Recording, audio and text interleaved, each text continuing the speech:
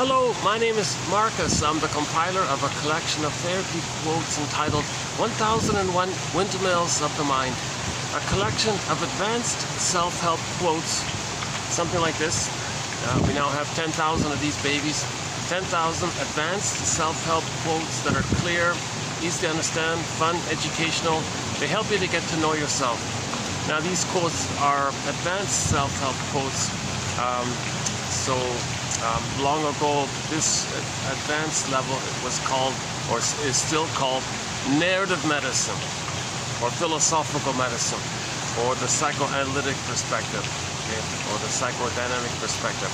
All that fancy term means is get to know yourself, and we do that, okay, by making inferences, by being a detective, a psychological detective, existential detective, like a who am I detective, an emotional detective. Because with trauma, the child freezes up his emotional life. That's called athemolexia. Athemolexia. I think the Merriam-Webster Dictionary Company should make that the word of the year, or the word of the century, or the word of the lifetime. Because, that term comes from Greece, from the Greek language. It means no feelings for your words. You got all these words, you're talking, but where are your feelings? The feelings are frozen. That's the huge issue. That term summarizes the whole thing right there. One term summarizes our condition as homo traumacus. Again, that's the theory. 10,000 years ago, due to the mismanagement of our discoveries and the brain chemistry around and the reactivity that we engaged in, we went from village to pillage, and in the process we traumatized the babies to that end. And we perpetuated this, and we became a traumatized version of ourselves. We went from Homo sapien sapien to Homo sapien traumacus.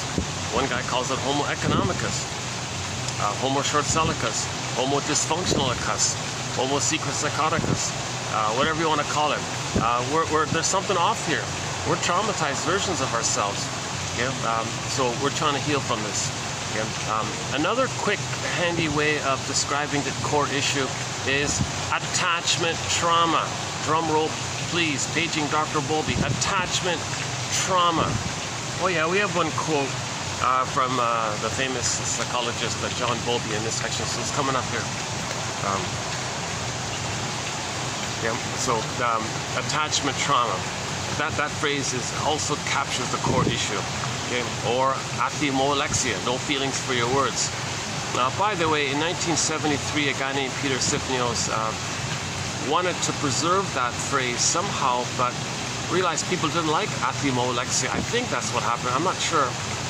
So he coined a new phrase called, instead of saying no feelings for your words, why don't we say we have no words for our feelings? That's called alexithymia. A means no, lexi means lexicon, your vocabulary, your lexicon, and the thymia is for the feelings. So we have a problem finding words for our feelings. That's like an emotional literacy issue. Why? Why do we have a hard time finding words for our feelings? Because of athemolexia. The feelings are frozen. They're unavailable to us. Okay? The image, a common popular image for this is Snow White, okay, petrified, in a coma, in the glass box, in the forest, meaning the unconscious. Okay, so Snow White is a metaphor for a person's beingness. Okay, so again, myths and fairy tales are metaphors for psychological dynamics. They're true on the inside, not on the outside. Okay, myths and fairy tales describe trauma, and the storytellers told us these kind of myths and fairy tales to validate and recognize that we're traumatized, to give some recognition that we're traumatized. So if you have stories, it's moving towards some recognition and try to put words to it and understand it so we can change our behavior, we can grieve, if we can admit it. It's this verdict of reality that makes the work of mourning so complicated. So the myths and fairy tale storytellers are telling you, look, we're traumatized, here's the story, you got goddess and demon, well, that's psychological splitting. This cord gets pulled down, that's called repression. Okay, things, and so on. Okay, so every character in the myth and fairy tale is a personified or element of an inner element. Like the hell scene, that just means the emotion of shame. When the baby's identity is rejected, okay, the emotion linked to your mother not seeing you and mirroring you and being there for you and ignoring you or whatever, the child feels shame by this. That's his identity. Okay, now the emotion of shame Okay, some people describe it as this burning, biting feeling. So the storytellers will say, well, how do we, like artists, as storytellers, how do we describe the emotion of shame in imagery? Okay, they created the hell scene. That's all it is. So Miss Core, okay, another metaphor for a person's beingness, the core, authentic beingness. Okay, so we're all born with an authentic core beingness, a sense of self, ontological self, the emotional body, your embodiment, your sense of self, I feel therefore I amness. So we're all born with that's kind of a given like that. It's your home within. We live to the extent that we come from this at-homeness within, and then from that is the natural positive feelings. So, you know, Rapunzel's a good image, I think. You got Rapunzel for the beingness and the golden hair for the vibrancy of the feelings. Okay? So the gold is commonly associated with the vibrancy and aliveness of our feelings. So Rapunzel's like a beingness, and the golden hair is the vibrancy. Okay? Now Rapunzel, by the way, is alive in the tower. Now she's in the unconscious also, in the forest. Okay, dark, unknown, where is it, mysterious, scary, locked in there, far away. And then the castle was suffering and poverty, all these problems, because the soul was missing, the beingness was missing. So the land, meaning the ego or the person, feels empty, lost their beingness, lost their feelings. So you gotta get back, Rapunzel, right? So one image was the fellow hopped over the fence to the witch's garden, plucked out the rampions, the white radishes. They look like carrots, but they're white. They're radishes. So the white radish is sort of in the shape of a carrot, and he pulled it up from the ground like that, brought it over to the fence. It ate the radishes. That means you're making it a part of you. You're accepting it, or integrating, making it a part of you. You're owning it. You're possessing it. So you're making the unconscious conscious. Okay, so just quickly here. In one version of the fairy tale Rapunzel, you got the house, the castle, right? The house or the castle, whatever. And then there's like a wall or a fence or something with the neighbor. Now the neighbor was this wicked witch or this scary witch kind of creature. But she had all these vegetables and all these fruits in the garden like that. And on the impoverished side, that's the conscious side, okay, she was starving. Oh, I'm hungry, I feel empty or something. Oh, please, I want to connect with myself. So finally the husband hopped over, collected the roots, gave it to the wife, and ate it, Rapunzel. That's just an image that we're trying to make the unconscious conscious. Visit what's unknown about us, what's denied about ourselves, what's repressed about ourselves. Find some way to recognize it and then accept it. Okay? And then you make it yours and you admit it. So you admit the truth. Okay? You admit the truth. Okay? So one simple example is projection. Today's topic, something you don't like about yourself, okay? You say it's over there, somewhere else. You know, so the ownership of it's denied to you. So that's like in the witch's garden. Now, how do you know that it's within? Well, you say others are this, that, think this, want this, did this, believe this, desire this, wish this. Something about you that you don't want to admit. You feel defective, you couldn't save the mother. You feel guilty, you couldn't save the mother. You feel defective because maybe your mother didn't love you, didn't meet your needs like that. So you say others are no good. Okay, well that's code for you feel no good by the trauma. So you own that. Okay, then you're connecting with yourself. Okay, and that's kind of like getting the Rapunzel, the rampion. In German, the radish is called Rapunzel, right? So you get the radish, Rapunzel. She ate it, accept it. So once again, myths and fairy tales are metaphors for inner dynamics. They're true on the inside. Okay, nothing to do with the outside world, nothing at all. The myths and fairy tales, it's wild like that, it's imaginal like that. Things can flip, flop, and shape shift and twist. There's no time. Everything's true. One thing can represent that. Suddenly it's over there. Quicksilver, is it that? Is it that? Is it that? House of Mirrors, Hall of Mirrors. It's all over the place, and that can suddenly flip and mean the opposite. It's just all topsy-turvy in there. This kind of world is the mentation that the baby's mainly in at the beginning. Okay, this mentation is called primary process thinking. Primary mentation. Yeah, the coffee kicked in quickly this time. Oh, here's the star here. Yeah.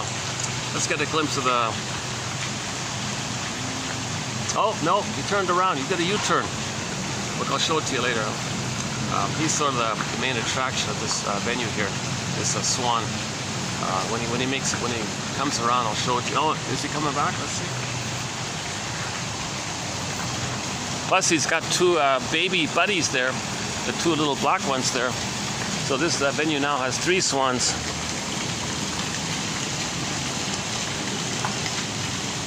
Yeah, that's the older one, the white one. These two black ones, they're babies, I think. They just got them. Can we get them in the camera here? I guess they're hard to see, right?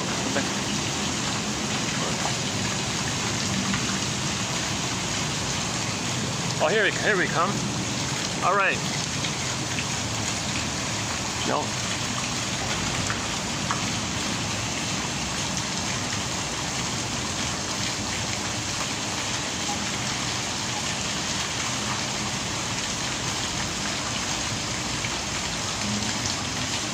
Yeah, he's got his wings sort of partially open. Sometimes he flaps them with a full wingspan. Oh, there's the baby one. Where's the baby one? Hard to see these baby ones, huh?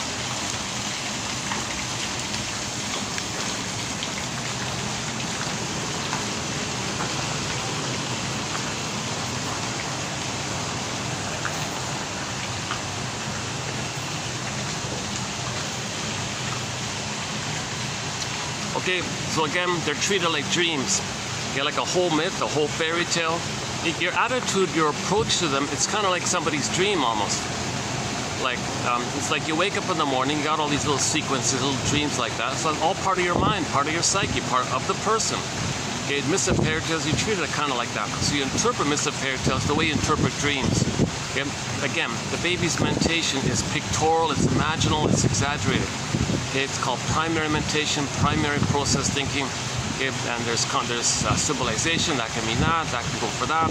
The image is there, the feeling for that is there. It's all topsy-turvy like that. It's chaotic like that. Your double think comes from there.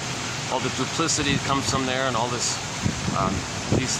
ability to deceive others and imply something but mean the other thing and flip it around and accuse them. You know, this kind of see, if there's trauma like that, you're operating kind of from that kind of place. Primary mentation. That's why people with the narcissistic pattern, the bully pattern, Iago personality pattern, some of these stinger personality patterns, that's why they have this knack to deceive and fool and twist and blame and be negative and make everyone worship you and say you're wonderful while you're being negative. They have this kind of ability to do house of mirrors, hall of mirrors, flip-flop, twist, deceive. They do trance logic, hypnotic stuff, imply stuff. They know your needs. They appeal to it. They know you want to please mommy, so they pretend to be mommy. You know, they can tap into that kind of thing. They have this kind of so-called intuition. Grotstein calls it the BPD amalgam. Something in the brain that's a composite of the psychotically neurotic and the neurotically psychotic intermingling, creating this new amalgam. This amalgam kind of like gives the person the capacity to be duplicitous easily. Okay? So they can never admit a feeling. They have athemolexia. They can't feel. That's why they're flipping all the time. So it's called survival anxiety. Another way of describing survival anxiety. So they're lying all the time, deceiving all the time. From their perspective, it's a matter of survival. When the baby's traumatized, his beingness, you see, he froze it up and he thought he's a goner. Okay, again, when the baby's needs are not met, if the mother fails the baby thinks he's a goner. This memory is grouped into the survival brain. Okay, the part of the brain that only cares about survival. The limbic system, the amygdala, the brainstem, the spine, that kind of system. And the memory's in there. It's called implicit memory. This pre-verbal memory, it's known, but we can't think it because it's so painful. We don't have an ego, a basket to understand it. But it's there. It's called the unthought known. It's known, but we can't think it. Now this memory, it goes into that brain. Now remember, that brain's timeless. Just like crocodiles and alligators and lizards and iguanas and geckos and dinosaurs, they don't know time. They don't understand time. So that part of the brain also doesn't know time. And there's a memory in there of mother hurting us and the baby thought he was a goner. Okay, then whoa, enter repetition compulsion. The person's going to go through life with that hope to get mother's love. So they're going to cry for love again, but the pain was he was hurt by the mother, but he still has the need. So he may, in a process known as identification with the aggressor, find proxies to cry for love and shame them the way his mother shamed him. And that's his attachment to the mother, and he's replaying that interaction. Baby had a need, mother hurt him. Okay, baby had cried for love, mother said no. Okay, baby was shamed, baby was passive, helpless, weak, impoverished. Like this, mother was the active, powerful aggressor who said no like this. That's the baby's experience. The mother didn't mean to maybe abuse the baby, but a lot of babies are getting abused. You see it all the time. It's shocking. It's still going on. It's kind of surprising the many ways mothers are traumatizing the babies. Okay, we're calling it here the O Cunning Tales by Emily Dickinson. Her famous poem, A Great Hope Fell. You heard no noise. The wreckage was within. The trauma, the freezing. Snow White in the coffin. Okay. A great hope fell. The baby had a great hope for a mother's attachment. It's out of his world to be traumatized by the mother. He has no sense that the mother would betray him. If the mother does betray him, it's way out of his world. So he creates an image of an alien in his mind, or a monster in his mind, or a frightening creature in his mind, like the Cyclops, like the Boar Queen, like the witch that wants to eat him, the guy with the horns, any kind of scary entity that's enraged and wants to hurt him. He might call it an alien, he might call it the guy with the horns, he might call it something that takes away his L-I-V-E, and you reverse it, E-V-I-L, or Mr. that guy. So that's why. So right off the bat, whenever you hear someone talk about aliens, flash it, quickly associate it with trauma. I wish we could do like some positive associations, like can we brainwash people? Can I not brainwash? Can we just impress upon people the idea that if anyone talks about aliens in any shape, way, or form, or any kind of mythological kind of character, that's trauma. If anyone talks about something like these magical things and aliens and this turns into that or whatever, anything like out of the conscious realm, okay, the Alice in Wonderland realm, okay, the cat says it's mad in there, no conscious logic. Alice says up is down, left is right. This Neverland or this magical myth and fairy tale kind of world, the gods and the demons and the good fairies and the witches and the labyrinths and the down a tunnel, down a cavern, all this kind of magical, wild kind of stuff like that. Okay, that's an approximation of our unconscious. Okay, during the time the baby's traumatized. Okay, and we're living in that world, okay, because our energy is going in there, still trying to process that trauma, still trying to master, quote unquote, master it or deal with it or understand it or know it. So we're repeating in the present that interaction with the mother of the past with others, okay, hoping to get a better outcome because that brain doesn't know time. So the present is sometimes called the presenting past, or the present emotionally is still the past. Yes, the person with the false self can still understand the present as the present, but they're just using the present to emotionally relate to it as a new version or a new edition of the past. Okay, this is called repetition compulsion. Okay, so repetition compulsion. Our lead author is Paul Levy Russell, 2119. TQ, therapy code, TQ 2119. He's sort of our lead author, although Mr. Freud sort of started it. I think Paul Levy Russell really clarifies it for us. I did 10 videos on that from 2119 up to 29, I think it is. So you'll get a really good grasp of that. And one quote says, due to the repetition compulsion, okay, this repetition compulsion just means all of the baby's energy and life force is to find the mother. Attachment trauma, right? Life force is object seeking, Fairbairn's famous line. So the baby comes out of the uterus, all of his energy, all of his life force, all of his motivation, all of his desire, all of his focus is to find the mother. Where are you, mother? He expects her to be there, so he's looking for her. Okay? That's like for survival. No baby could make it on their own without a mother. We know that. So he's trying to survive like that, and he expects the mother to be there for him. He doesn't expect to be betrayed by the mother, exploited by the mother, ignored by the mother, rejected, that kind of stuff. You see, so all of his energy is in that way. If there's a problem like that, that's considered unfinished business, and then he has this relentless, unreal hope that somehow he's going to change the past, that in the present there'll be a magical time machine, take it back to the past, to undo the past. How's the audio? Are you hearing me? See, the only way I can do this video here is I got the fan. I got to get the breeze on me, but not interrupt the phone. Are you hearing me okay? I'm just trying to figure it out here. I think it should be okay, just barely, right? Maybe if I move it up a bit.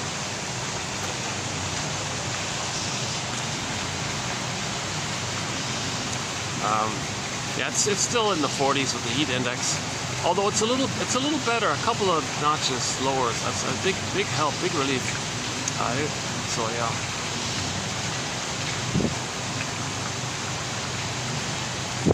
This might be the venue here is planning for a big function tonight, so I'll leave when the people start coming in, but maybe I'll look for another spot to continue. Let's just see how it goes here.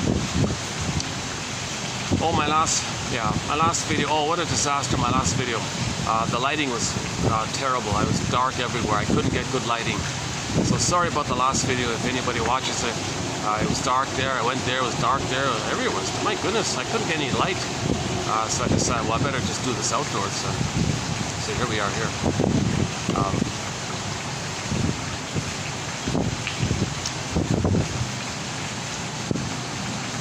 Okay, so let's just back up a sec. So myths and fairy tales they're code for psychological trauma. The motifs, okay, the patterns, the recurring motifs. It's the same motifs. You can, you take a motif, and every culture, every language around the world has some version of that motif. Because we all have the same psychology, we all have the same traumatized brains, so the storytellers create the same kind of stories. You just got local variations of it based on the scenes in the present. But the pattern is the same. In other words, motifs, okay, fairy tale motifs, mythological motifs, that's code for or synonymous for psychic patterns, psychological traumatic patterns, inner dynamics, the two on the inside and on the outside. So one common motif is a person's beingness, okay, with trauma is unavailable to the person. So the beingness, you create a maiden, a young pretty lady or something, and she's lost.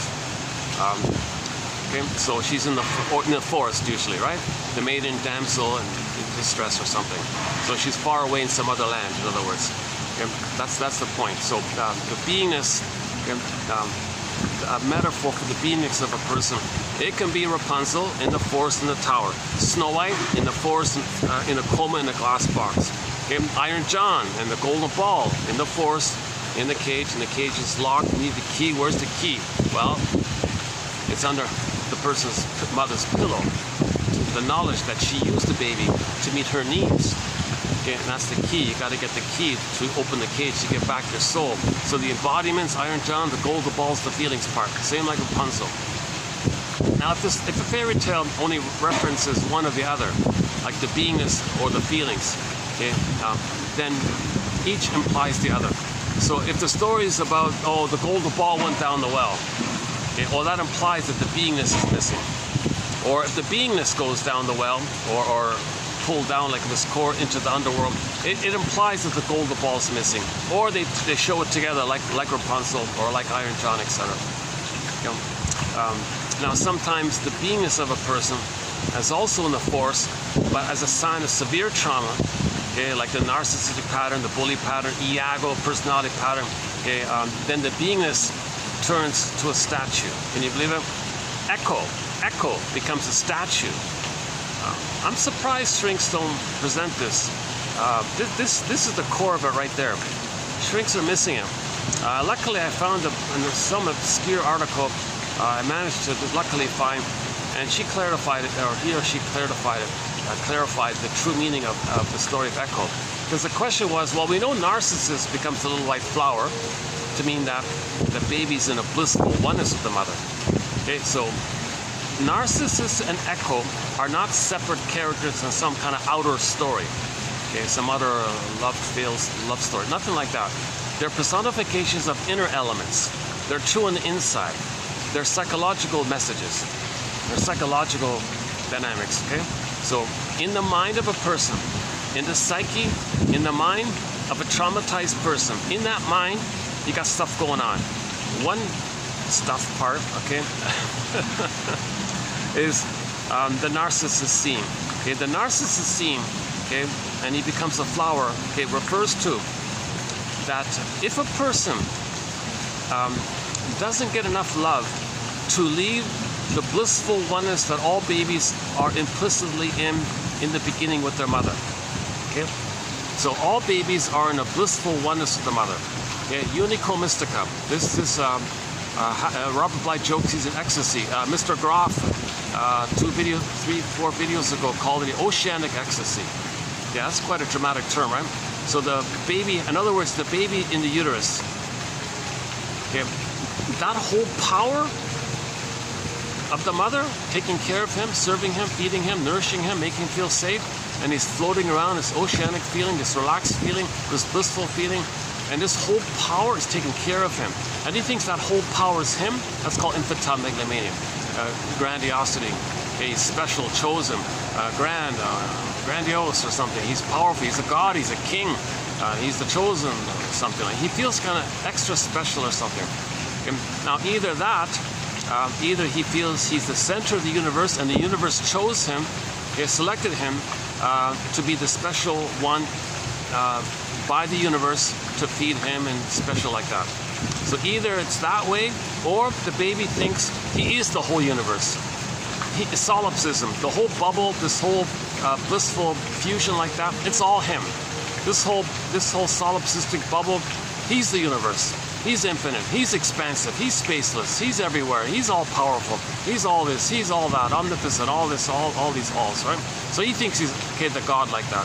So either the baby thinks he's a god, or he thinks he's a special chosen baby god by the bigger god, and the bigger god chose him, and he's special in this blissful union, and it's just the baby god and the bigger god. I don't know. Nobody knows what the baby's thinking or feeling or what its impression is, but the general consensus is that the baby has no sense of boundaries. He doesn't know where he begins and ends and where the mother begins and ends. Does he know that he's inside his mother's belly? Does he know that? Okay. All we know is his eyes are closed. He's floating around in the amniotic sac in the water world. He's floating around in the water world. Imagine somebody in a beautiful lagoon with turquoise waters and corals and little tropical fishes, and the person's on a luxurious floating device, floating, what do you call it, water mattress. He's floating around. He's got the whole lagoon to himself, peaceful. He's got, tropical drinks waiting for him. There's no one around. Everything's just taken care of. Imagine he's some kind of paradisical kind of place. Someone offered that as an approximation of what the baby's going through. He's in paradise. He's floating around in his beautiful paradisical, his own lagoon like that or something. I don't know.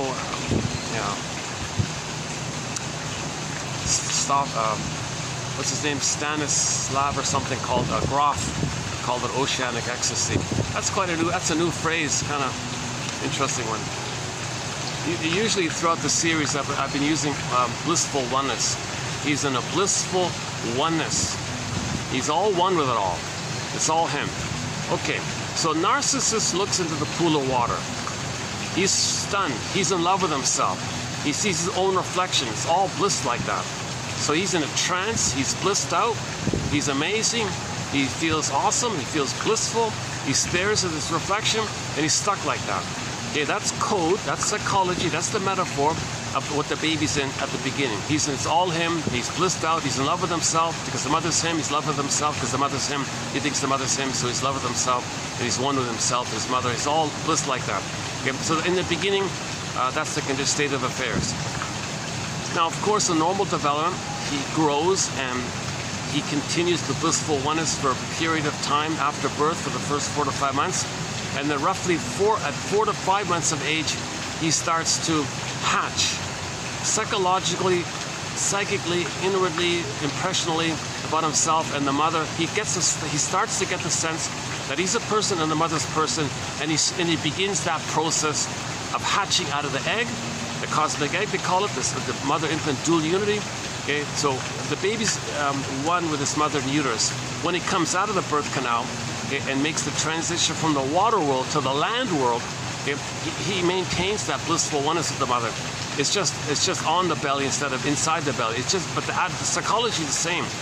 He needs an extended paradise, an extended Shambhala, an extended Avalon, an extended Garden of Eden, okay, Shangri-La, Nirvana, an extended blissful kind of period like that for the first 4 to 5 months. He needs that paradise to continue. Okay. And then developmental theory is at roughly 4 to 5 months, he's able to have a sense of self that quote-unquote hatches out of the previous condition of the mother and the baby and the mother being all one. So out of the mother-infant dual unity, out of this matrix or whatever, this egg-like fusional thing, the baby's sense of self consolidates out of it. Now he's getting a sense of self, and he begins the journey of recognizing that he's a person, mother's a person. Now this is a gradual process that begins at 4 to 5 months, and then it goes up to the age of 3. So from 4 to 5 months to 18 months, he's practicing, and he's just beginning to get glimpses, and gradually he'll lose that infantile megalomania. So it goes from 4 to 5 months to 18 months. Now at 4 to 5 months, he kind of gets, now he's starting to like, get motor skills, and he can walk, crawl, run, and all this, so he feels powerful. So this is called the world is my oyster phase. So he thinks the whole world belongs to him. Kind of like inside, the mother belongs to him. It's all for him kind of thing. See, that's just approximation. So he's in the world is my oyster phase. Okay, he rules the world, he owns the world, everything's for him, everything serves him. He thinks it's his, basically. So if he doesn't really don't expect him to apologize if he made a mistake and hurt somebody. He's kind of still thinks a little god, a little king like that. He didn't quite get out of that phase yet. He's just gradually going to get there. Now finally, and the role of the mother is just to indulge in him, just see him, and just let him think he's a little god. So the mother says things like, "How amazing you are! Look at you! Look at you! I see you! I see it! That's amazing! That's awful! That's amazing! That's awesome! Oh, you're amazing! You're really like a little god." She might not say the word god, but she has the attitude that he needs to be in that phase. Okay, and just it'll dissipate on its own accord naturally with time. Okay, so with time, roughly 18 months of age, most of that infantile megalomania dissipates. It's mostly gone, not completely gone. So now from 18 months to 36 months, he enters into a kind of a new phase of development, okay, called the rapprochement phase. And now the role of the mother is not to just admire him and say, "You're a little god, how amazing you are." Now she functions more communicatively in what's called communicative matching, or like a little improv with the child, because the child's now more of an explorer. Now he gets that he's not a little god in his own bubble universe. Now he gets that he's a person. Okay, well, I'm a person, others are people. Okay, I get it now. He's curious, so he'll explore. "Now, Voyager, seek thou forth." Yeah. And the famous Walt Whitman poem, "Now, Voyager." So in the film, "Now, Voyager," when the shrink liberated Charlotte, played by Betty Davis, from the abuse of a mother, and then she could hatch out of that, he gave her that little poem by, "Now, Voyager, seek thou forth and find yourself." So at 18 months, he's more of a voyager. He's more of an explorer. Okay, so he's going to explore the environment. He's going to run around, find things, see the swan. Now, at some point, he's not quite ready to be on his own, obviously. He's in that practice. He's in that rapprochement phase. The rapprochement phase means he wants to explore. At some point, he's going to get scared or freak out or something. Then he runs back to his mother, just to touch base, just to know that he's safe. Okay? So the mother does, the jargon is emotional refueling. The mother doesn't need to glorify what a god you are. No. The mother doesn't say, "Oh, you can regress back to the oneness period." No. All she does is function as a secure base, giving the baby the message, "Baby, you can discover what you like. You can explore and discover your interests. You can have all these questions, and I'm okay with it. You don't lose me. You don't lose me if you find yourself. I'm not using you to take care of me. You'll be psychologically autonomous, and you won't really need me that much, and that's okay. I did my job." Okay, so what a relief for the child if he gets that message. Okay, so the child explores, okay, and he needs both. He needs to explore, run back to his mother, and she's there saying, "I'm here, you're safe, you're safe." "I'm safe, really? Oh, good, I'm safe. I can explore further." Freaks out, goes back. "Oh, I'm safe, all right." Looks, and then maybe something just looks, "Oh, I'm safe." This is back and forth from 18 months to 36 months, the famous rapprochement phase. Now, very often during that time, the child has a lot of questions, so the mother can just, like a little playful improv, not to overwhelm him, not insult him or patronize him, just match what he's learning and maybe give him like a little extra so he can fuel his exploration. "Hey, mother, I found the swan." "Oh, what's that? Is that a yes, swans, did you know they can fly? Really? I thought they just swam in the water." Well, I've got a little storybook here. You want to read it? Oh yeah, awesome. Oh, that's awesome. Thanks. So you support my learning? Yes, I do. I'll read you this little kid story about the swan who, who flew around. That's awesome. Oh, you're great, Ma. I appreciate it. My pleasure. The point is, some kids run off, find something, run back to the mother, and the mother or father, whoever it is, says, now the father enters the picture, right? And the parent says, or both parents say, I'm busy. Oh, the kid sinks inside.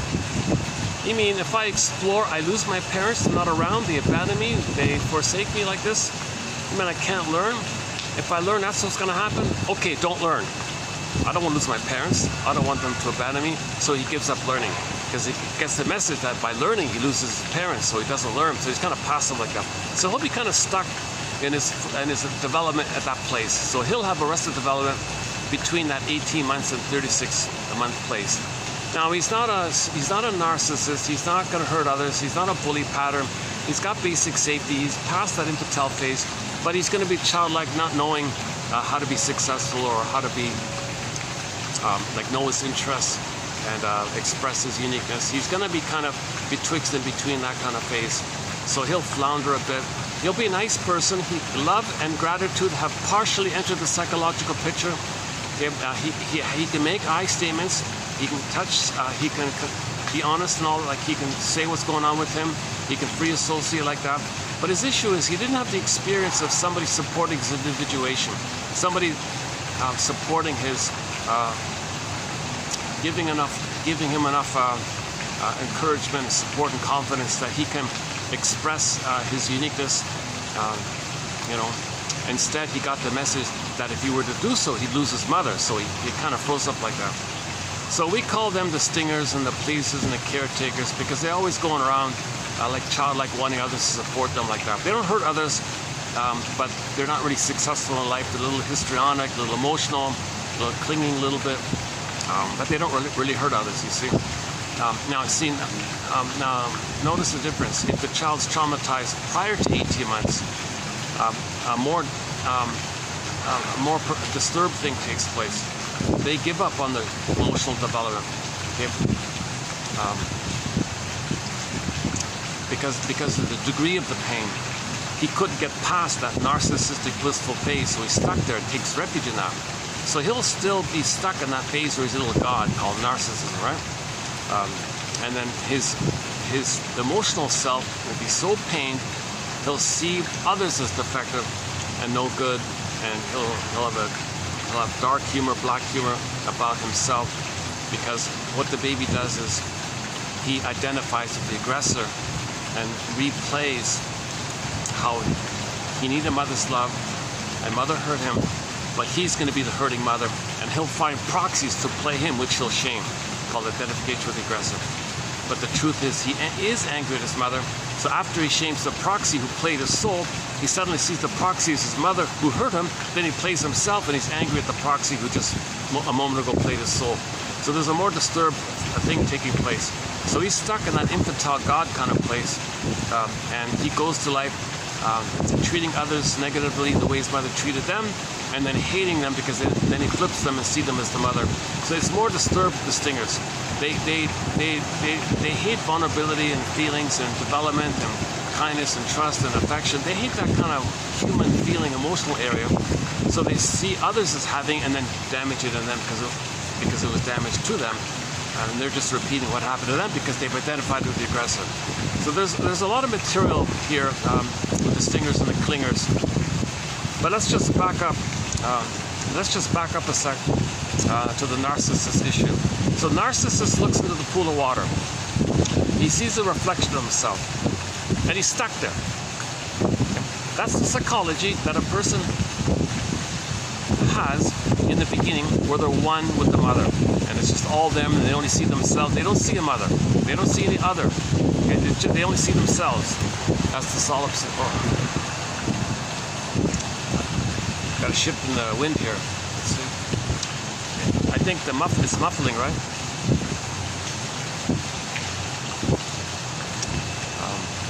Let me make a little adjustment just to make sure you can hear me okay. Hold on a second.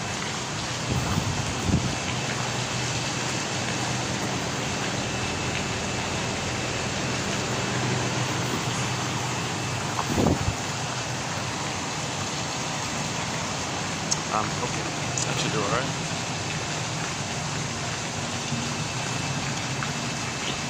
Yeah, it's good. Yeah, good timing. It's Monday mid-afternoon. Yeah. Oh wow. Yeah. Okay. Oh, that's great. Once in a rare blue moon. It's kind of quiet. It's a little bit quietish like this. That's great. I don't see the other.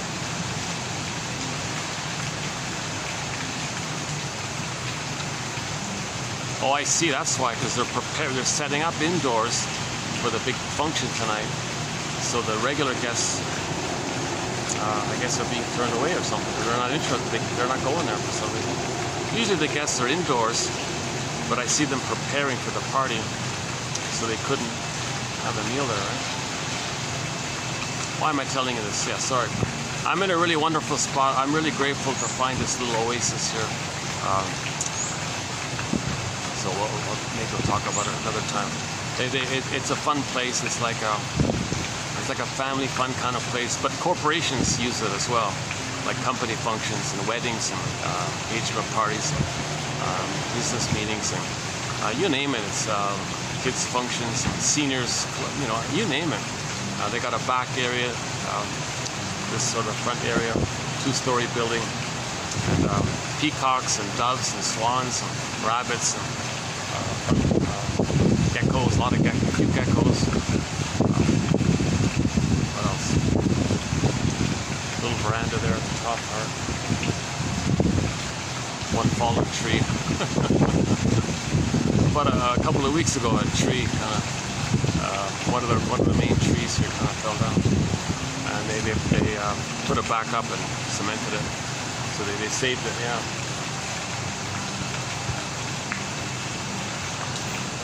Oh, and birds, of course. Okay, enough about these little things here. I'll do my disclaimer. I'll get to my disclaimer. I haven't been analyzed. I'm not a shrink. I'm not a professor. I'm not a midwife, doula, nutritionist, gynecologist. I don't have a master's degree. I've never studied psychology. Nothing. Zilch. I have a basic BA. So I'm the compiler of the quotes. So it's between you and the quotes. So keep that in mind. The quotes are to help anybody at midlife, over 40 basically, to be their own detective. And so you got this encyclopedia of 10,000 quotes, with the odds being 1 out of 10 will be of help to a person at midlife. 1 out of 10. And every day you find one, and that's your mission, should you choose to accept it, or one mission. So we do these little missions in these videos. So yesterday we had 4 missions yesterday. Oh my God. I wonder if anybody did them all. I wonder if anybody... the main focus is getting the quotes out. So some of these quotes are hard to find. A lot of books are being withdrawn now. Somebody said there's a massive digital library burning taking place. A lot of books are being withdrawn and removed. Luckily, I think I found the best quotes before that took place. And you'll have it here, they're saved. So I feel like I'm saving a lot of good quotes. So there's an appeal to get it back like this. But I don't know. So there's a theory about that. I don't talk too much about outer current events and all that. Just it's mainly focused on understanding this language. This is like a second language, a perspective. So to focus on that. Because if we get back our feelings, we'll be nice to each other. If we lose our feelings, that means the mother wasn't nice to us. Then we're not going to be nice to others. To communicate that our mother wasn't nice to us. So if we can heal some of this and understand why the mother wasn't nice to us, then we can forgive her, we get back our feelings, then we'll be back to our normal state of being normally nice to each other kind of thing. But we're traumatized, where we accidentally traumatize ourselves and develop athemolexia, emotional coma, emotional hypothermia, emotional catatonia, okay? Or the beingness with him, okay? Like Echo becomes a statue. So back to narcissism. So the famous Michelangelo has one version of it. I like, there's another good version of it, a more colorful, vibrant one. I forgot the painter's name. But anyways, you can look at the Michelangelo one. So we all know the image, right? He's staring down in the pool of water. He sees his reflection like a mirror like that. And he's just transfixed there. He's stunned like that. He doesn't move. He doesn't budge. It's like, that's all there is, right? That's the storyteller's way to somehow convey the psychology that in the beginning we're in this blissful oneness. We're in this stunned, trance-like, wow, ooey oneness, cosmic oneness, whatever it is. And it's kind of powerful like that. And we're not meant to live there.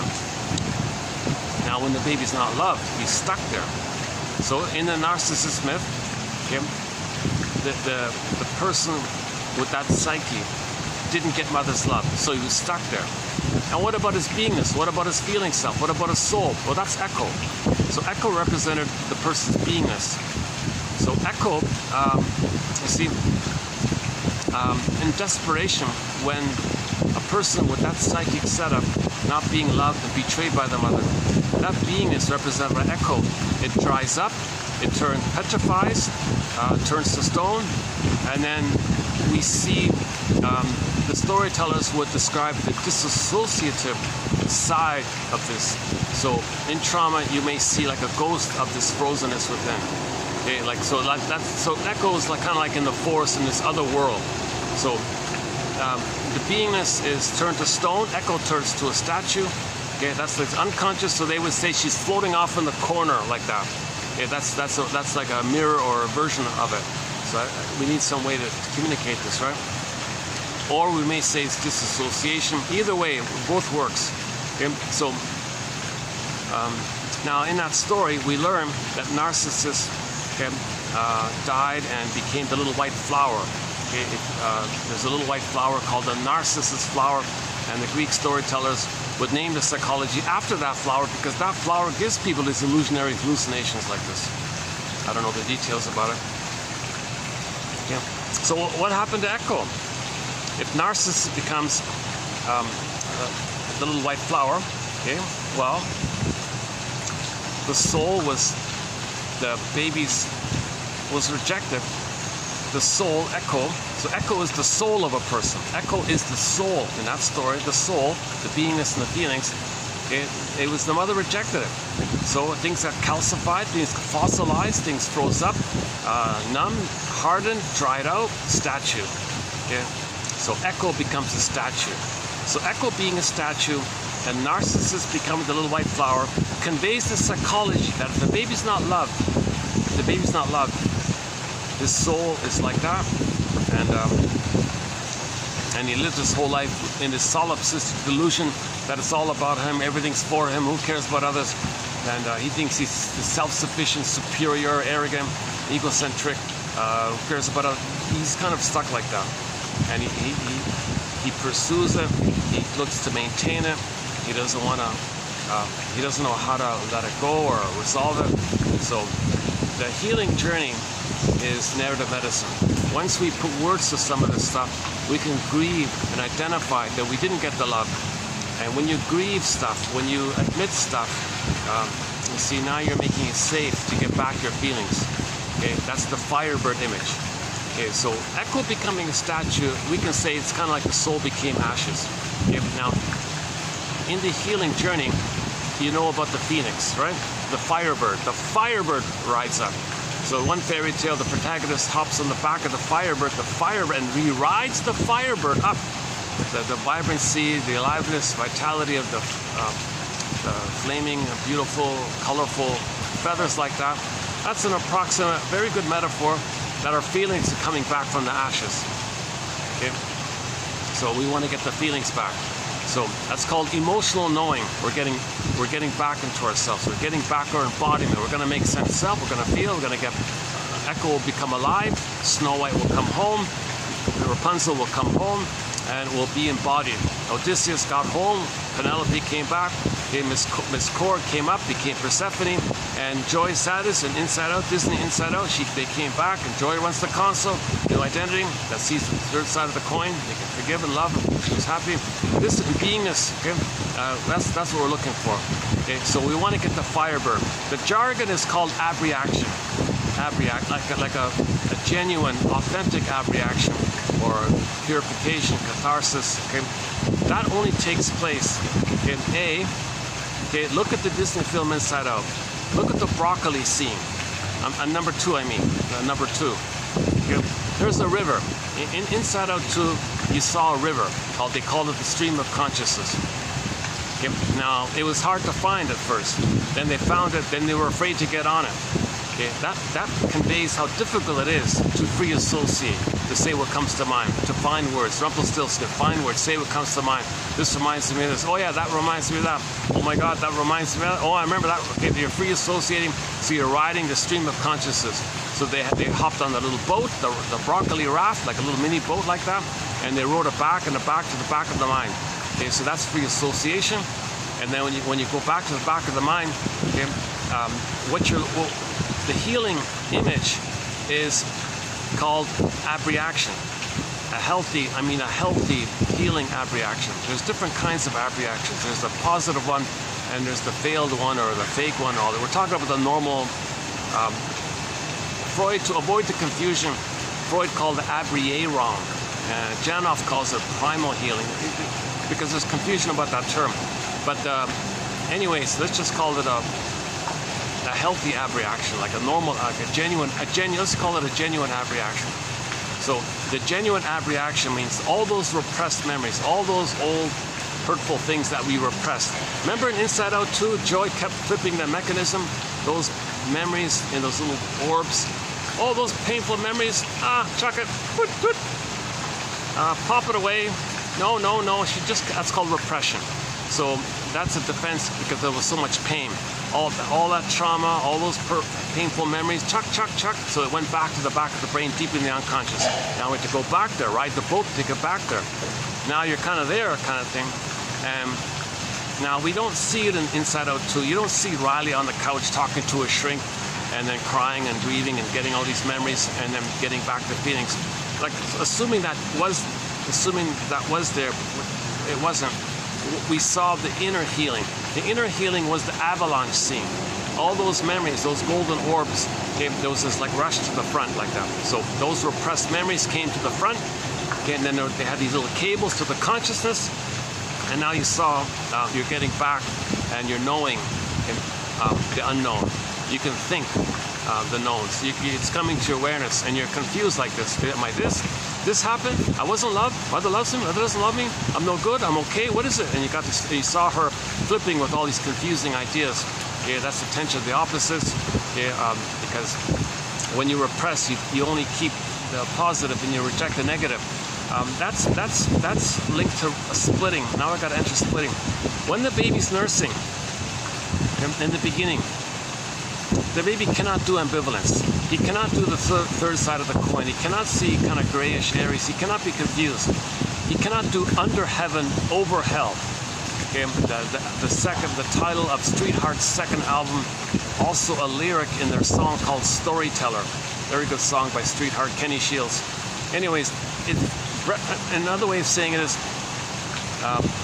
for babies,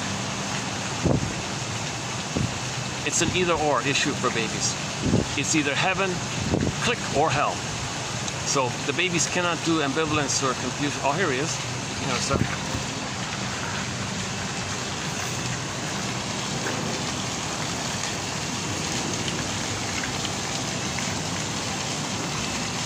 He knows I don't have food for him. So.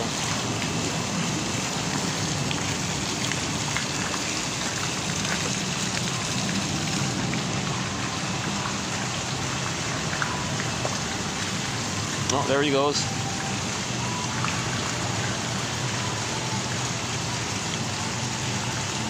Oh wow, this is the quietest I've ever seen it here.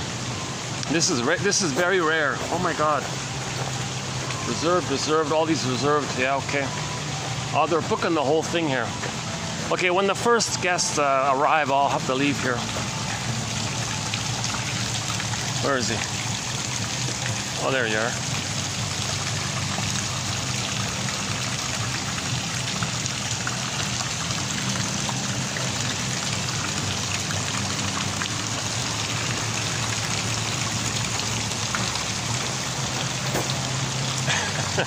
Not sure if I'm getting, am I pointing it at the right angle here?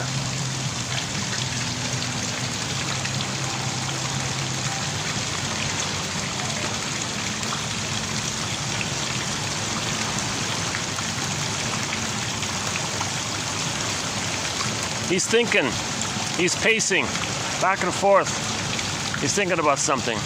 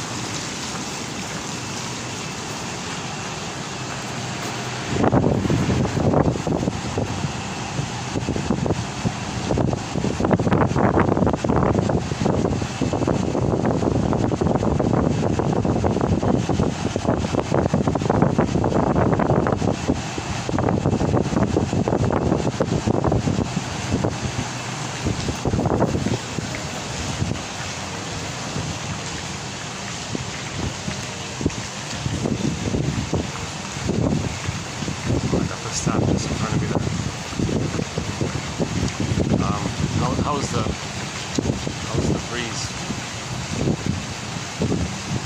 Are you hearing a muffling sound by the fan? Maybe, yeah, you are, right? Okay, let me make another adjustment here.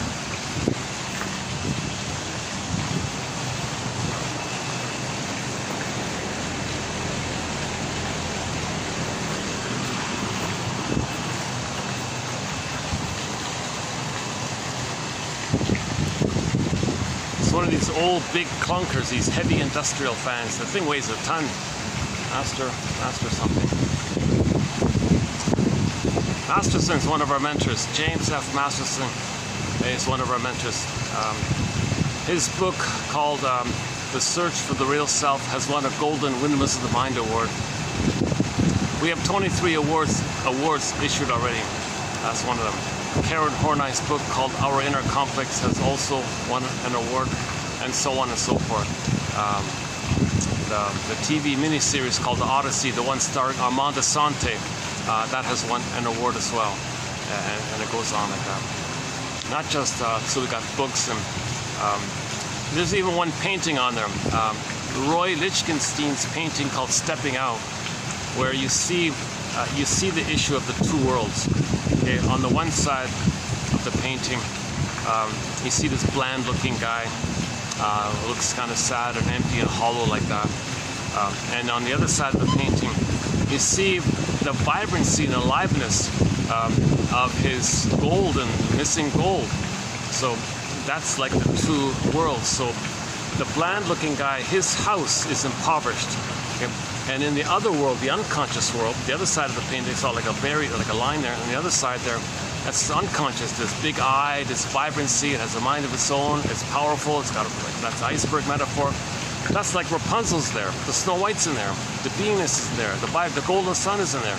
Okay, and that's trauma like that. And he's disconnected from that. That's why the line is there. He's disconnected from his feelings. So you see, in one photo, it's a simple sort of cartoony kind of picture. That has won a Golden Windmills of the Mind award, believe it or not, because instantly you can see. I think someone had a stamp. Somebody made a stamp of it once, I think. Oh yeah, there's a stamp of it. It's called Stepping Out by Roy Lichtenstein. I forgot which year, 1920 or something. It's simple, but it's clear. You clearly see in one snapshot the whole issue. Okay? That image shows trauma. Okay? That bland-looking guy, he feels hollow, empty, going through the motions of life. He's in a trance, sleepwalking through life. Feels the life is meaningless. Feels empty, hollow, whatever you want to call it. Okay? He's going through the motions of life, and yes, he can still, pay the bills and drive a car and do things. But we live to the extent that we feel. But where's his feelings? It's in the other side of the painting, called the unconscious. and it's vibrant and alive and it's radiant like the sun. So you can see the contrast like that. Okay, so the idea is he's disconnected from himself. Okay, so you got the unconscious self, the repressed self, okay, and the beingness is there.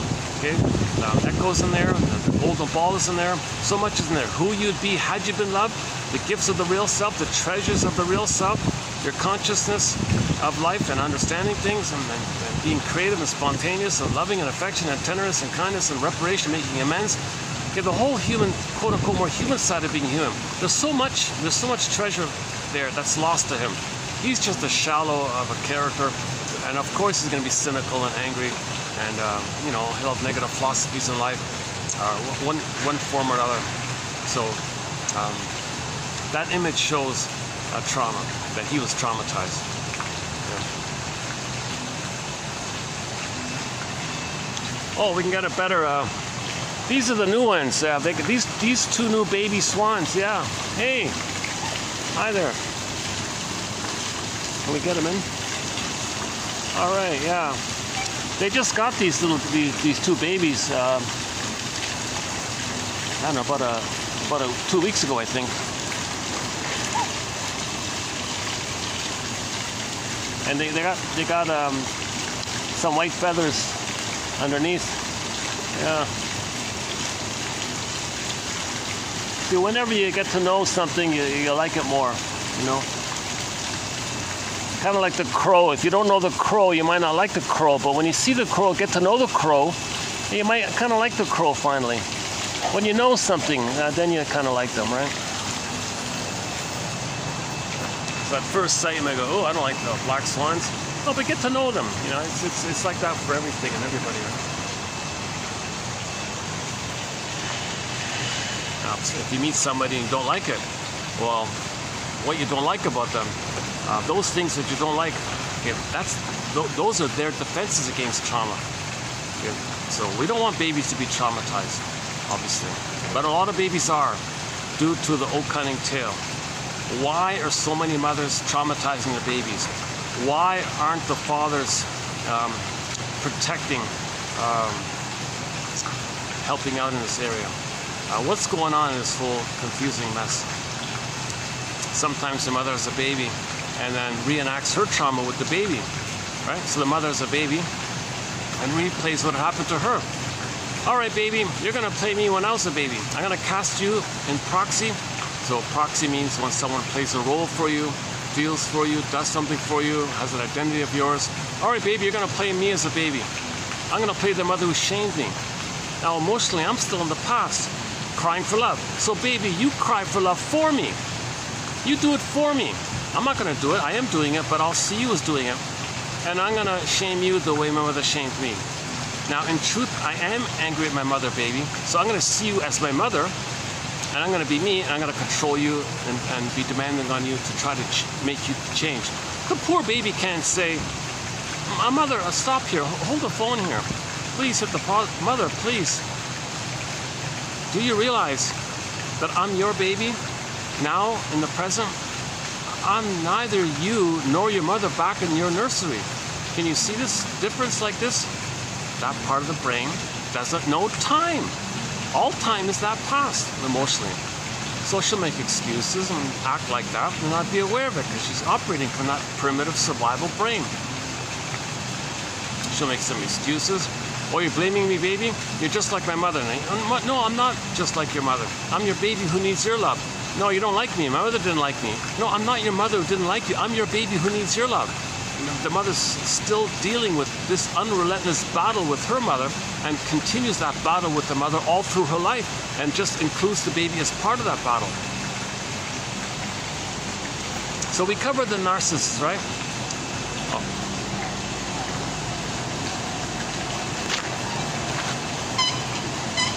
Oh, a little drama here.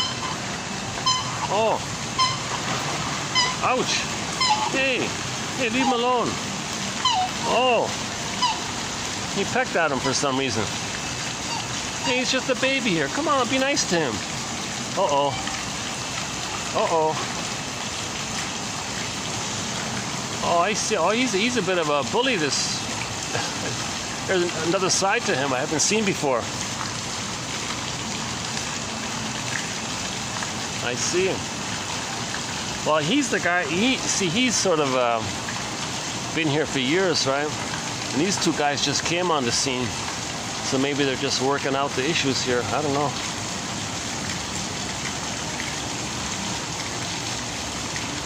Well, luckily they have each other to help each other. I wonder what those two babies are saying. What's with that guy? The pond's big enough for all of us. We're fed well. Everything's okay here. What's his problem? Well, that swan is grieving. Maybe that swan is grieving. He didn't mourn the loss. He didn't mourn his losses, whatever they were.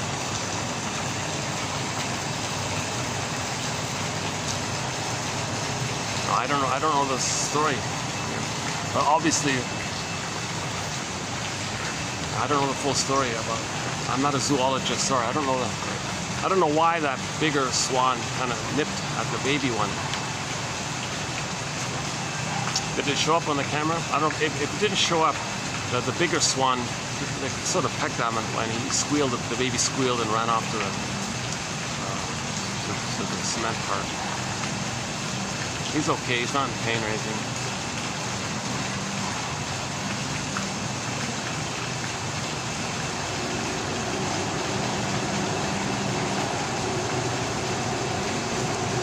Yeah, maybe I'll look it up. Maybe I'll look it up tonight. The psychology of swans. Wow. I guess birds are sort of in the middle, right? They're not fully mammals. They're not in the reptiles. They're sort of they seem to be somehow in the middle, right?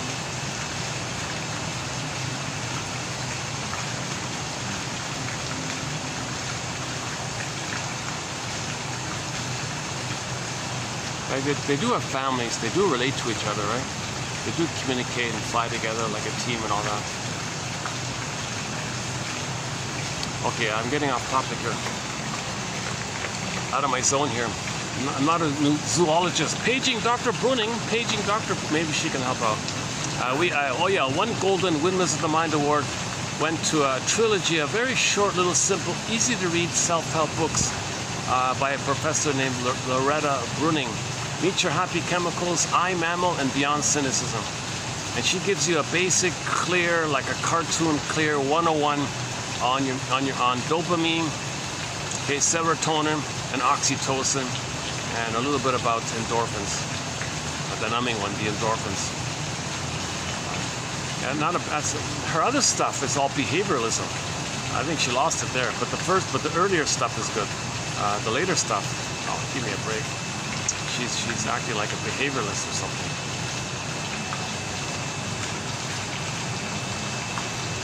Oh yeah, it's in the news, eh? The behavioral stuff is in the news. Never mind. Okay, let's go back to our basic introduction here. In most of the videos, I do some kind of introduction here. Sometimes I skip it. So let's go back to our introduction here. Okay, so the word of the year by the Merriam-Webster Dictionary Company for last year, for 2023, was authentic. Okay, so we're all born with this beingness at home within, and as just said, when the mother fails the baby, okay, oh, we're talking about splitting, right? Oh yeah, okay, heaven and hell. So one shrink put it this way: breastfeeding is a matter of heaven or hell for the baby. If the mother's doing it okay, he feels safe, he's one, feeding, needs met, smooth, attunement, mother soothing, mother sees, mother accepts, mother understands, mother welcomes, mother's comforting, okay, the comfort and the soothing, the warmth, the safety, the bliss, the one, the flow of baby suckling, the milk flows, the body of the baby's relaxed, the milk flows easily, and there's like a back and forth flow, no disruptions, no conditions, no interruptions, no frightening the baby, no scaring the baby, no conditions on the baby. So he's still in paradise. That's heaven, right? So he's in his paradise, or he's in his heaven. If the mother slips up, baby doesn't know time. Okay, he freaks out. Oh my God, where's my mother? Or my mother's hurting me? My mother's now an alien, and she's a monster? Okay? So now, what does the baby do during that time when the mother slips up? He's got to cope here. He's got to manage the situation. Okay? So the problem is for the poor baby, he doesn't have the capacity or the ego to say, oh, okay, my mother's normally loving. Sometimes she's having a bad day. That's okay. I won't be scared. She'll just be patient. She'll come around and feed me properly or something. Baby can't do any of that kind of stuff. That's later on. Okay? His ego hasn't developed. It's submerged. It's frazzled up like a scarecrow with no brain. What does the baby do? How does he adapt to the situation? Well, he's going to be he's going to do what's called psychic defenses. He's indefensible. He's got to protect himself from his mother and his own reaction to the mother. He's got to protect himself. So this enters psychic defenses, or simply defense mechanisms. These are operations of the mind, maneuvers of the mind, mental mechanisms that the baby adopts to adapt to this situation where the mother's hurting him. Again, if the mother's not meeting the baby's needs, it's either or. He thinks he's a goner, he's not going to make it. And either the mother's not there, she's on the phone, or she's force feeding him, or rough handling him, or bad attitude, or the milk doesn't, something's off. Then the mother's enraged, like the baby's enraged. He's scared, enraged. First he wants to flee. Well, first things first, his soul freezes up. Now he goes back to the survival brain. Okay, so his feeling self, his embodiment, all frozen up, petrified. Okay, he's numb now, right? Now he clicks back to survival brain. Okay, again, the famous triune brain, the 3-in-1 brain. But the baby's mainly dealing with the first two. The third brain kind of comes on more or less at age 3 with the hippocampus and all that. So the baby's mainly in the first two, the survival brain and the feeling brain. Okay, the cortex comes on. It like activates, clicks in roughly 3 or something like that. I don't know exactly. Insula, the prefrontal cortex, the memory system, the ability to be conscious of yourself. So they say roughly at 3 the cortex is available. So the baby's mainly dealing with the first 2 parts of the brain. He's got the third part, but it just hasn't activated yet. Doesn't come online yet or something. So once again, the famous triune brain. We've heard about the triune brain, the brain with 3 parts, the 3-in-1 brain. The brain has 3 parts. The first part, the early primitive archaic part called the survival brain. It's language, it's visceral, it's sensations. So yes, we call fear, anger, anxiety, psychosomatic symptoms. Okay, yes, we call them, yes, we refer to fear and anger mainly from there, the stress response as emotions or feelings.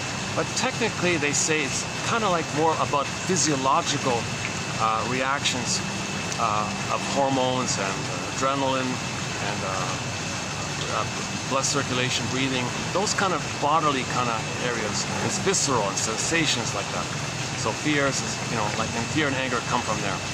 Of course, anxiety comes from there, and then the shame comes from there. And anything related to survival, that kind of area. This baby's identity, loss, shame. Those are visceral sensations. Like shame is the burning, biting feeling. So you blush, you get embarrassment. Those kind of things. Okay, and the baby's also then the second part, the main one, the core one. In this core, the core one, that's the mammal brain, the feeling mind, the emotional body, the sense of embodiment at home with them. Kristen Wilson says, yeah, if you're not in your body, you're not making sense anymore. Literally, you don't have your sense of self, and you're not going to make sense. You only make sense when you have your feelings and do inside out. So when you have your beingness and your feelings, that's called the feminine principle, the feminine element, the yin, the shakti. Okay? Lou Graham calls it the midnight blue or something. This kind of beingness, like the moon and the resting, the beingness, the serene, inexhaustible fullness of being. This beingness, that's the yin. That's the yin, the beingness. Your being, your feeling, your being. Okay? And when you have your feelings, you're naturally ethical and moral and virtuous and kind, and you're normal like that. So you're doing, your masculine is the doing, the sun, okay, the day and the sun, the doing, the act of the masculine element, the masculine principle, the doing, the act of doing from the being. If your being is full, your doing is an expression of the being, and you're expressing your uniqueness, and everyone's better off like that. No one's hurt by that. and it's celebratory kind of thing. And so it's a path of heart, it's meaning, it's full of feeling. The bluebird of happiness comes from there, and so on.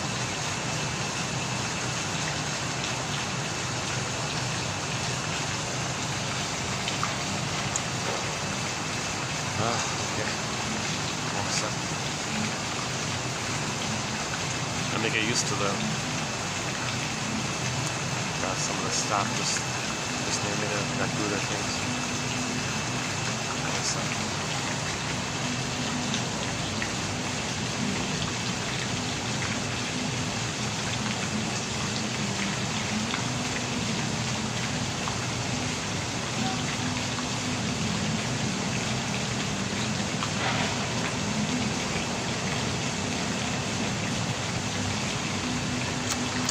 While we're waiting, yeah, so by the way, for the price of half a cup of coffee, for the price of half a cup, or even a third of a cup, or a quarter of a cup, basically one can have this encyclopedia of insights, you know? So it's, so there are 2 ways to get this encyclopedia. So once again, we have 10,000 of these babies. Imagine a page like this times 2,000. Got 2,000 pages like this, 60 topics. The most newly, recently added topic is nostalgia. Yeah, the linked episode for the nostalgia topic was the Happy Days episode entitled "The Spirit Is Willing," season 11, episode. Oh, hang on, season 11, episode 14, I think. When the Fonz buys a haunted car. Very good. That's a very unique episode for that show. Just discovered it recently. So it's about nostalgia. You know, seeing if you can trick your brain to manufacture the blissful oneness that was missing. So you go back and elaborate it. Believe your old unmet dream was fulfilled. Make it up and live in this timeless past place. And that's a defense against the pain of your current life. So you do what's called pathological nostalgia. Now there's also benign nostalgia, or a healthy nostalgia that can help you no more. But we mainly focused on this issue when nostalgia is being used as a defense against growing up, healing, facing your problems. So you go back to the past. Pick something in the past, a good time, eliminate the bad parts of it, focus, cherry pick. Oh, Franken edit. Oh yeah, 2 videos ago, Franken edit. In this case, a positive way. Anyways, you edit it, so you blur out the bad parts of your past. Pick out some positive part, but then amp it up. Imagine that the dream you had at that time was fulfilled, and dwell in there, and because that dream was related to unmet symbiosis, unmet blissful oneness, unmet garden of Shambhala, Avalon, Shangri-La. So that's what you're looking for. So when there's trauma, we're still looking for stuff. Like post-trauma, Janoff says, we go through life with the unconscious hope for the fulfillment of old unfulfilled needs. So the old unfulfilled need. The basic old unfulfilled need is that symbiosis. Baby didn't get that merging, that fusion, that blissful oneness. He didn't get it. Some babies don't even get it in the uterus. When the mother's drinking and smoking, they lose it there. That's prenatal distress syndrome, prenatal trauma. He doesn't even get the blissful oneness. He loses it too early. That's the whole topic there, about the prenatal issue.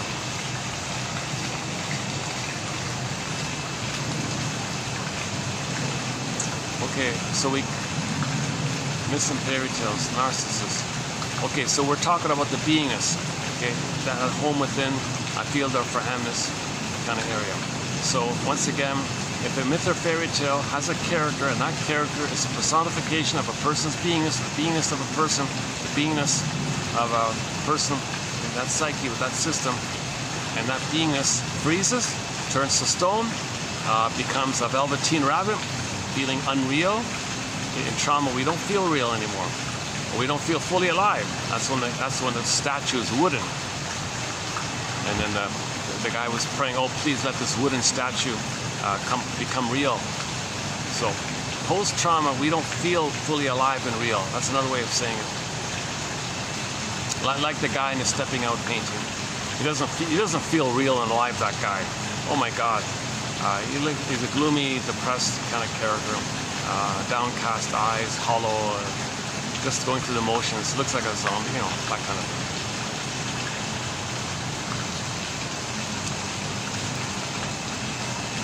We're not saying he's bad, we're saying he's a victim of trauma. And it's our job to heal ourselves. It's part of nature's innate drive for healing, that we have a consciousness, and with our consciousness we can recognize that we're traumatized and go on the journey of understanding it. If we understand it, it's forgiveness. With forgiveness, we get back with the reaction, the avalanche scene. We get back those old feelings that we deny and have a new proper sense of self. That's called the golden mean, the temperance, the middle way, the third side of the coin, the three-dimensional side, that we're all members of Homo Traumacus. We're all one family.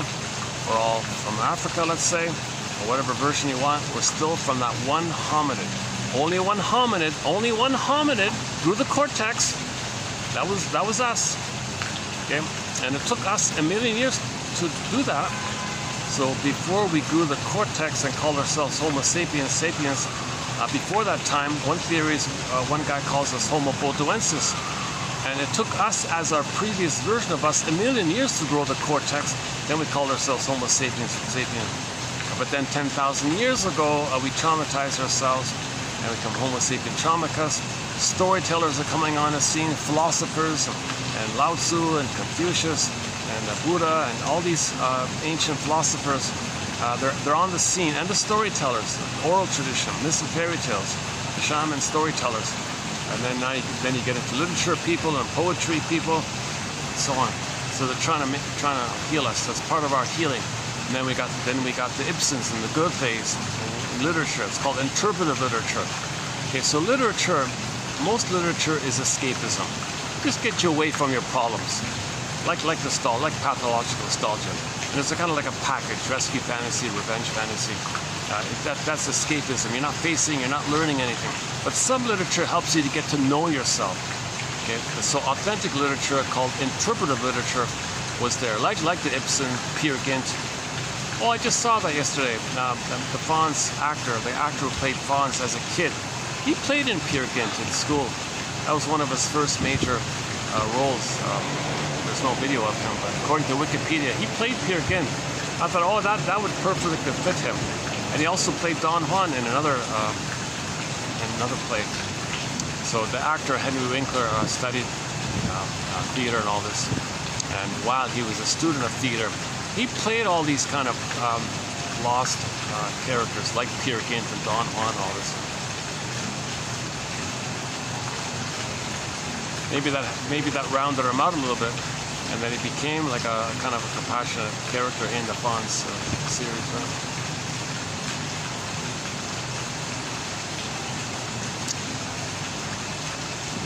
But there's still something missing, because he's still a little neurotic.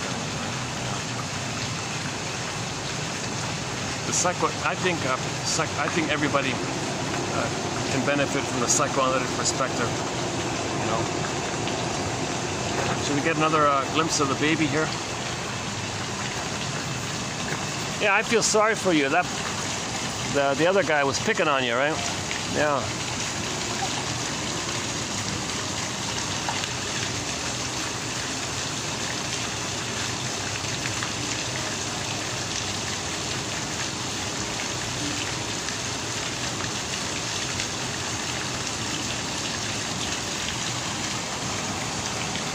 Well, he's probably wondering if there's food. He just came to me to see if there was food, but I can always project. I can always project onto him. Oh, I think something else, right? But my projection would be about myself, right? It'd be like a Rorschach test. Like the things you say about others, including animals, that's code for about yourself that you're trying to get to aware of. So projection. Something about yourself, you say others, you attribute it to others, that's like a mirror to know that it's within. Because again, you're the projectionist. Okay? You're projecting, you're the projectionist. The machine, the mechanism, the projection, the film projector mechanism is, okay, the metaphor, it's you. You have the mechanism, you're the projector. On the reel, the contents, it's on the reel, it's your material. You don't even know it.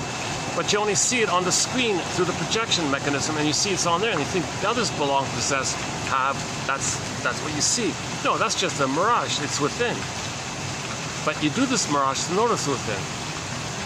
So if I say that baby swan, if I were to say that baby swan, a positive trait, or some damaged trait, or some other kind of trait, whatever I might say, that could be a projection on my end.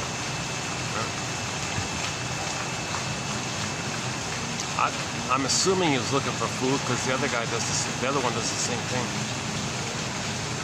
But the baby didn't snap on my phone. See that the white swan, when in other videos, he jumps up and tries to grab the phone.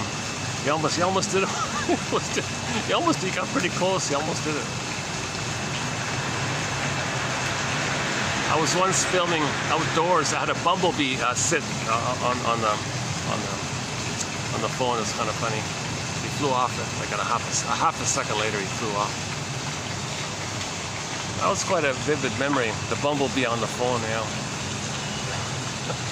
A big, fat old bumblebee just sitting there right on the phone while I was talking to my imaginary audience. This bumblebee was staring at me. Oh my goodness.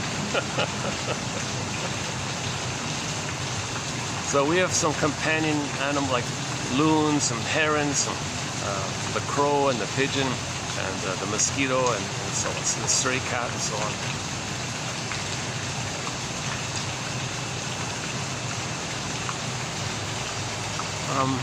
Okay, so where are we? Where are we here? I want to get to a point where I can present the introductory material in a nice, set, neat, smooth, coherent package, like a 1-hour presentation. I'd love to have it like that. I think a part of me is working towards getting there. I don't have a PhD in languages or literature. I just got through, kind of thing. You know? I have a basic BA, not a high-level BA, just the ordinary BA. And I was working full time while I was doing the BA. So I didn't really. My university experience was uneventful. It was pretty pitiful. The first year was a replay of grade 13. Seriously? Why are we did all this in grade 13 in high school? Oh, some people didn't. Oh, you gotta be kidding. Oh, what a waste. So I worked full time. Okay, second year, a little effort, okay, fine. Third year, everyone's graduating, so no one cared. Oh, jeez, everyone's gonna pass anyways. You gotta be kidding. It was just like an empty ritual or something. I don't know. It was disappointing. I actually I went to another university to get something proper. I did it for 1 year, another extra 6 courses, just to get some experience. So I took a certificate at another university, just to feel that I went to university. My original university was a pitiful, bleak, bare. The admin, they don't even refer to the students as students. In all the literature, students are referred to as FUs.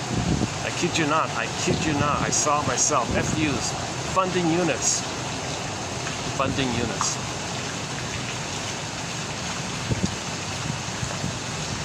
The spirit of learning wasn't at that university. I don't recommend that university. I won't name it, but yeah.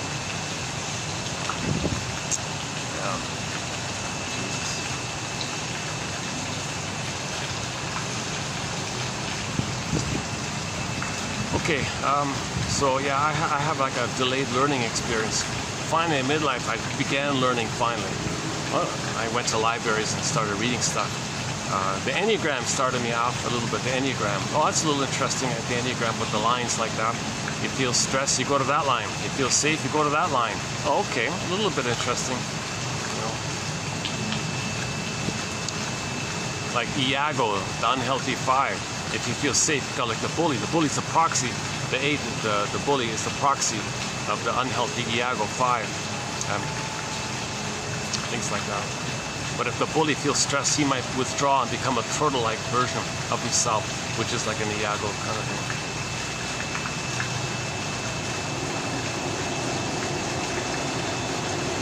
It's not complete. The Enneagram is not a bad sort of pop psychology, introduction to psychology. But the heart of psychology is psychoanalysis. This stuff here: repetition, compulsion, transference, repeating, identification with the aggressor, developmental theory, object relations theory, the map, the model we create in the brain based on interaction with the mother. We create like a model, and then we live by that model. So you know the model by how you're behaving in the life. So you can see the model and make the inference of the trauma. Why did the mother relate to the baby in this way that created this problematic model? And then you forgive, get a sense of self. Now things loosen up a bit. Now you can create new interactions and lay the ghost to rest, so to speak. And then you can make new choices in the present, because you give up the old unrelentless battle to show up the mother, get the love that you never got. You give up these old relentless unreal hopes that somehow in the present some magical time machine will take place, take you back to the past and give you the love. You give up this hope. Janoff's line is, it's the death of unreal hope. That's the birth of new life. Now you're getting back yourself, right? This is what we're looking for, this kind of transition in a person's life where they realize that they're not making sense, that they're repeating, okay, they're doing the same thing over and over again, trying to change the past, undo the past, correct the past, get the love that was in the past, and you're doing it again and again. Now the reason we're doing it again and again is because we're trying to remember. We're repeating in an effort to remember. So if we can finally make that effort to remember, we can stop repeating and get the new life.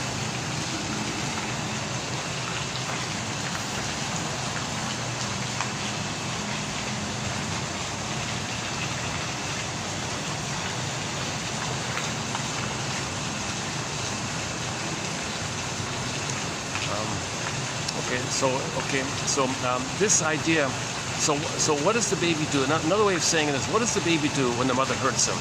First things first, the baby flash freezes his soul. Okay, so his beingness can be, I missed it.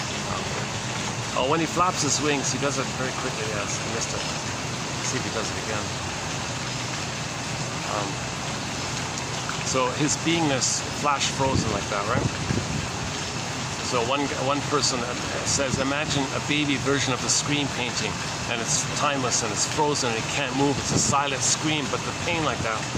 And in that image, there's a neurochemical, electrical sign with that image, baby version of the screen painting, and it's pain like that.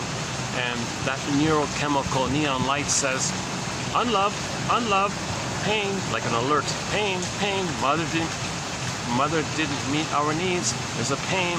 Okay, that's also known as being unloved or improperly loved. Attachment failure, unloved, unloved. It's a pain like that. That signal, okay, pain, unloved, okay, is a message, is a signal to the brain to send endorphins, pain, endorphins. This endorphins numbs the pain. Emily Dickinson calls it the swoon. Now the person's in a swoon. The swoon. That's the trance-like, numb-like feeling that the person's in. Okay? Again with Dickinson. Okay? There's a pain so utter. Swallow substance up. This cord gets pulled down. Okay? Then the pain, then the person goes in a swoon. That's just part of it. So, now what? Now what? The baby lost his real self, his authentic self, unavailable to him, exiled in the forest, frozen in the forest, locked in a tower, morphed into some other condition. Down a tunnel, down a cavern where the light has never shone. Again, one fairy tale is entitled, Go I know not whither, and bring back I know not what. Yikes. So we're looking for our soul. We don't remember having him. We gotta go and bring back I know not what. Go I know not whither. Where is it? That kind of thing. So in the meantime, what happens?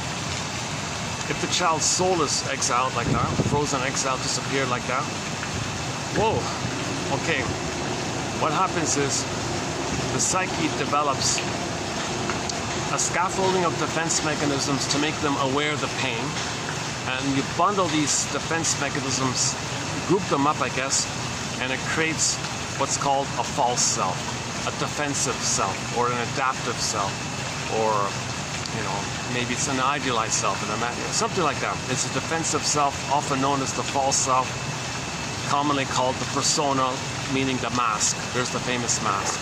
And with this defensive self, with this false defensive mask, yes, we can function. We can drive a car, pay the bills, and get 10 medals, write 10 hit songs. Yeah, Bon Scott, yeah, he wrote 10 hit songs. Mr. Bonds, we talked about Bon Scott, the Shot Down in Flames song. Rick Sanders did a tribute song to Mr. Scott called Shot Down in Flames. So he had a lot of hit songs, Mr. Bon Scott, right? So you can be successful in all that. You can do stuff and all that with the false self. But he was in pain because he was missing his beingness. And he was looking for maternal sweets. He was looking for maternal fluid. He didn't get them. The inference is, or the theory is, if the person's drinking booze, they didn't get the maternal, they weren't breastfed properly. They were powdered fed or something. They didn't get the proper maternal breastfeeding. So you're missing that. So you look for the symbolic of it, but the symbolic of it is not it. Plus, maybe it was so disappointing. What you do is you recreate the disappointment. In the repetition compulsion, you recreate the disappointment. One version of this is the booze. So he died of alcohol poisoning, misadventurism with alcohol or something like that, according to Wikipedia, right? In his early 30s. So I'll just do a sidebar here. Burglar's version of this alcohol issue. We don't have a thread here, but we do have some good quotes on it. One is from our mentor, Breger. So the baby had a great hope. Yeah. He calls it the jocose, excited like that. It fell. He calls it the moros. Yeah. You might be angry. That's the bellicose. Then the pain clicks the swoon. That's the comatose, the numbing, the comatose. How do you replay that? Okay, when there's trauma, we repeat. How do you symbolically repeat that to know that's what happened? So we repeat the past and the present to know the past. But when you repeat the past and the present just a symbolic. It's symbolic dramatization, psychodrama. The psychodrama. So alcoholism, you're smoking, emotional eating, etc. That's a psychodrama to know the actual event in the past. That actual event is the unthought known. It's known. We're trying to know it.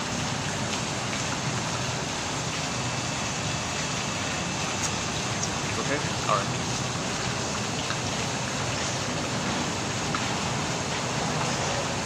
I wonder if I should move. Oh, this is as good as it gets, so let me just wait till they do their thing there and I'll continue in a minute. So the reenactment, the symbolic reenactment, okay, it's an inference to what happened in the past. So we symbolically, melodrama, psychodrama, reenact what happened in the past, know what happened in the past. That's why we're doing it, to know what happened in the past. We want to make this inference. We're trying to remember it. One person calls it experimental remembrance. We're trying to experiment with remembering. We're trying to remember. This is amnesic stuff here, right? And we're trying to remember. Then we can stop repeating. But in order to get our story, we got to make the inference and interpret our behavior in the present. So the alcohol bit is the person might replay it. So what's the memory? What's the original that we forgot? Baby was excited to get breastfed, get held and get the stimulating fluid, the warm, loving, motherly fluid. Okay? It fell, rejected, is angry, and he's numbed. He still has the need for it. How do you repeat the need for it, the cry for it, the disappointment for it, the anger about it, and the numb for it? How do you repeat this 4 steps? Jocose, moros, bellicose, comatose. Burglar says, okay, the guy runs to the liquor store. All right? He's excited now. He's gonna get that fluid. He's gonna get that missing fluid. Now the fluid, okay, the spirits, he's gonna say, oh, I'm gonna twist it and make it symbolic of mother's spirit, maternal spirit. So he's looking for the spirit, the motherly spirit. He turns to spirits, alcoholic spirits, as a symbol or code, or make it up, twist it, flip it. That could be mother's spirit. He's looking for motherly spirit, but he can't get motherly spirit. There's no time machine, so he finds something that to approximate, to like associate, or as if maybe it could be just, you're grasping. That's why you're not making sense. Alcohol is not breast milk, right? And there's no time machine. There's no mother. The bottle is not the breast in the past. But you're looking like, you're trying to remember. So you're doing something, you're doing a psychodrama to remember it. So he runs to the beer store. He's all excited like that. So that's the way the baby was excited, had a great hope. So the guy running to the beer store has a great hope. He's excited. That's called the jocose. He's excited. He's going to get his favorite,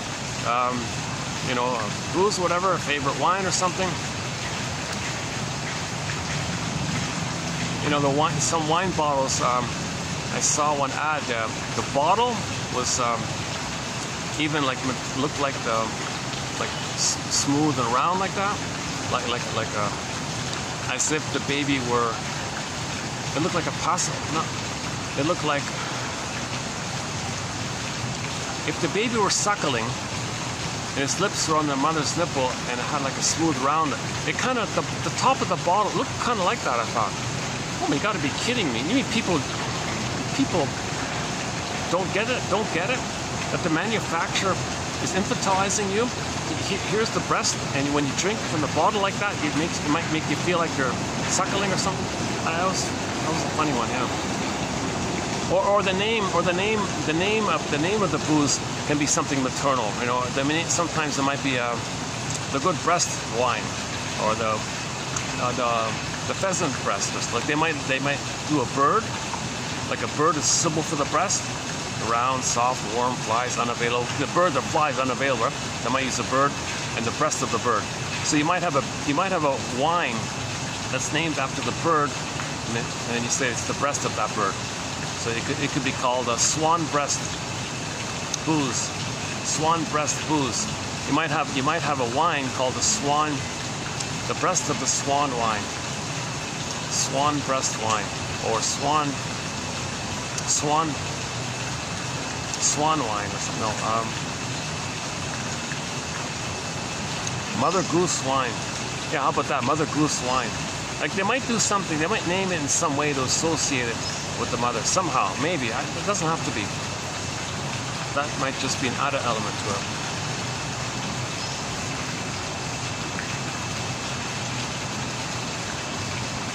Yeah, there is. I don't want to name it, but there is a famous booze. That's the color of the nipple plus breast. Can you believe it? That's the name of the thing. I don't want to imply that I'm promoting or something. I don't drink alcohol. I'm not interested. I like. Occasionally, I'll have a 0.0 non-alcoholic beer by the Paulaner Beer Company out of Munich. It's a non-alcoholic 0.0. That's pretty good actually.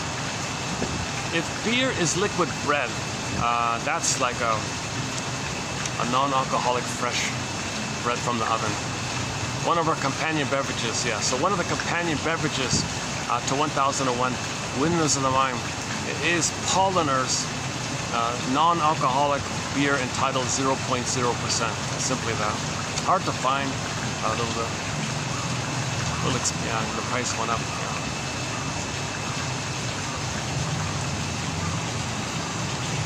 Okay, so the guy's running to the beer store, right? He's running to the liquor store. He's all excited. That's the jocose part, the hope part. Okay. You know, what another element to this excitement is that he's going to do it himself. Okay? So he's like autocratic now. He's not dependent on the mother anymore. He's going to control the breast. He's going to buy the booze. So he's doing it himself. He's going to control the mother. If he can buy the booze, he's controlling the mother. You see, if he can go to the store, go to the shelf and pick a thing, he's doing it himself. So that the mother's out of it now, right? So he feels a little more jocose, and he feels infantile megalomania. He feels important, because all babies think they're gods. So he feels like a little god, a little king. That's the jocose. He feels important, like a little king, little god. He's going to do it himself now. I don't need mother. I do it myself. I'll take charge. Do it myself. Mother failed. Do it myself. I don't need your mother. I'll do it myself. So he reaches for the beer, okay? And for a little while he gets excited because the concentrated bread, okay, leads to concentrated sugar, and the sugar. Oh, the group's coming in already. You gotta be kidding. Do I have to leave? There's no words. Oh, maybe. Oh, they're going indoors. What time is? You gotta be kidding! I just got here. What the? 4:20. You gotta be kidding! I feel like I'm just starting here. I feel like I just got here. I haven't even finished my introduction yet. Okay, sorry. Okay. Okay, so, right, he's running to the beer store, he's all excited, he's autocratic, he feels like a king, little god, very important, I'm a little god, little king, I don't need anybody, I'm self-sufficient, superior. He's gonna buy the booze himself.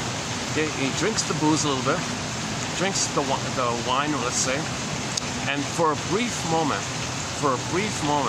the concentrated sugar, it's gonna trick his brain and tell the brain will interpret the sugar as concentrated food and abundance of food.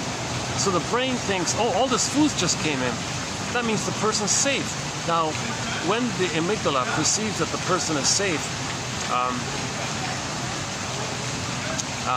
that part of the brain releases serotonin because the safety part. Oh, they want to see the swan. Hold on a second.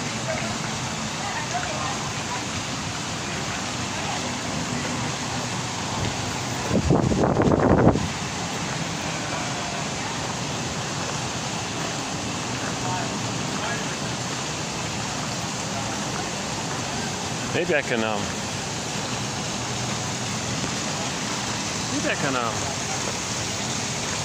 I think they want to hang on.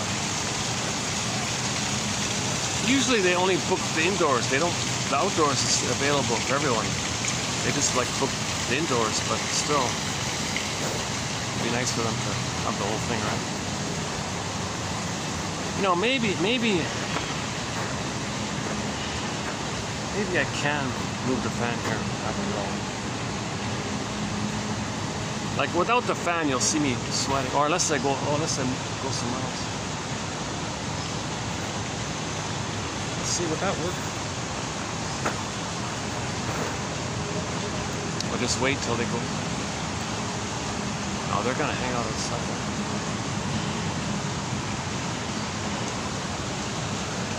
Let's see.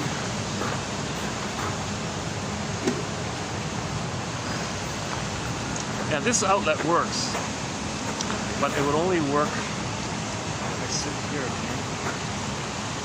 Let's see, if I move the fan here. Oh, I feel a few drops. If it's gonna rain, I might as well move anyways, right?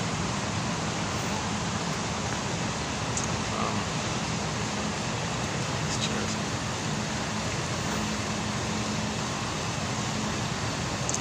Okay, sorry. Okay, sorry, yeah.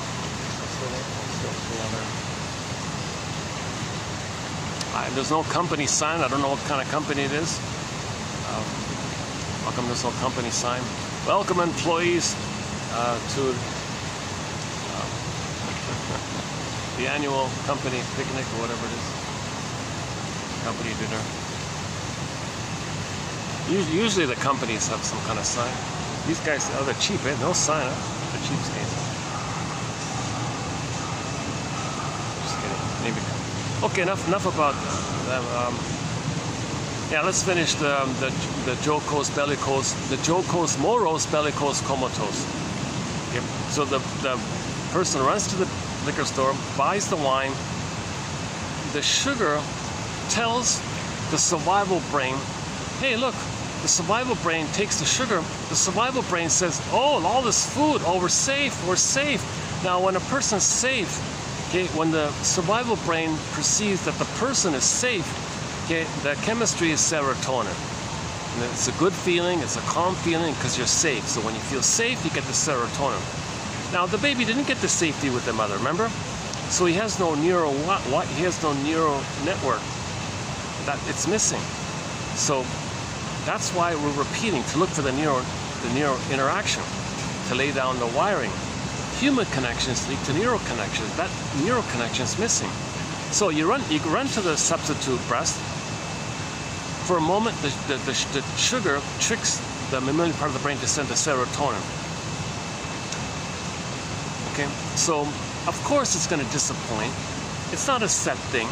Only human connections lead to neural connections. A relationship with a bottle of whatever, fill in the blank, it's not a human connection. It's not going to work. Plus, it's past that critical time. Plus, there's no time machines. Plus, the bottle of beer can't morph to become your mother. Like, it doesn't work. Okay? So,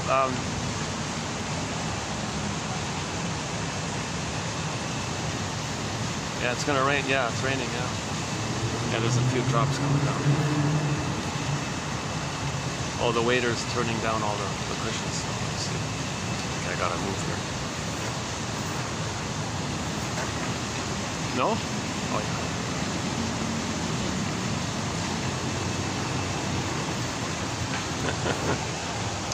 You think it's gonna rain? Yes. Yeah. It's raining something. Already, yeah. It's coming.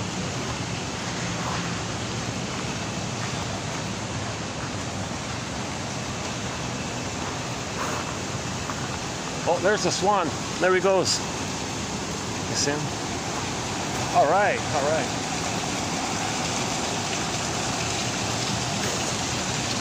Wait a minute, that's not the party. That's just a group that came in. Aha! Oh, we're okay then. That's just a large group. That's not related to the company party. We're sitting outside. Okay, okay. Let's just stay here a little longer. It might, he thinks it's going to rain. I think it's just going to drizzle a bit and it'll be okay. Oh good, I can block their view. All right. All right, we're back. Let's get back here. Let's do some catching up here. Okay. So, of course, the person's going to feel sad because it didn't work. He thought he was going to get mother's love through the synthetic substitute image of the mother. It's going to disappoint again, so he's going to trigger up the disappointment that he had, so he's going to feel sad the way he was sad. Now he's going to be angry. That's the bellicose phase. He'll say all these belligerent things. Yeah, the world's this, the world's that, complain about this, complain about that. He's basically angry. If he's complaining about all these outer things, that's code for complaint to the mother. See, there's so much pain with the mother, it gets dispersed all around to other things. So he'll complain about this, whine about this, complain about these bellicose. So, oh, you know this, he did this, he said that, look at him, blah, blah, blah. He'll complain, he'll be bellicose. It might be belligerent, might be rude, some degree or another. Might just be the way he's feeling or what he's saying. That's called the bellicose phase. Okay, and then Breger says in the morning he's going to get the numbing, the hangover. He calls the comatose, just to approximate the numbing effect. Because the baby got the numbing effect, so after alcohol, people get the hangover, the numbing effect. So the person does this repetition compulsion. The person doing this is meant to know that their behavior, what's making them do this? Their own unconscious self, their own secret self, their double self, their unknown self, the stranger with them, the one who walks with them, who's not like them, who is them. Someone's living their life, they don't know anything about it. The double self, their secret self, their shadow soul, the puppet master. It's powerful like that. Okay? It's invisible, you don't see it, kind of like the owner of a building. And you think you're the braggadocio doorman who knows everything. Okay, the iceberg metaphor, it's unconscious like that. So this is a message from your unknown self, your repressed self, your authentic self, your true self, your traumatized self, all the energies in there, your id. The id is the energy in there. The id is powerful like that. All the energy is in that survival brain, and there's no time, and it's all going to a timeless loop. It kind of adds up like that. So this is a message from, in other words, from you to you. It's a message from you to you. And you're meant to interpret your own psychodrama as a communication from your own puppet master to the conscious you, as if that part of you called the puppet master is saying, hey, conscious you, who are you? Well, I'm your unconscious you. I see. What do you want? Well, can't you see how you're behaving? I want you to observe it. I'm trying to communicate that what you're doing now in the present, that's a symbolic thing for you to know what had actually happened back in the nursery. I'm trying to make you aware of it, to get the story. I need your cooperation. I don't have words. I have the knowledge. I can only communicate to you by behavioralism. So I'm going to get you to behave it and act it out. It's called transference acting out. So the conscious person says, oh, thank you, Papa Master. I see. So you're telling me if I'm running to the booze, get disappointed and feel sad, get angry and I'm numb, that means I wasn't breastfed. Now you're getting somewhere. Thank you. Now you're getting somewhere. And now you got to get your mother's story. Because in order to forgive her, you got to get her story. Why didn't she breastfeed? Okay, one case example was the guy found out that he wasn't breastfed because the mother enjoyed her new appearance. she didn't want to breastfeed because she wanted to go to the office.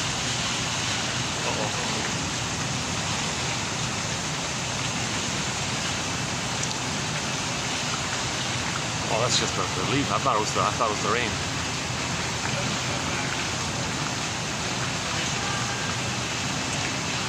Ah, what a pity. I just got settled in here and it's gonna rain.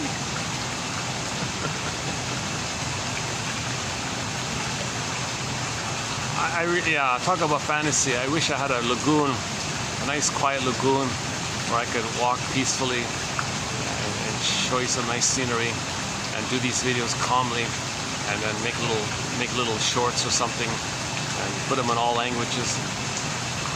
Help in this effort to make the unconscious conscious.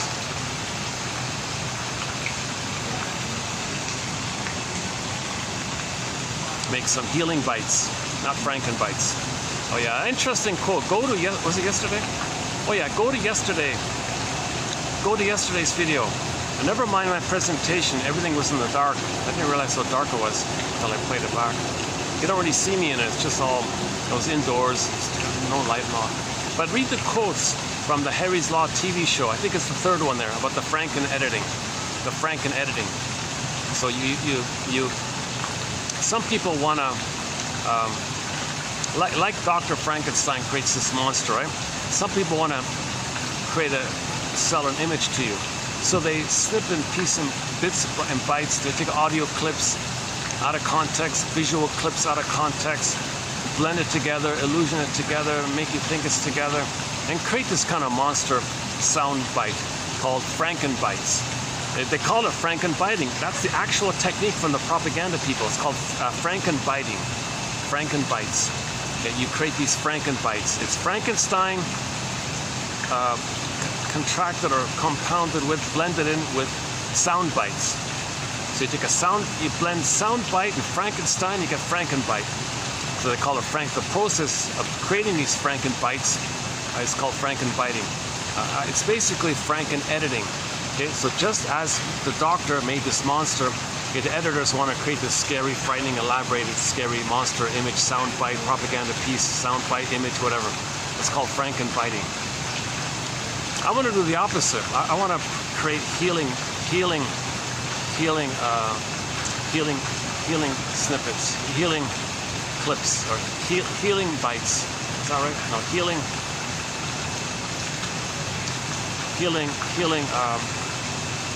not bites, snapshots, not snapshots, healing nuggets. How's that? Healing nuggets, healing feelings? No. Like, I would love to be able to have some shorts that are clear and smooth, beautiful scenery, and with excellent and the best quotes, and present them in an analytic, helpful way, like someone like Karen Horney speaking. Maybe even use AI to imitate Karen Horney's voice. I don't know if that works. Or find an actor who can present nicely. I'm not sure how it's going to work, but wouldn't it be nice to have the opposite of Franken bites? These healing images, these healing lessons, mini healing lessons, mini story medicinal lessons, mini story medicinal lessons, mini narrative medicinal lessons, mini healing lessons. In 20-second little things, whatever. Yeah, I do feel the rain. Yeah. I can hear the thunder. Yeah. I kind of feel lazy. I'm feeling a little. The child in me says, "Oh, just stay. You just got comfortable. Don't scramble to look for another place."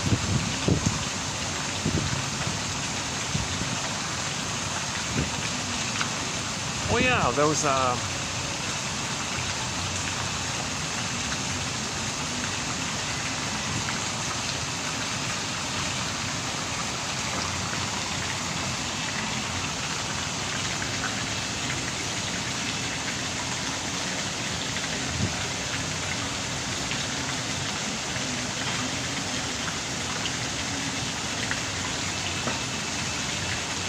hang in there.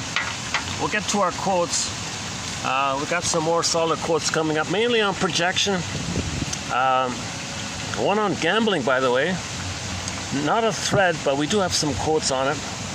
And 3 more quotes from Mr. Groff, interesting author there. But mainly on projection. Actually, it's a lighter load in terms of content. It's a bit not too heavy, this batch. And it's really just add-on quotes to previous material. So there's no real new insights. It's just like supplementary, supportive kind of quotes for previous material.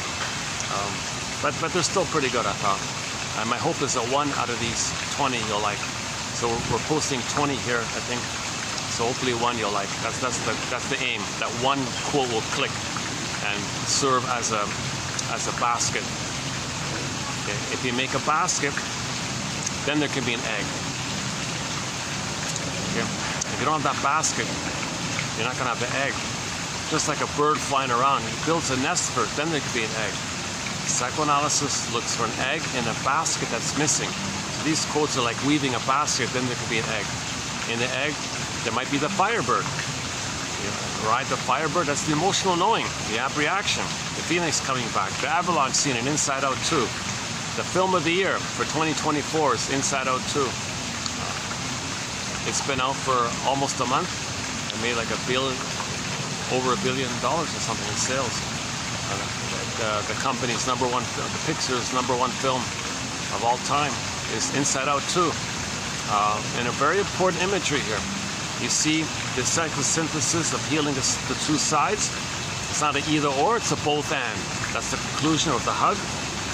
Okay. You saw, again, the free association, the reaction, getting it up to reintegrate the 2. Then Riley could forgive, apologize, and she was successful and happy in life and didn't need to, and had a confidence and didn't need to, you know, choose friends or you're the good friend, you're the bad. She had both could be friends.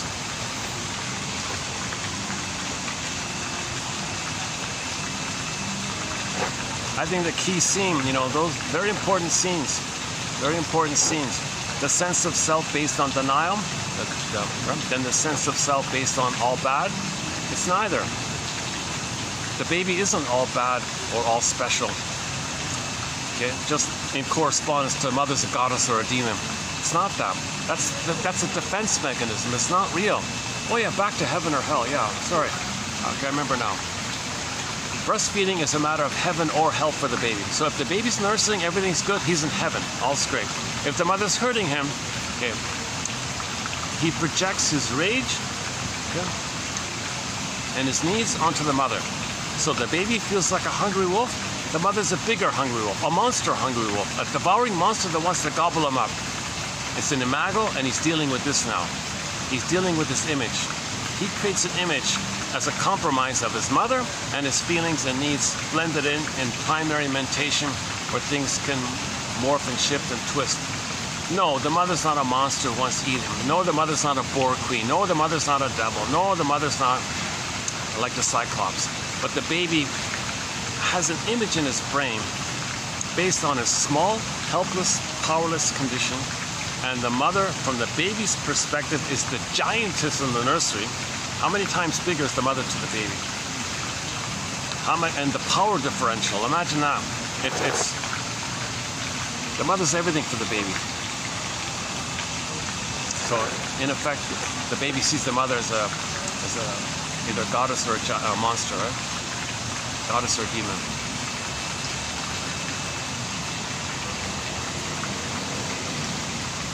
Yep.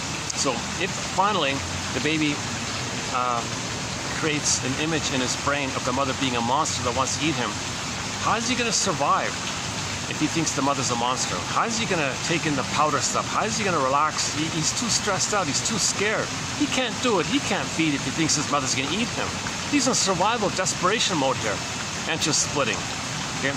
So his sense of self of being rejected with the monster, terrorized by the monster, he puts all that relational unit, that psychic relational unit, that memory interaction, he puts that in a separate psychic bin and creates another and compartmentalizes it. It's there, it's the reality. Then he hallucinates a goddess and he's in a special oneness with the goddess, and now he's in paradise, he's in heaven. It's a lie, it's a delusion, but he's in heaven. But it's a trick to make him feel safe enough to take in the powder stuff. That's called the splitting mechanism. Now, all babies may briefly do this. Melanie Klein's jargon is the paranoid schizoid mode of experiencing. The paranoid schizoid mode of operating. It's a kind of a position in the mind for the first few weeks called the paranoid schizoid position.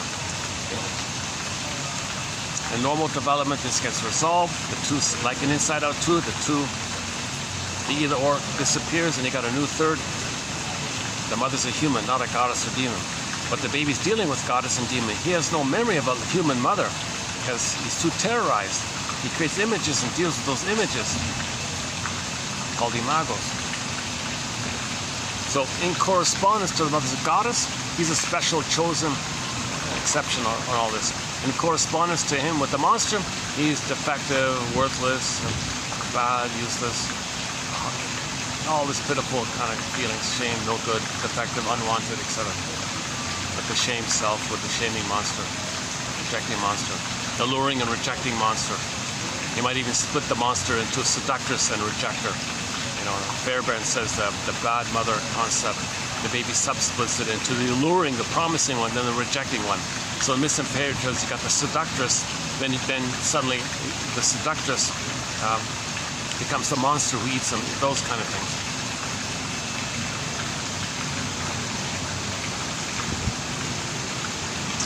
Oh, they're going to eat under the umbrella, that group. Oh, okay. Actually, they came at a good time. It's cooled off a bit now, yeah.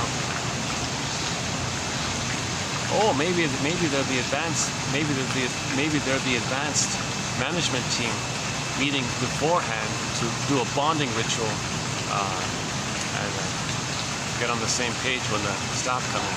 Is that it? I don't know. But it looks very nice, and so they did a very nice job inside. They got the buffet table. They got nice tablecloths and flowers and things. But it looks very nice inside, yeah.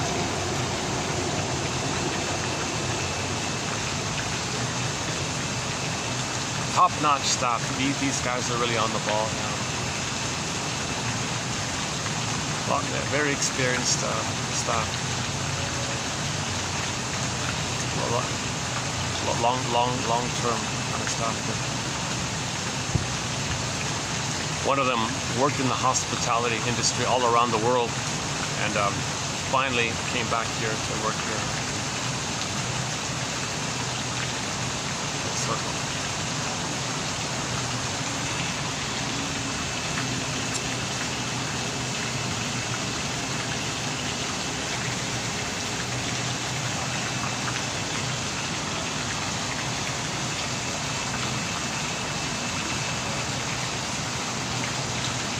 Okay, so let's go back to the flash frozen.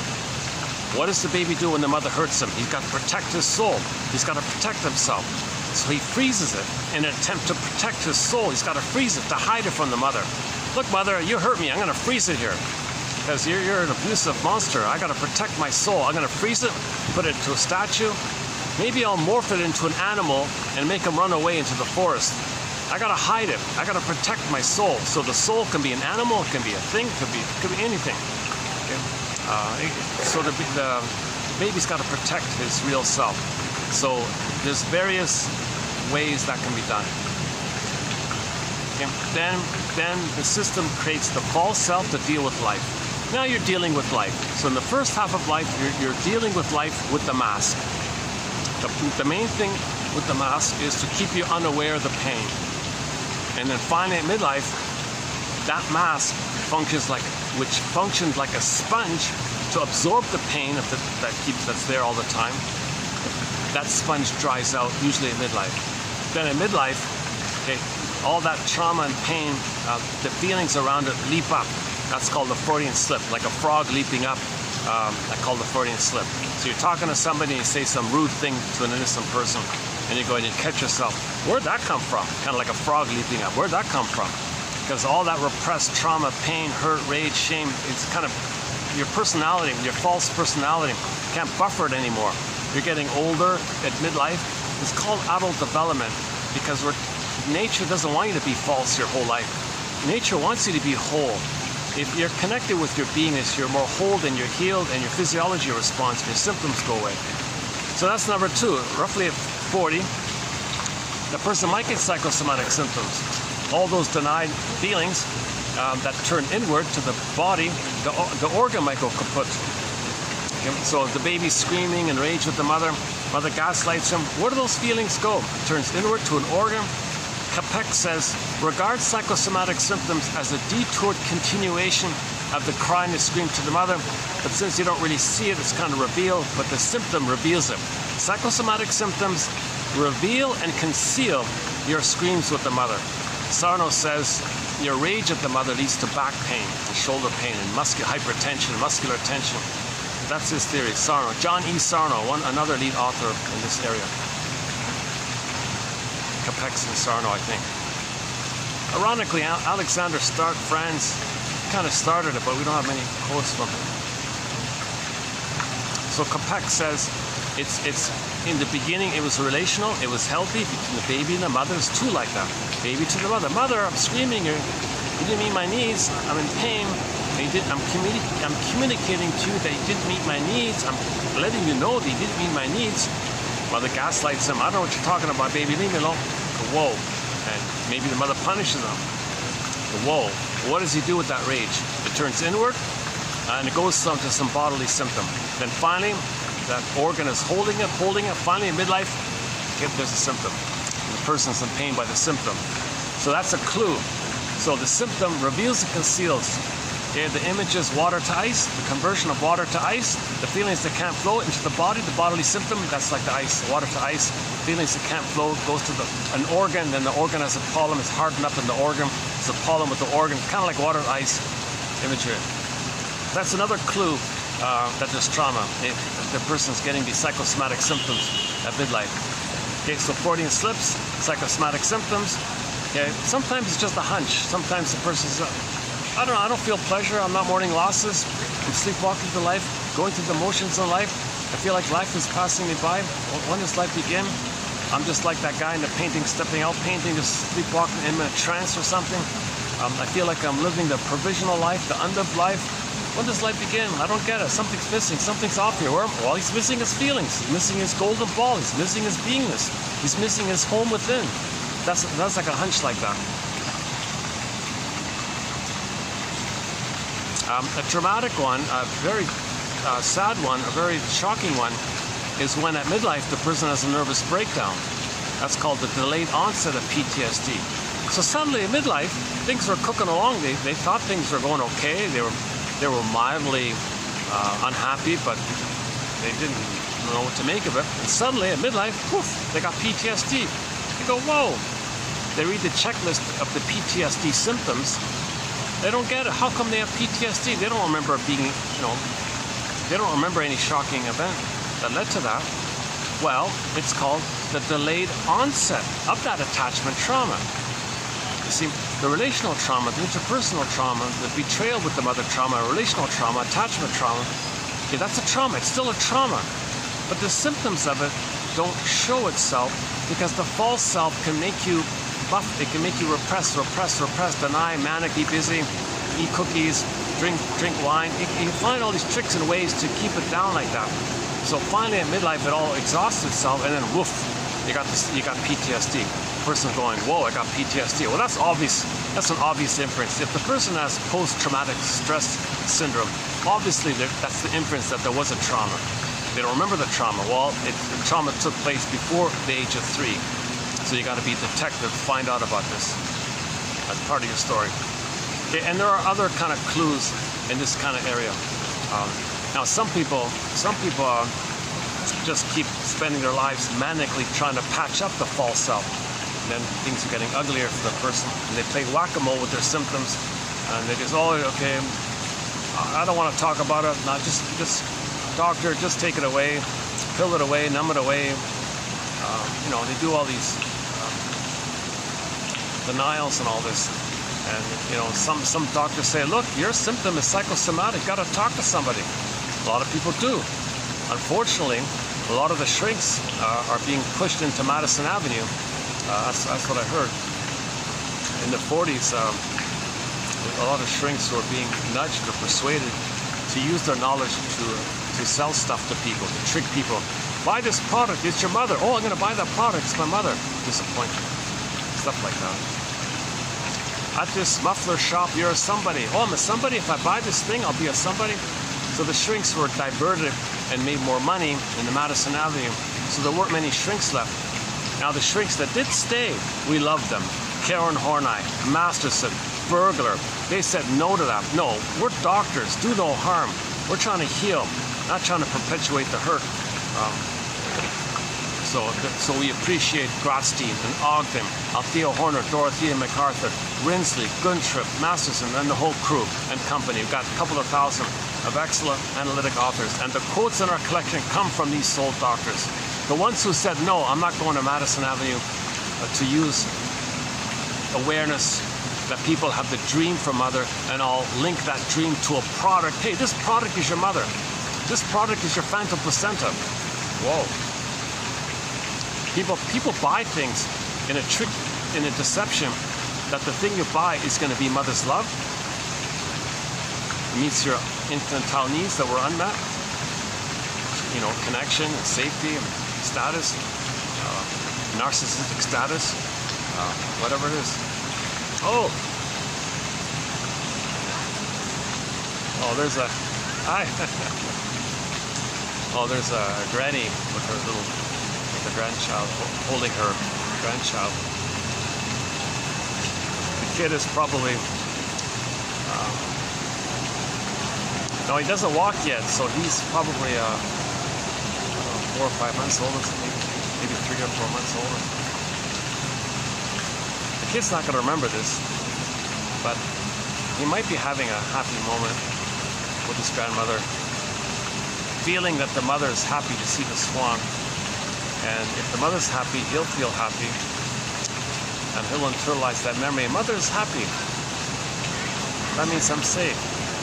I have an image in my mind of a happy, warm, loving presence, and I feel safe. And I was and the baby's playing. He looks like he's in a. He doesn't look stressed or anything. Yeah. Grandmother looked at me.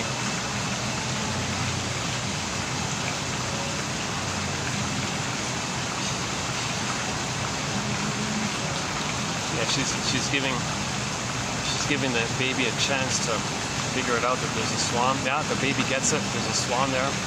He's looking at the swan. So there's already like a communication there.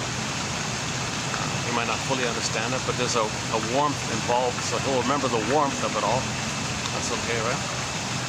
He doesn't have to intellectually know there's a swan. Now, interestingly enough, in the future, he may love swans, but not know why. I don't know what it is about swans. I love swans. Maybe in the unconscious, there was that memory of the happy time with his grandmother, playfully interacting in the park, looking at the swan. In the breeze, in the summer breeze. Oh, there's the mother taking a photo of the two of them. Why don't I give them their privacy? Let's go somewhere.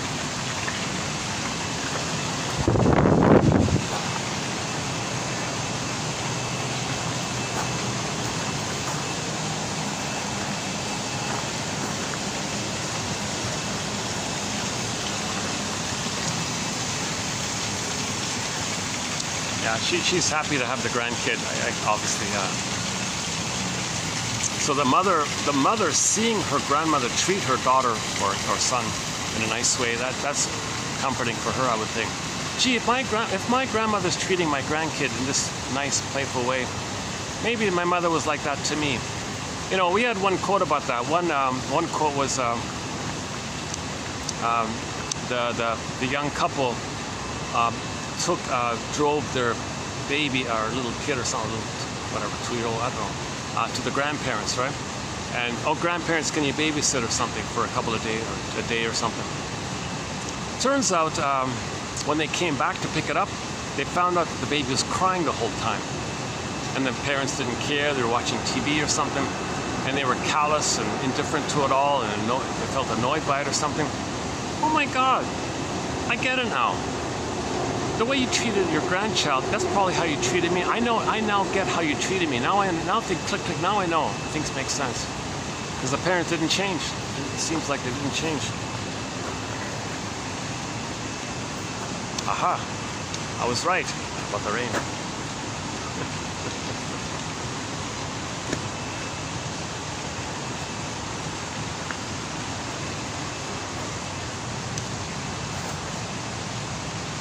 I should have bet him coffee or free coffee. You give me, I'll bet you a free just kidding. Oh, gambling. We have a quote on gambling coming. Stay tuned. We do have one new quote to our gambling topic. It's not a thread, but oddly enough, we have a lot of quotes on this gambling topic. You know, back to the it's similar to the alcoholism. The alcohol issue. There's another version of it, or a variation of it, is the gambling. Okay. So the mother was cold and rejected the baby. The baby had a hope to win mother's love, and you reject it like that. So you go to the casino, go to the slot machine, and you replay it. You have a hope, you put your hope in, you put your money in, pull the lever, you're important now, you're infantile, you're important, like the beer kind of thing. Click, click, click, oh, disappointed. Bellicose, oh well, that's your link to the mother. So you recreated what happened. You recreated what had happened to know what had happened. So you recreated to know that. That's your unconscious talking to you. Hey, conscious you, look what I'm getting you to do. I'm communicating to you. I'm your friend here. Listen to me. I'm you. I'm talking to you. Get the inference. Make the inference. What you're doing is a communication from a part of you to your conscious you of what happened, because I'm trying to help you heal. Could you cooperate? Listen, hello, hi there. Make the inference. You mean unconscious? I went to the slot machine with this hope, and the machine had this promise. It said I might win $1 million. And it might even said I might win something. That's right. Your mother. You had the hope that you'd win her love. Oh, I see. So I was allured to this idea that you might win something. That's right. And then I had a hope. That's right. And click, click, click, you were disappointed. That's right, you were disappointed. I was disappointed. You recreated it. Oh my God, you mean what I'm doing now is like a reenactment of the past? That's right, you're getting it. Holy, okay. Okay, so now you got to pick up the phone, be a detective. You know, I think I got a clue of how you treated me. You didn't treat me like that nice grandmother there.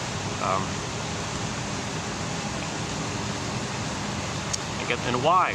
Why did you fail me? Why did you not feed me properly? Why did you not hold me and soothe me? Why did I have this hope? And why did you betray me? And why do I have to spend my life looking for you and being betrayed, looking for you, being betrayed, looking for you? Why? I want to heal from it. I want to get out of this. I need story. I need medicine. I need to remember. I need the ab reaction. I need the inside out too, the ab reaction. I need this catharsis. Give me the story to get the catharsis. The story links to the free association, the broccoli raft, the broccoli boat, whatever you want to call it. Oh, I'm sweating here already. Look at that, eh? I thought it cooled off. Not really, eh? I can go back now, yeah.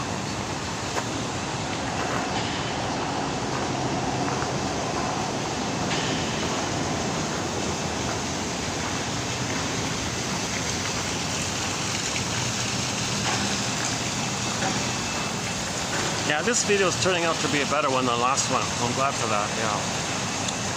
Yesterday's video was, or 2 days ago, that was a disaster, my God. In terms of visual, that's the worst video I've done. In terms of I didn't realize it was so dark.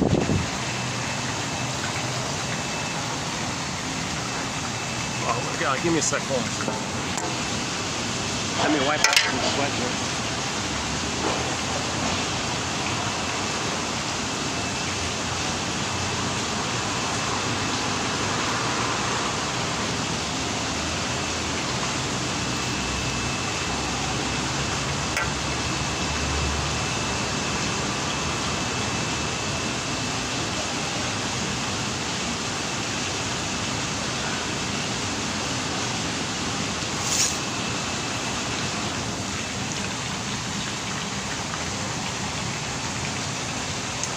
Okay. Yeah, so Breger says, Breger's variation of it was to say to himself that his mother was a cold, refusing machine. Like the slot machine, this cold, steely, unfeeling machine. You mean my mother was like that? So it's as if he's trying to say to, it's as if the unconscious is saying to you, look, this machine, that's what happened. Your mother treated you kind of like that machine, cold, unfeeling, and rejecting. Promising, alluring, but cold and unfeeling and rejecting. Like the machine, you're doing this, you're drawn to this. I got you to that slot machine, fruit machine, whatever you want to call it, whatever those things are called.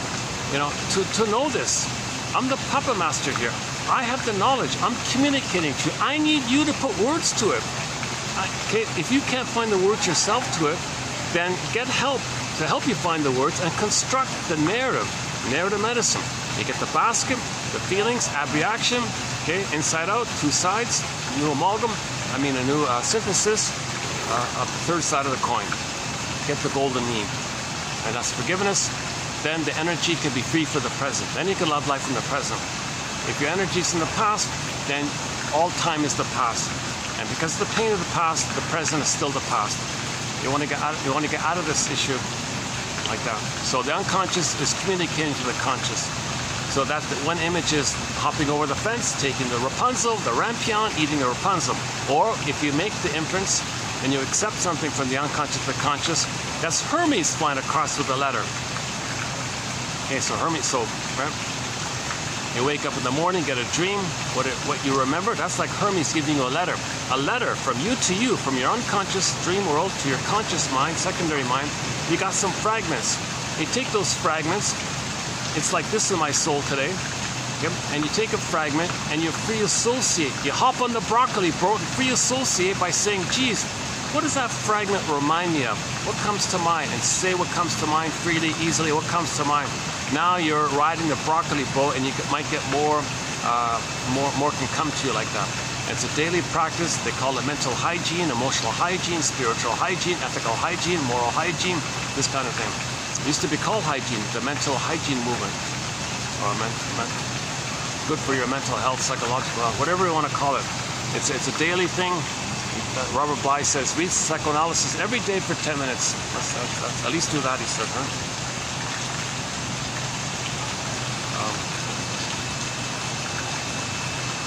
So we talked about the midlife. So the midlife, that's Joseph Campbell's meaning of the phrase, the hero's journey. Now you're going to be a true hero, like a genuine hero, to get back your beingness. You got kind of like a special inner hero. It's an inner journey of looking for your patterns. What are you repeating to know the past? What are you projecting that tell you what you're denying? So prejudice is a clue of confession. Either or thinking, that's a clue. Survival slogans, that's trauma before 18 months. Okay, your negative humor, also trauma before 18 months. All this cynicism and bitter humor, banter, this witty, dark witter, that's also a clue of trauma. If hate and your philosophy is negative, that's also a clue of trauma, and so on.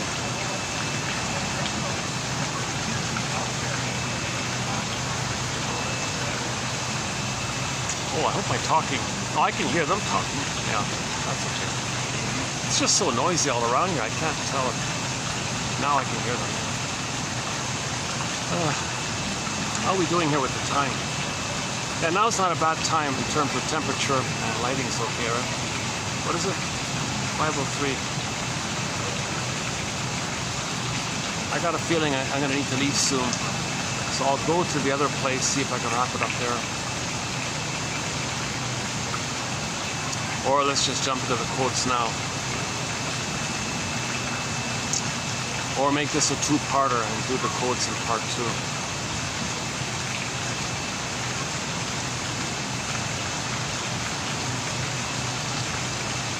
Okay, I haven't finished the introduction. There's a lot more material.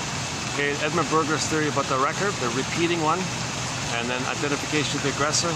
Okay, treating others the way your mother treated you. Finding proxies to play you, which you shame. Then you're addicted. That's the shadow fighter.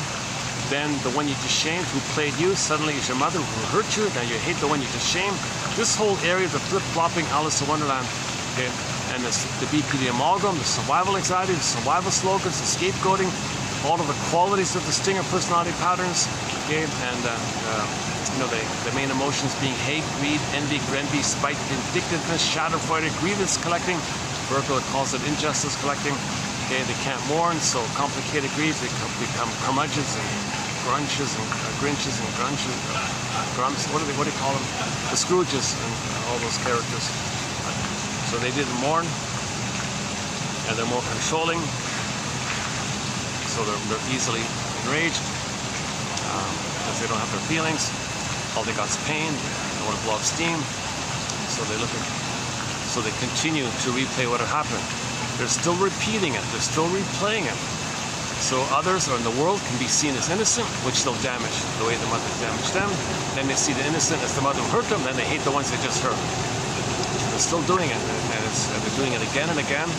And there's a snowballing effect because as they get older, every little micro loss triggers all the previous losses.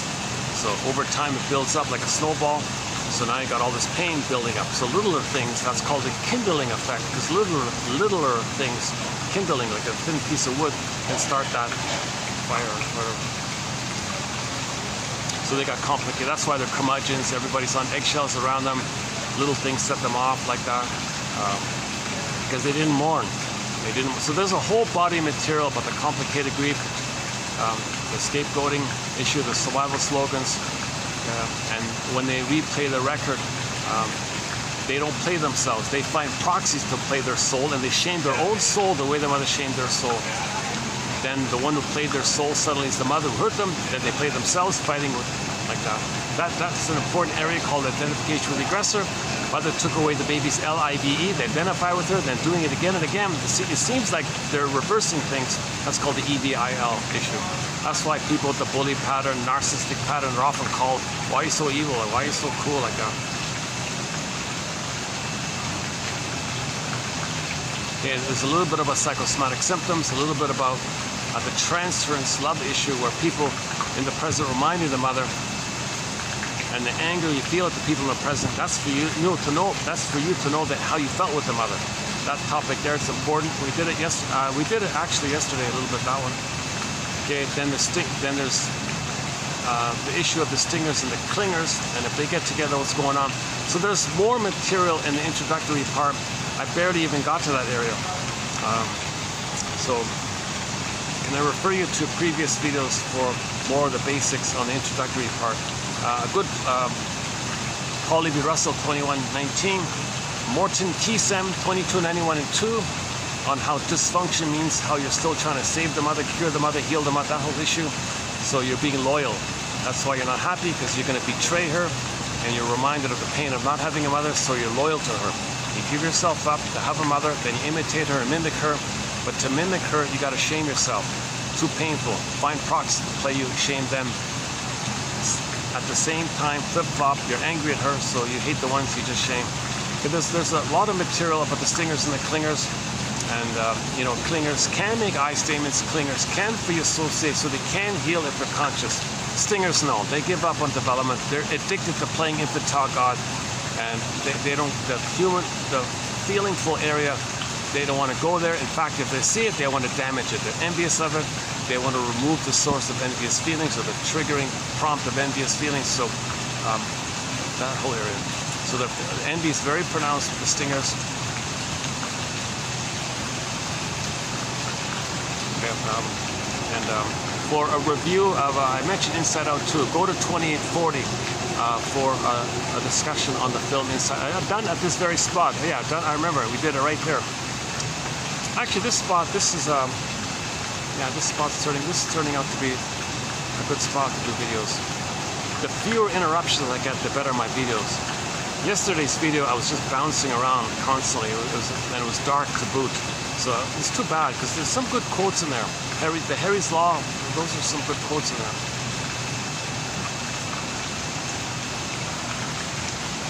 Okay, so let's just wrap it up with the introductory part. I hope I gave you like an outline of the introductory part and a few parts of it. I think we can run through today's quotes. It's not too heavy this time. So it's mainly on projection. Projection is the means or the method of bringing unknown material about yourself to your consciousness. Projection is the means of bringing repressed material to your consciousness. This is your puppet master, your unconscious self, trying to get you to know what's within. So you attribute others as having what belongs to you. You see it like that outwardly, like a mirror, then you see what's within. A very good quote on projection is the one done almost 3,000 years ago by the philosopher Confucius. Confucius said to his students once, or many times, I'm not sure how many times he said it, "Dear students, when I'm in a party of 3, I always have 2 teachers. To the one I admire, I study from him.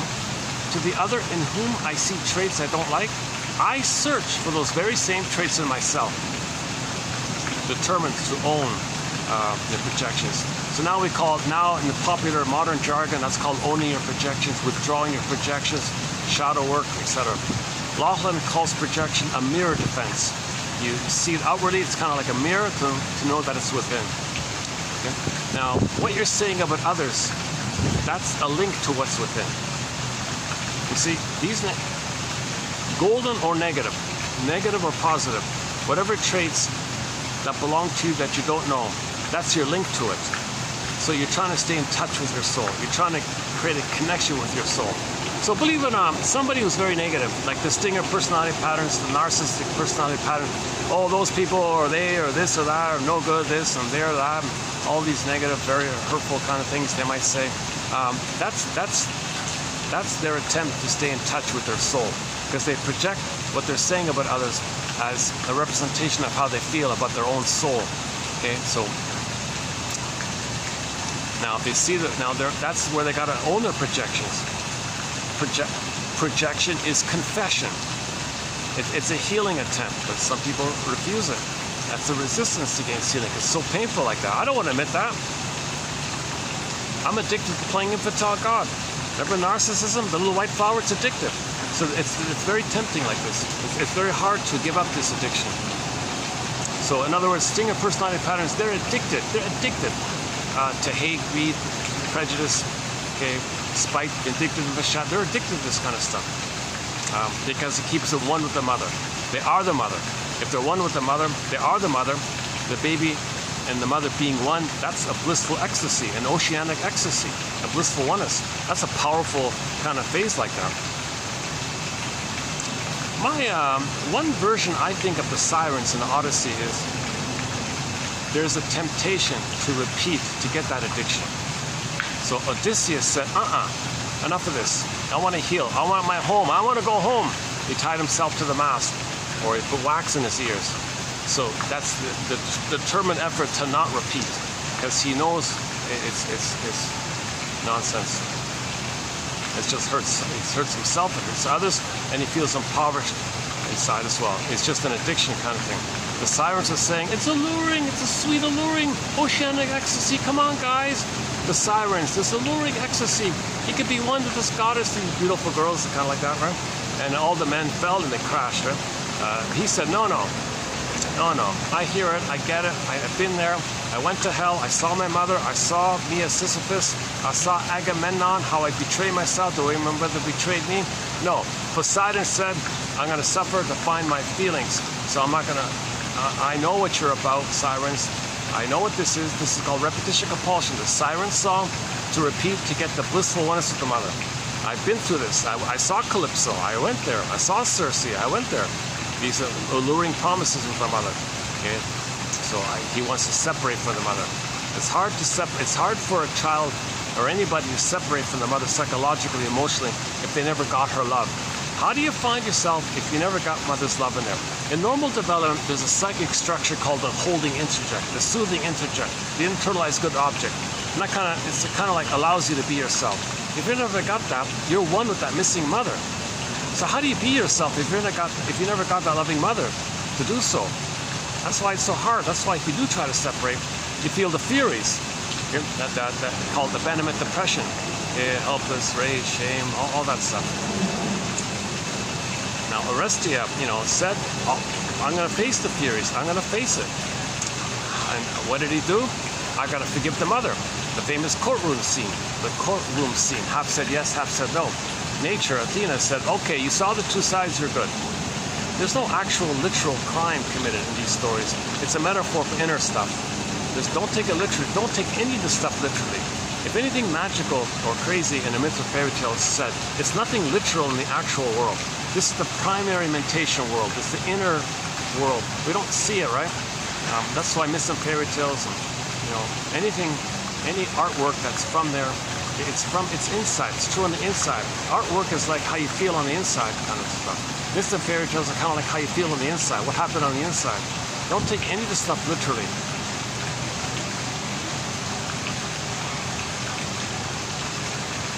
If you do, that's a sign of trauma. Let's see. Okay, sorry. Okay, let's backtrack. What else? Projection. A major thread in our encyclopedia is the chapter on projection. I think I've plucked out many of the best quotes available on it, where you attribute what's embarrassing to you, what goes against your image of yourself, what's hard to accept, which would bring too many feelings. The truth will upset you free, but you can't face that painful truth, so you project it. You project it, your focus is outward, your attention is outward, it distracts you from the pain within. And one of the quotes today is about that, about projection is an attempt at locating pain outside the self. So you feel pain inside, others are no good. Then that's kind of like your pain is over there, they have that pain. So you see others as the proxy of your pain. So that's sort of the positive intention there. It's defensive stuff. They feel too much pain. Again, all defense mechanisms, it's because of the pain. We're getting away from the pain. So projection is defense against psychic pain, emotional pain. If a person projects a lot, they got to forgive the mother. Mother, I project like crazy. I think all these terrible things about people. I'm projecting like crazy. What did you do to me? Jesus Christ. Now, hopefully the mother might say, I'm sorry, when you were a baby, I couldn't love you, I couldn't see you, because I made you, I had you, because I used you as a mother for me, because I was looking for myself. I made you to find me, quote unquote, Anne Sexton. Okay, look up, oh, there it is. Oh, there's a sign. Oh, I missed it. Let me find out if this is booked or not. Fully. Oh, there's a sign. Let me look at the sign. Let's see what it says. It might be fully booked or something. Oh, fully booked. Yeah, it says fully booked.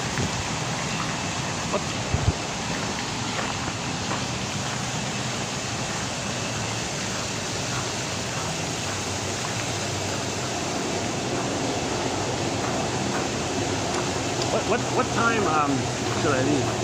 Right? The sign says fully booked, right? Yes, it's 6 o'clock. Beginning 6? Okay, so I'll leave before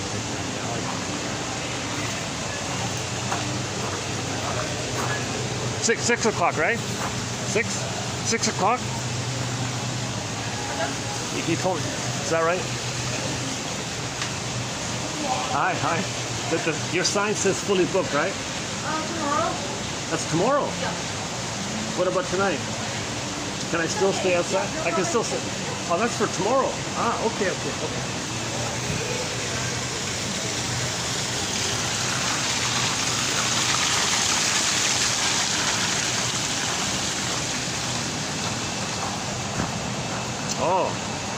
Oh, tomorrow. The whole place, inside and outside, is booked for another function. Let's see. Time's an hour. 5:19. I'll be out before 6 anyways. Yeah, okay. She said I could stay.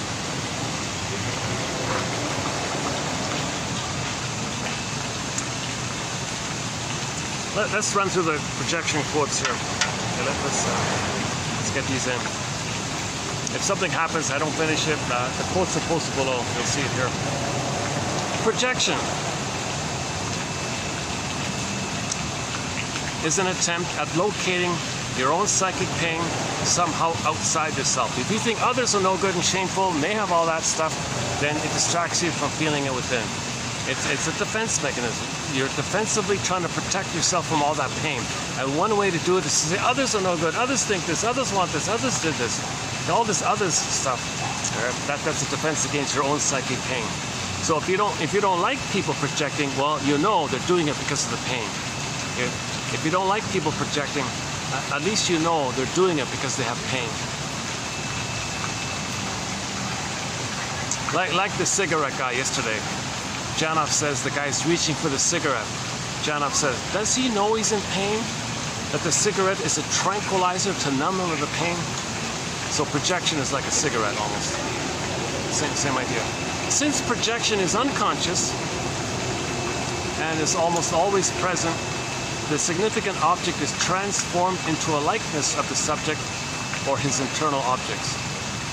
Okay, so you might project something about yourself and see others as possessing something about you or your mother or significant people in your childhood.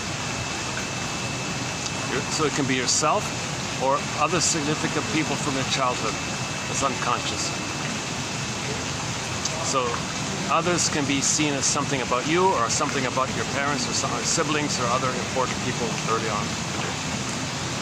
Now when you do this, you're not really seeing people for who they are.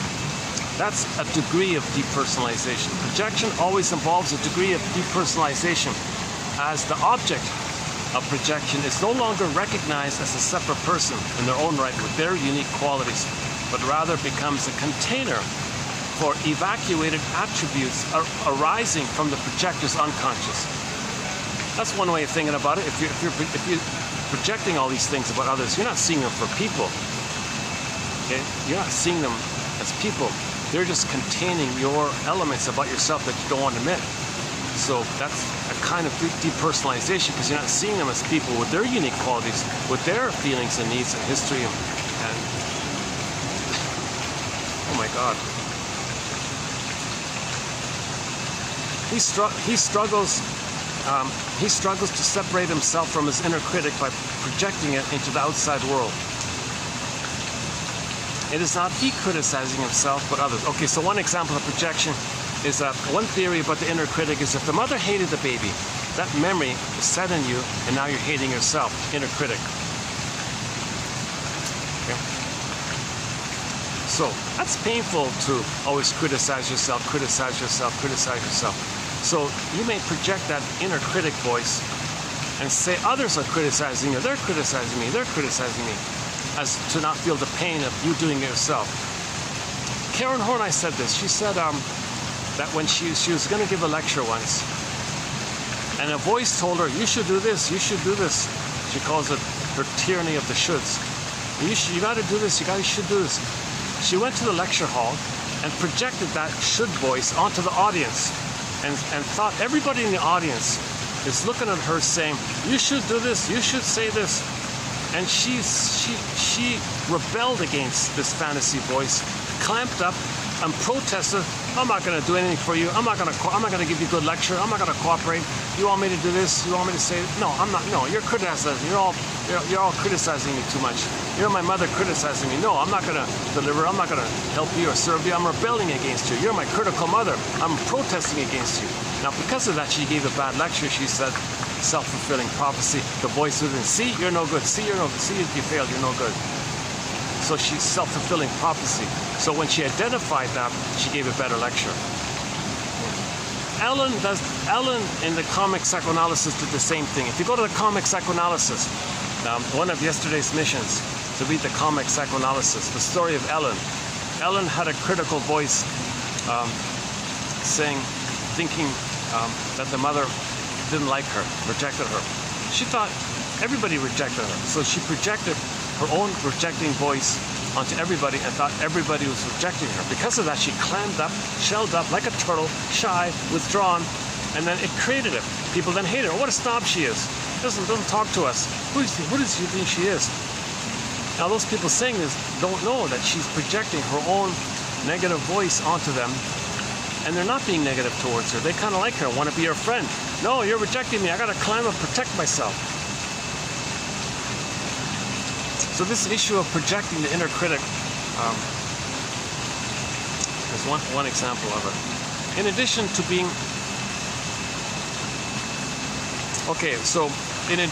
being prejudicial by attributing to another one's own negative affects, Okay, so if you feel shame and unlovable and no good, others are no good, unlovable, defective, that's negative stuff. Projection is also used with positive vitality affects as a way of convincing oneself that one's own lost vitality does exist and can be recovered.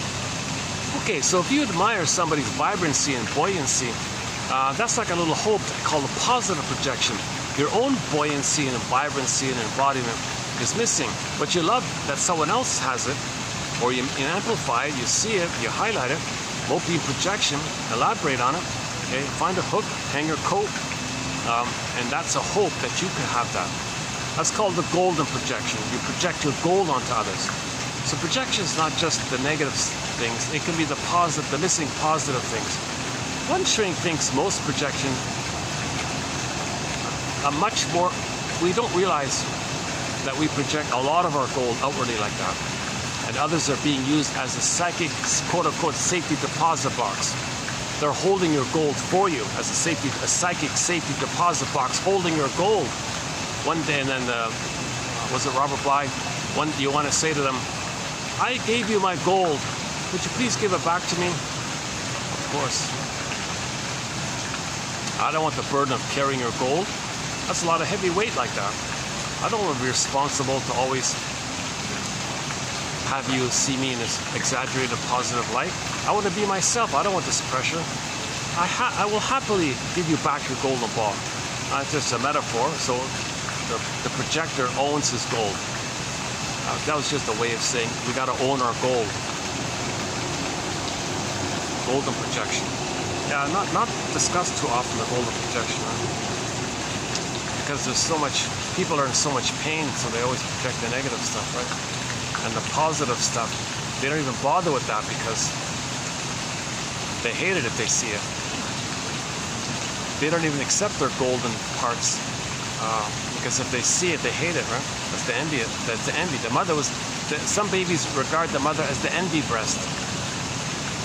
Envy means hatred of the good. The baby had goodness. The baby had a gold. Mother took it away. The mother was a short seller.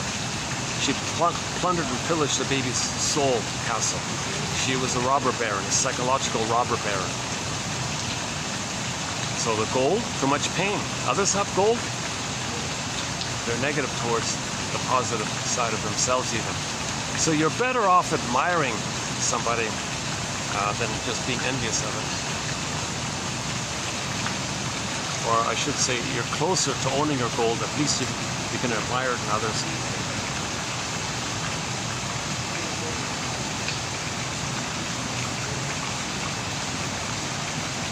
What are the various conditions that determine whether or not projection is activated in such a way as to produce prejudice? Okay, a good question. So when do we project? Why do we project? What are the conditions? Well, usually it's stress. Okay, you feel pain and you project. Back to Mr. Bouvet here. Projection is the propensity to attribute our failings to others and to be blind to them in ourselves, to see motes in the eyes of others and to be blind to the beams in our own. Okay, so most projection is called mote beam. Yes, there's full-on called direct projection. The others don't have anything. If another person's not a sadist, sadistic, well, that's a full-on direct projection, let's say. Usually it's mote beam. You look for a crumb of truth. Make it up if you have to. Find a hook to hang your coat.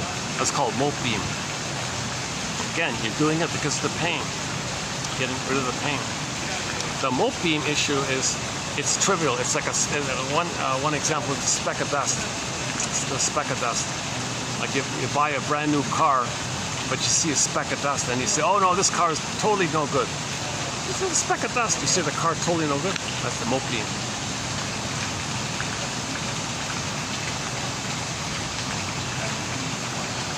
Projection is more commonly a means of distancing conflicting parts of the self.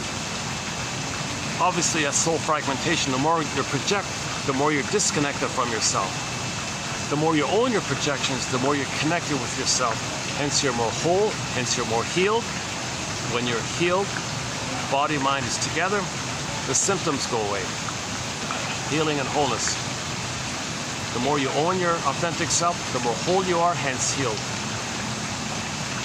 Another reason to own our projections. In the 90s, it was called shadow work and all this.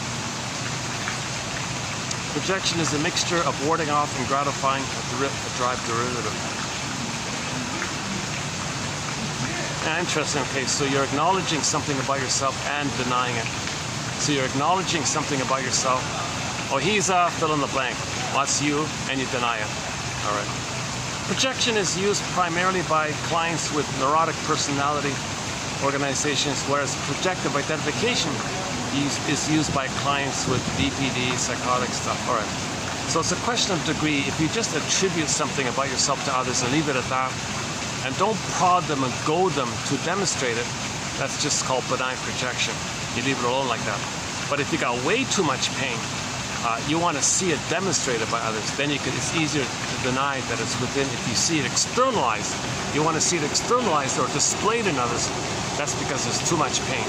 So mild pain, you just project, that's neurotic.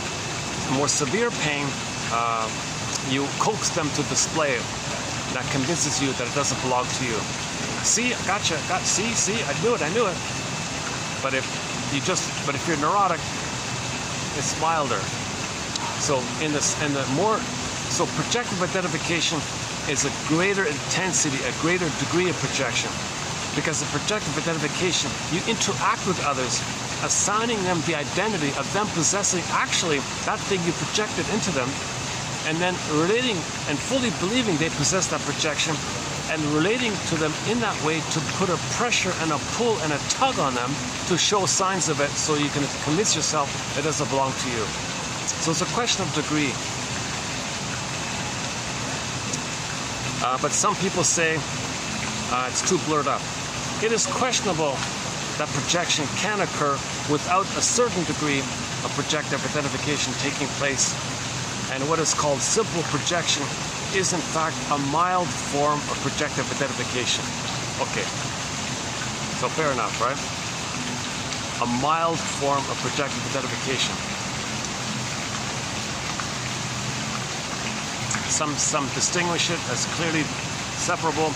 Some say projection is a mild form of projective identification, or projective identification is a more severe form of milder projection. All right, fine. Now, projective identification is also considered to be very communicative. You're trying to communicate about yourself, and you want people to know it, so you want them to display it so they can know it, and then they can talk about it with you.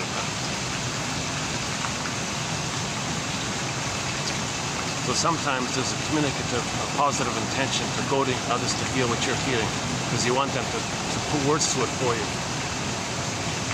So you're using others as the mother to metabolize what's called a reverie and mentalize, to think what you're feeling, to think about, understand why you're feeling it. So imagine two friends at a coffee shop. Friend A is anxious, friend B is calm. After 5 minutes of talking, friend B says, I'm wondering if you're feeling anxious. Oh, what do you mean? Why? Well, I kind of feel a tug, because I'm now starting to feel a little anxious, but when I arrived I was feeling calm. I'm wondering if maybe you feel anxious about something. Oh my God, now that you bring it up, and now I realize that I am. Thank you for that. Well, go on, talk about it. So it's a communicative. He didn't know that he was anxious, and he wanted to talk about it. So he go to the other person to feel what he's feeling so he could bring it up. So it's a little bit benign like that.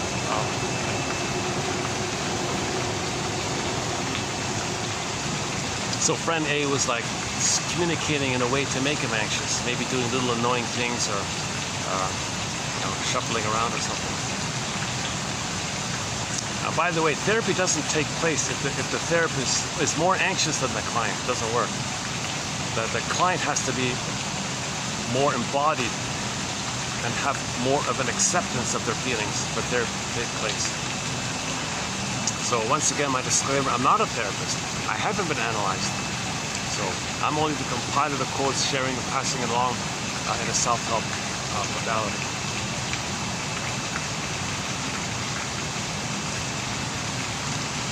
The affective or the emotional core of projection is activated in the other through processes of unconscious communication generated by regular interaction over time. Okay, so this projective identification, it's kind of like the unconscious communicating to the other person's unconscious.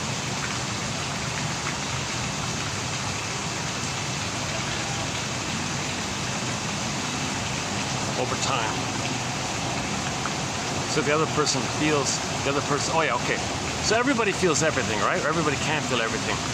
But if the first person is not feeling it, you want to poke it, push it, come on, feel it, come on, come on. I'm not feeling it. It's out of context here. I don't care about that. Feel it, feel it, feel it.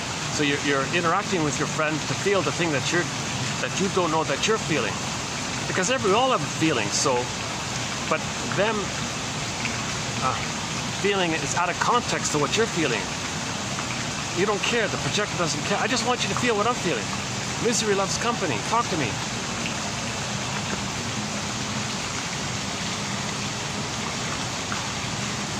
Projective identification is communicative in the sense that the projection is aimed at an external object or the other and is designed to elicit a response. Yeah, okay. So if you're focused on eliciting, provoking a response, that's called projective identification. If it's just projection, you just leave it at that. It's just in your mind or something. You just think it. You're not pushing them to express it. If projection is understood as a need to rid oneself of unacceptable, whatever, fill in the blank, needs, feelings, etc. Alter ego transferences signify a longing for closeness with someone functioning as a self-object who embodies these hidden aspects of the self. Okay, here's an interesting one. If the person was never one with the mother, and an over-the-top version, like a broader version, like a whole self version of projection is, you're looking for oneness with somebody. So he calls that here alter ego transference. So you want to find a oneness with somebody, a twinship, like a oneness with somebody, because you didn't get that oneness with your mother. So you want to coax someone to be one with you, because you didn't get that oneness. So you're still back in the past. You're transferring the past to the present, trying to create trying to get the needs that was met. Now, nobody in the present can be the good oneness. So it's going to disappoint. You're angry, and you do it again. So he calls it alter ego transference, self-object transference. It's a longing for closeness with somebody functioning as a fusional self-object who embodies these hidden aspects of the self. So in other words, you want somebody, yeah, okay, 5 and 8. Iago is detached, he's a turtle, but he would love to be the bully. So the bully character and the detached Iago hiding in the ivory tower or in the castle, whatever, and the arrogant, violent bully, they're one. They're like self-object for each other. Call it a special symbiotic fusion. The 8 is the alter ego for the 5. Now, the 8, the bully, loves having a self-object for them as well.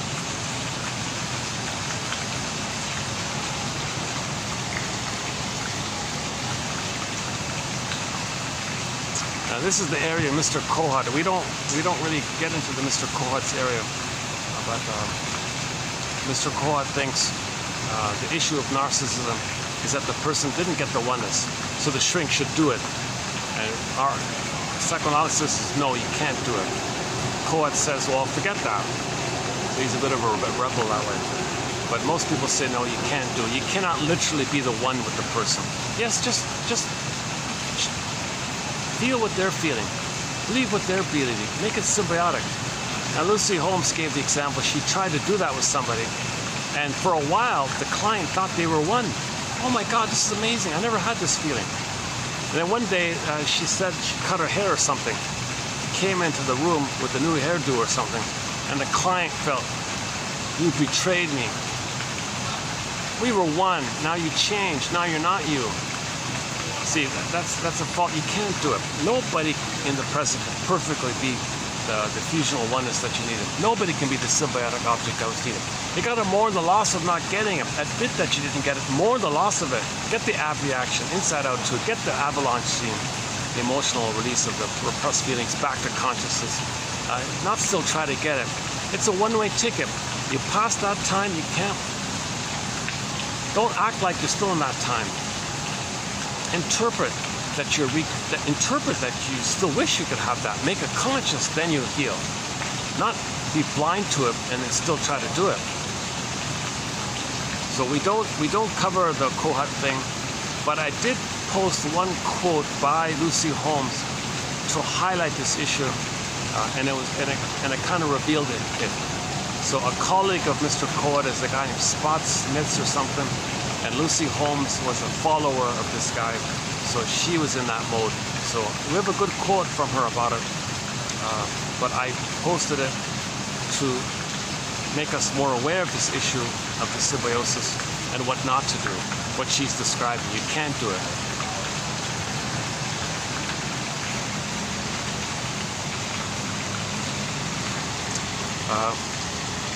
Projection is a mechanism that regulates the establishment of the boundaries between the two, and thus regulates the sense of what is internal and external. Yeah, that's a good one. What is internal and what is external. When you're projecting, okay, you got to find out what's internal, what's external. What did you project? That's external. What is internal that you're denying? You projected. That's external.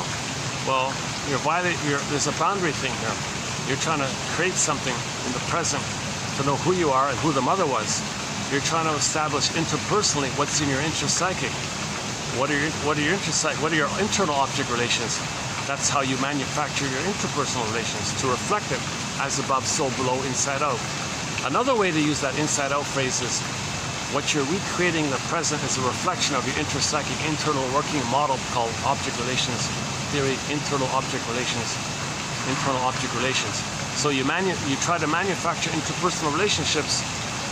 Outwardly, that's as above, so below, inside out.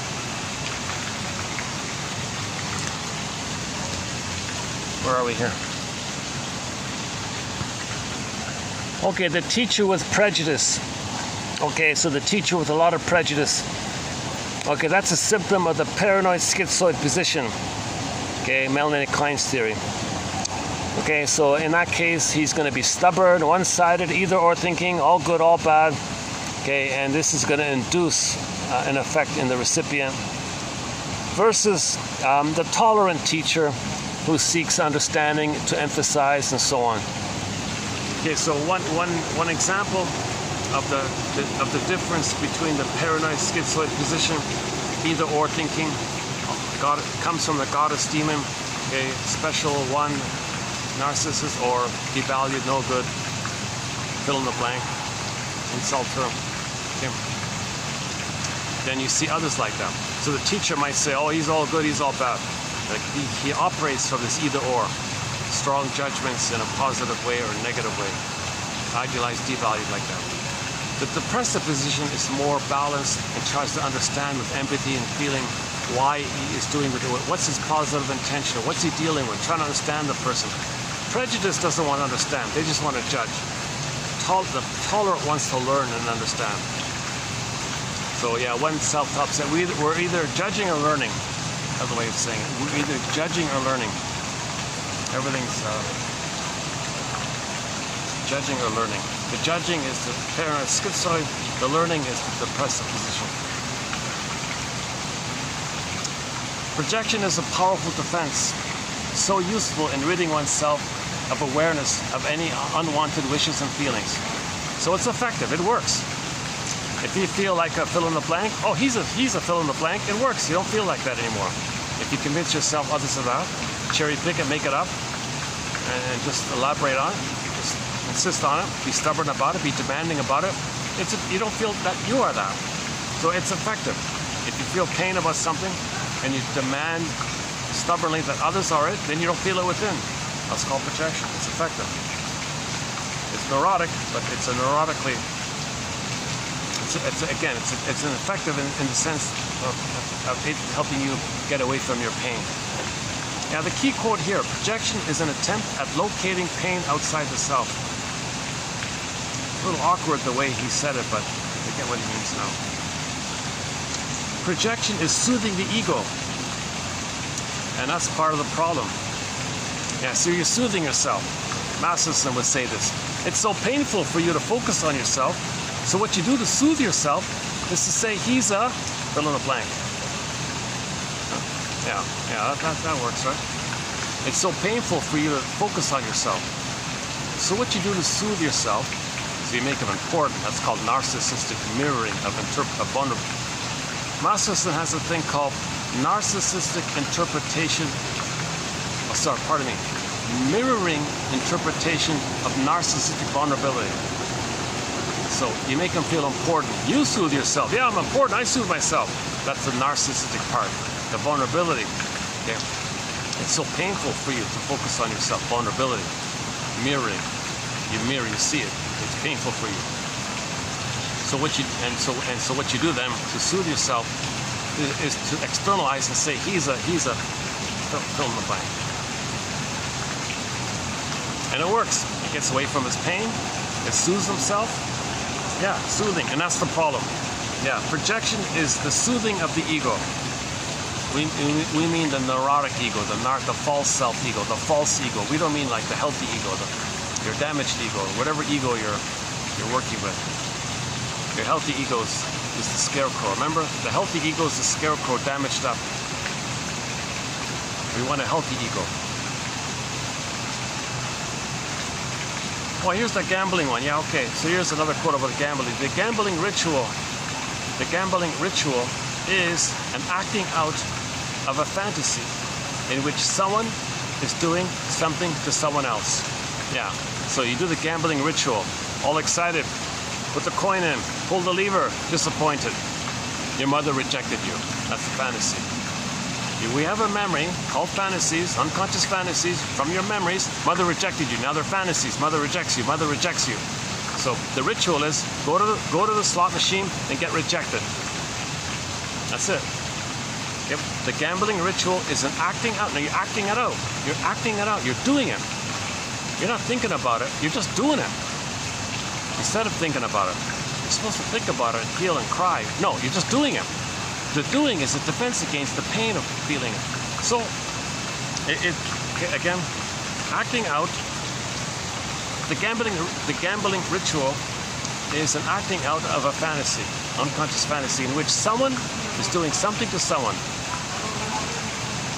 and it's all twisted up. A vicious circle in which loss must be converted to gain, and gain to loss. Yeah. So let's say you do win something. Not enough. Give me more. It's insatiable. You're greedy. You're a hungry wolf. Not enough. So the gain is a loss because you're supposed to get much more. Your yardstick is impossible. So you got to gain. It just amps up your loss, your feeling of loss. Or if you get a loss, well, that's a gain because I showed up my mother. See, world, look how my mother is a cold, refusing machine, like this slot machine. You feel that a gain. You're showing up the mother. That's a gain. So you felt the loss. You pulled the lever, you got the loss. That's a gain. Yeah, see, mothers, I'm showing the world. I'm telling the world that my mother's like this machine. That's like a gain like that. You think you're getting back at your mother. You're showing your anger at the mother. Breger calls it showing up the mother. So you get a loss, but you think it's a gain. You win some money. Oh no. More. Now it triggers up the voracious, hungry wolf, insatiable, timeless, infinite. Okay, ravenous up the tricks. Now insatiable. Now you become greedier and then you get a loss. See? So loss trick. That's what I mean. Again, that's a good one, yeah. The gambling ritual is an acting out of a meaningful fantasy in which someone is doing something to someone. In 1920, someone said this is a vicious circle in which loss must be converted into gain and gain to loss. Yeah, this second part was written in 1920. Look at that, 104 years ago. Look at that. Yeah, he was one of the first authors, he said, to talk about the psychology of gambling. This guy here. But Breger's got a whole book on it. One of our mentors, Edmund Breger. He's got a whole book called The Psychology of Gambling.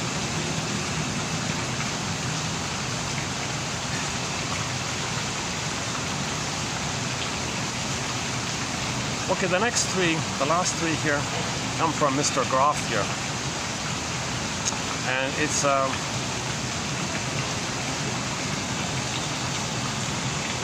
remember, myths and fairy tales are metaphors for trauma? He says, like Francis Mott says, okay, he sort of continues the work of Francis Mott. He says myths and fairy tales are metaphors for, drum roll please, prenatal trauma. Prenatal trauma. That's a tough one. So he was a researcher in prenatal trauma. So he was doing these experiments and all this. I don't want to get into that part, but he believes that myths and fairy tales, all these powerful, dramatic myths and fairy tales, including in religious stories, when religion is being used as a part of the pillage and plunder, all these imagery, these dramatic, powerful gods and demons and good versus evil, all this kind of stuff, that's code for prenatal trauma, birth trauma, perinatal dynamics. Okay, so the next three is about that. An individual, a person who has overcome all the enormous hardships and vicissitudes of the birth agony, and is enjoying the experience of rebirth. Oh yeah, so when the baby's being born, sometimes it feels like he died, he came alive again, he died, he came alive again. Sometimes the mother is so tense, she clenches the cervix, and the contractions are too much with the, what's it called again? Pro something? The synthetic chemical to push the mother to contract. Now it's pushing the baby. The mother's tightening by it, but the contractions are pushing the baby. Life and death struggle. So the baby, when there's an induced labor, I forgot the name of the proticin. Apparently, if the doctor is sadistic or cruel or something, impatient, wants to hurry up the labor, he wants to go home, it's 5 o'clock, he'll induce the labor. So he'll give the mother the abortion pill. Can you believe it? Apparently they give the mother the abortion pill to push the baby out. So now the mother is violently having all these contractions against the baby. It's not baby-led. The baby didn't negotiate with the mother, I'm coming out now. It's like pushed against him.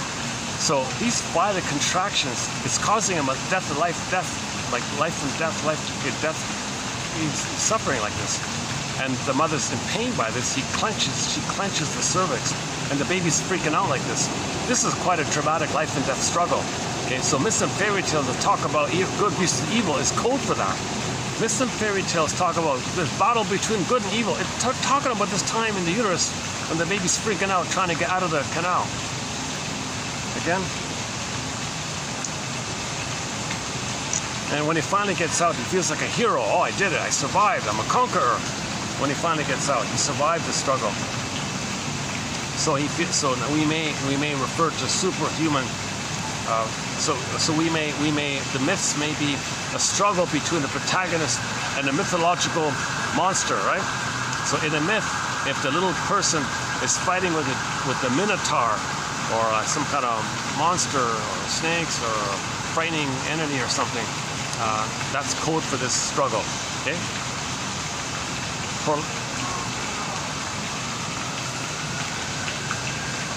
What's that called? There's a chemical that induces labor. It's a synthetic, fake chemical oxytocin, not a real oxytocin.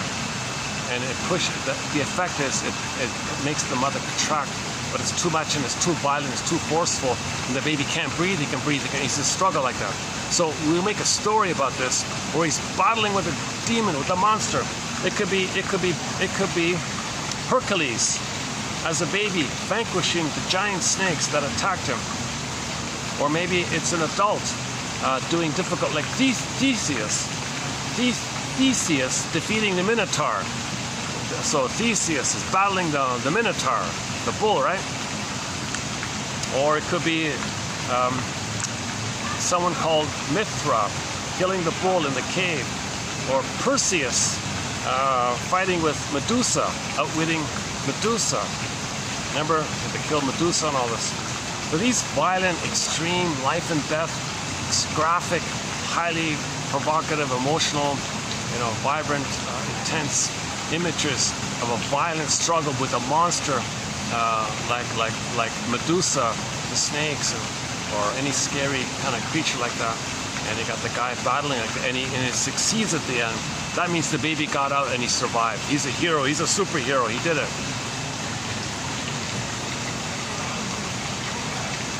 The experience of rebirth also involves the element of victory.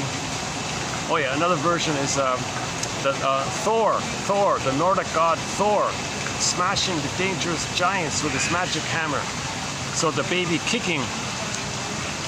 So the baby struggling. Another version is Thor with the hammer beating the beating the giants. So in the mythology, in Nordic mythology, you got Mr. Thor there with his hammer beating the monsters. That's just code for the struggle that the baby has at the canal.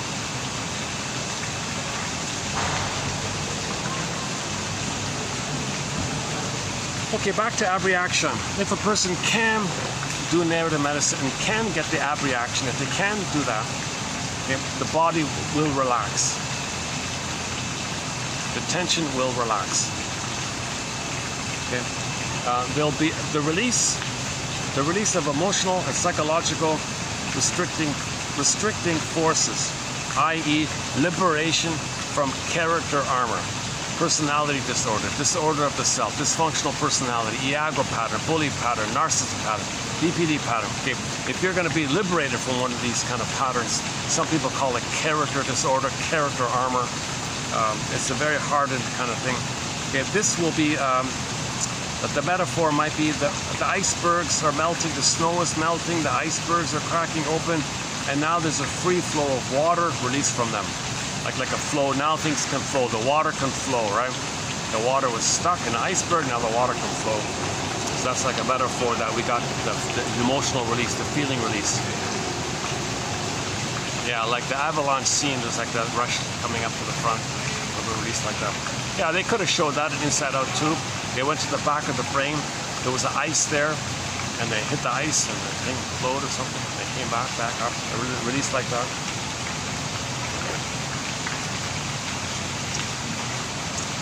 Okay, so if you get there, your symptoms will go away, and then finally, you will feel that you have left the past behind.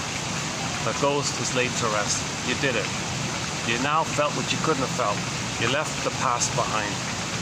And now you are capable of starting a new life, a new chapter. Exhilarating feelings of freedom from anxiety, guilt, etc. are with deep physical relaxation. Maybe a good image for this is Kiri, the cartoon, the animated film called Kirikou and the Sorcerers. It's in French with subtitles, but the dubbed one is good. And when little Kirikou pulled out the thorn from the what's her name again? I forgot the woman's, the angry woman. Okay. That's the character armor. That angry woman, the witch woman, that's the character armor. And when Kirikou pulled the thorn, she was released and relaxed and smiled, and the muscles in her face relaxed, her body relaxed. She was calm. She walked with poise, gentle voice, warm voice, pleasant mood. Whereas before she had all that character armor. She was this intense, hyper-intense character.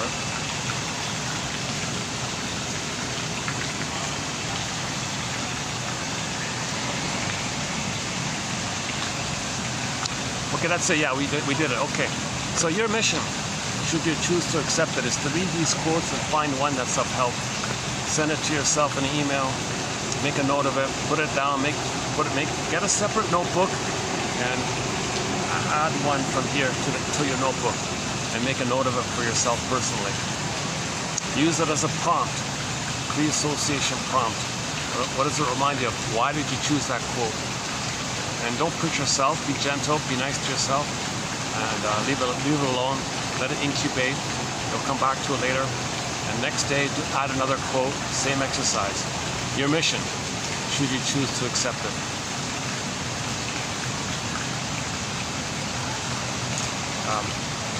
Yeah, okay, let's see, what time is it? Oh, it's 6 o'clock on the dot, huh? Okay, 6 o'clock.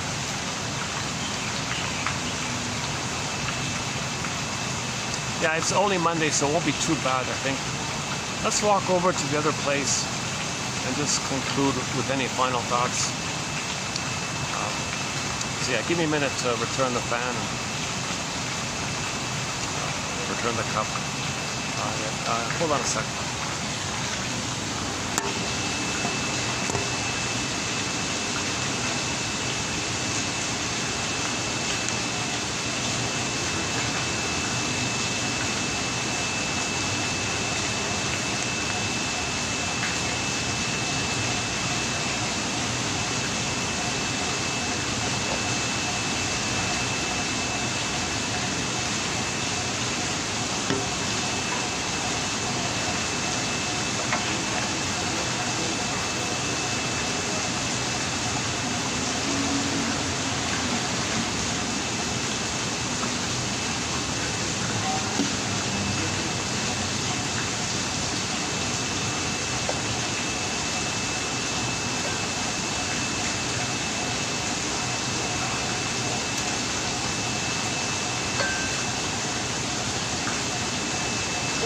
Yeah, okay.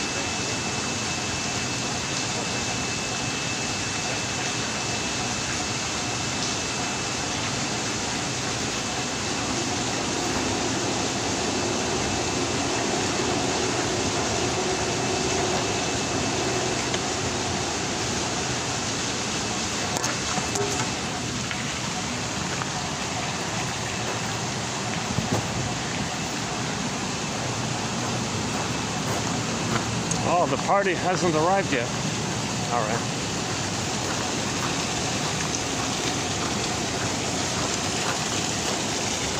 So we won't be coming here tomorrow. Fully booked, indoor and outdoor. Yeah.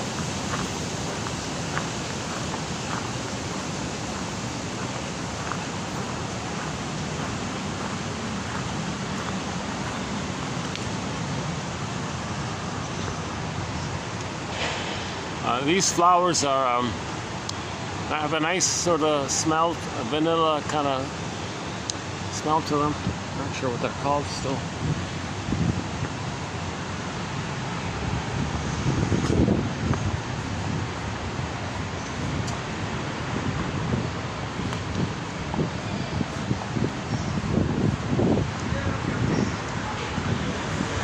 Oh, they're coming in. All right, good timing. All right.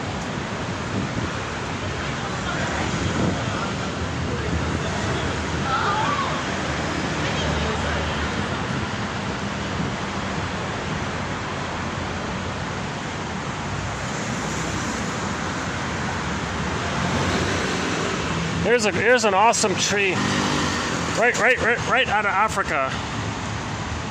That under the bridge, under the SkyTrain, that Kirby one. Yeah.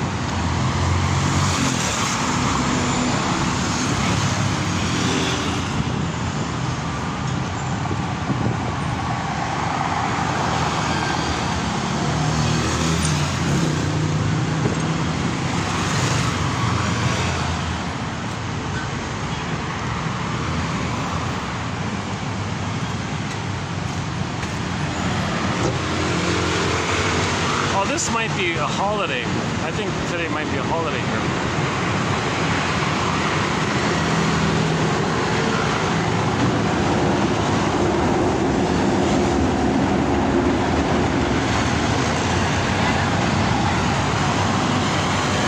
Oh no, maybe not. Oh no, no. Oh no, I stand corrected. No.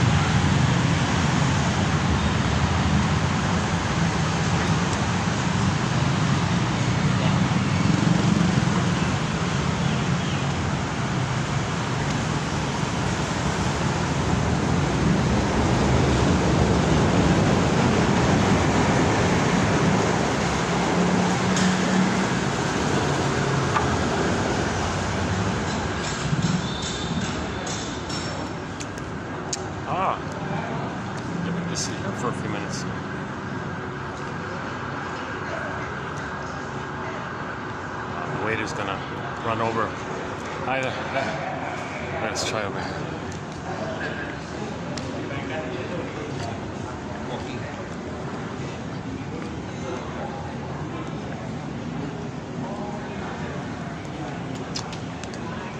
I see some new chairs and tables up here. What's this? Let's see. Aha. Wow. Okay, I think we're okay here for a few minutes. Where can I get the light? This way. I think this way, right? That's okay, right? Yeah, okay. Okay, any final thoughts here?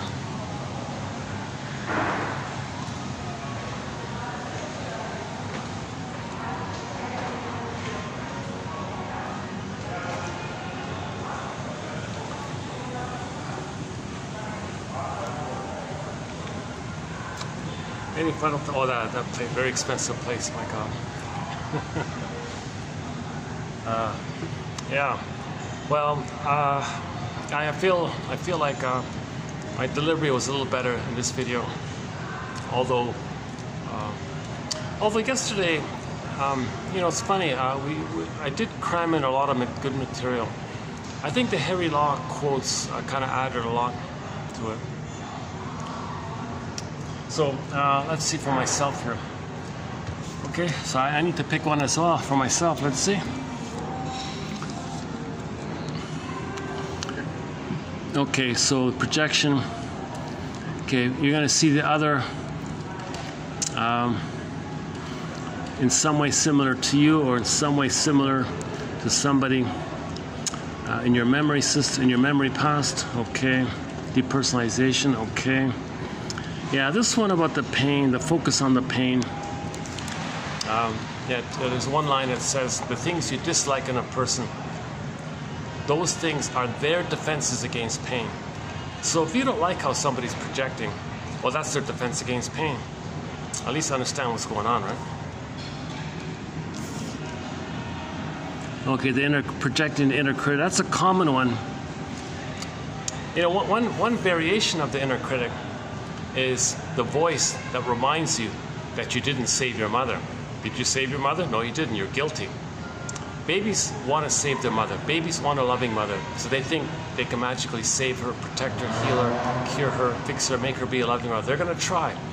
Remember, they think they're gods, and they make everything. Oh, mother, you're not loving me. You're hurting me. You're in pain. You hate me.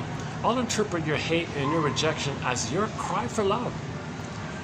So you're wounded, and you're angry, and you're communicating it to me. I'll interpret your negative behavior towards me as your cry for love. Don't worry, mother. I'll save you. I'll fix you. I'll be a superhero.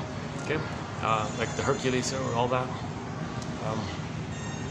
So nonsense. No baby can do that.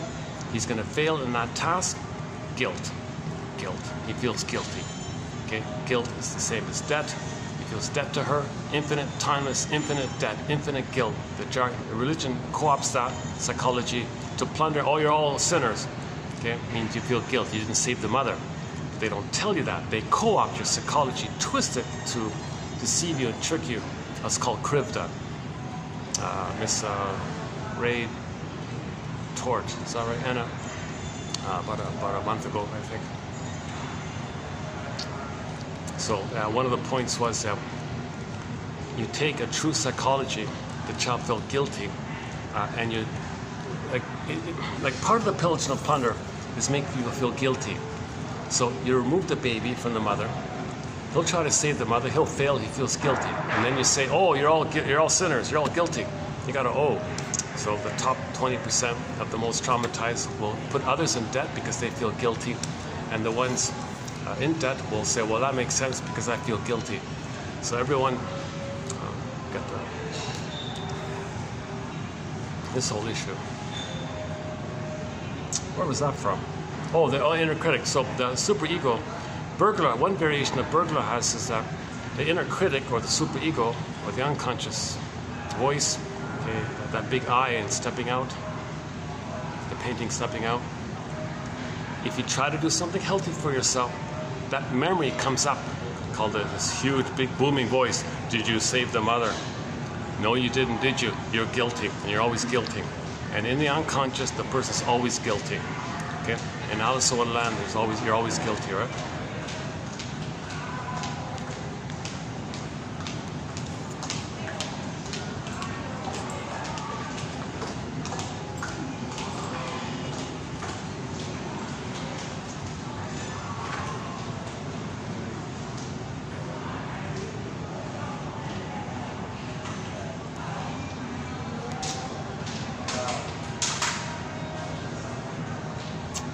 Breger says that voice uses that as a tactic against you.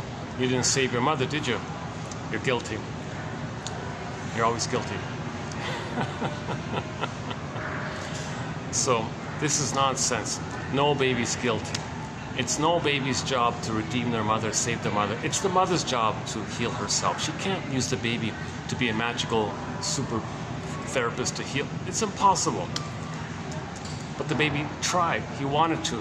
He needed to, because he wanted harmony with her. He needed a blissful oneness with her. So if he's not getting, he's going to try to save it. He's got to imitate her now.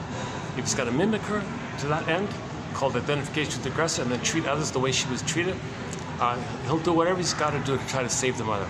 So he'll be dysfunctional and neurotic to that end. And he's always guilty, always in debt, always. That's called, the jargon is original guilt, that's sin, whatever you want to call it. Okay, then you bombard that in people, and then the top traumatized 20% put others in debt, because debt and guilt are the same word in German called Schuld. It's the same thing, it's synonymous.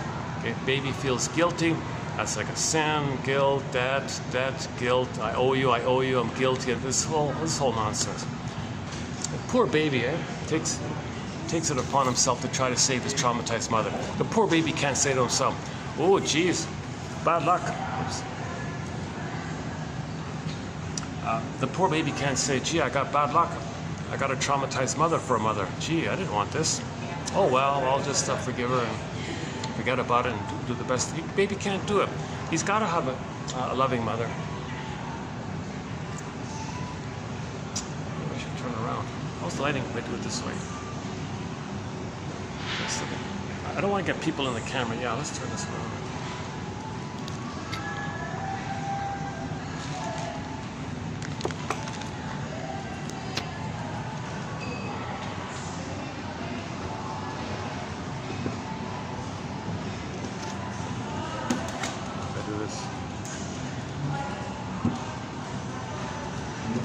Does that work? Okay, that should do it, right?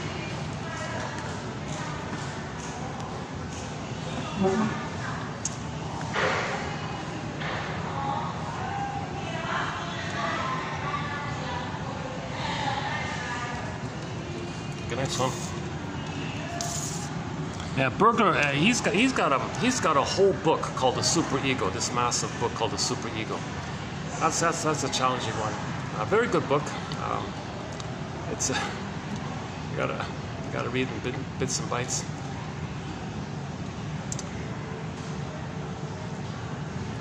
You know, he wrote in the 40s and 50s. So you got to keep that part in mind.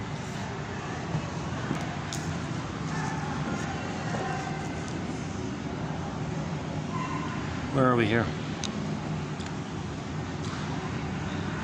Oh yeah, so we talked about the golden projection, okay? The golden projection is a clue to your lost vitality, to your lost gold. So when he says here lost vitality, he means your lost gold. Yeah, so if you admire an athletic person or a healthy looking person, a relaxed, easygoing person, seems to be a loving, mature person, that's their gold. And they're vibrant, they look kind of embodied. They're missing out.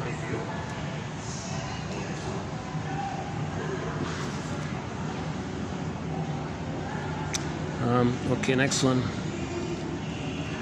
Okay, the question, when do we project? Usually under stress. Some people are projecting permanently.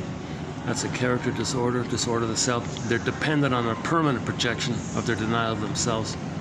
That's called prejudice personality. Okay, the mote beam versus direct, okay? Projection means you're disconnected from parts of yourself. That means you're fragmented like that. That's pain, okay?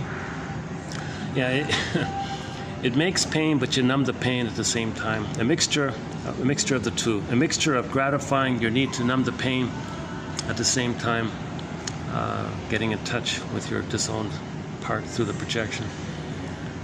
Okay, mild versus more intense, i.e. projection versus projective identification. Okay, that topic there, okay, let's skip all that. Okay, here's a new one here by Dorothy Brothers. Dorothy Brothers. Alter ego transferences signify a longing for closeness with somebody functioning as you see the word self-object, you notice how it's together, written as one word, self and mother, one, like that's to convey the oneness. The self is the baby, one with the object, the mother, the breast mother, the object is the breast. So baby and the breast are one. You're looking for somebody for that oneness. So you may transfer this onto others. You're trying to recreate it. Constant craving. You're looking for that. Constant craving. Katie Lang's song, I think. Yeah, this issue that you're kind of creating, you're kind of getting to know your internal state by what you're creating outwardly. This issue of, yeah, so projection is the motor of all object relations. Yeah, so when you project, you're going to know your internal object relations. Self and other, part self linked to part other, another part self linked to part other. So when you project, it's a reflection of that. Yeah. Projection is the motor of all object relations. Projection is the engine of your understanding of relationships. Yeah, how about that? Projection is your understanding of relationships, created and recreated. Recreated to know how you created it originally. Okay, paranoid schizoid versus depressive, or prejudice versus tolerant. Okay, so one teacher seeks to understand, the other teacher is just too dogmatic and rigid and one-sided. Projection is soothing to the ego, and that's the problem. Yeah. It's so painful for you to admit something about yourself. So what you do to soothe yourself is project it onto others and say they have it adamantly. You're ridding yourself of awareness of any unwanted wishes or feelings. And it works, it's powerful. The gambling ritual, yeah. The gambling ritual is an acting out, also known as transference acting out, symbolic acting out, recreating psychodrama, melodrama, acting out this fantasy from your past, this memory from your past, in which someone is doing something to someone else. Okay, the machine refuses you, the mother refused you. Vicious circle. You get some gain by it because you're showing up the mother, but if you get a gain, then you become voraciously greedy for more. Okay, and then back to Mr. Groff here. Okay, so all these dramatic, mythological, major epic battles between good and evil, whatever form it takes. Hercules, baby Hercules, vanquishing the gigantic snakes, okay, or Theseus defeating the Minotaurs, or the bulls, or Perseus and Medusa, okay, or Thor beating up the giants with his magic hammer, all this stuff. So any kind of dramatic, mythological, epic battle, that's code for the baby was in a life and death battle, okay, good and evil battle inside the canal trying to get out. Protism, what's it called again?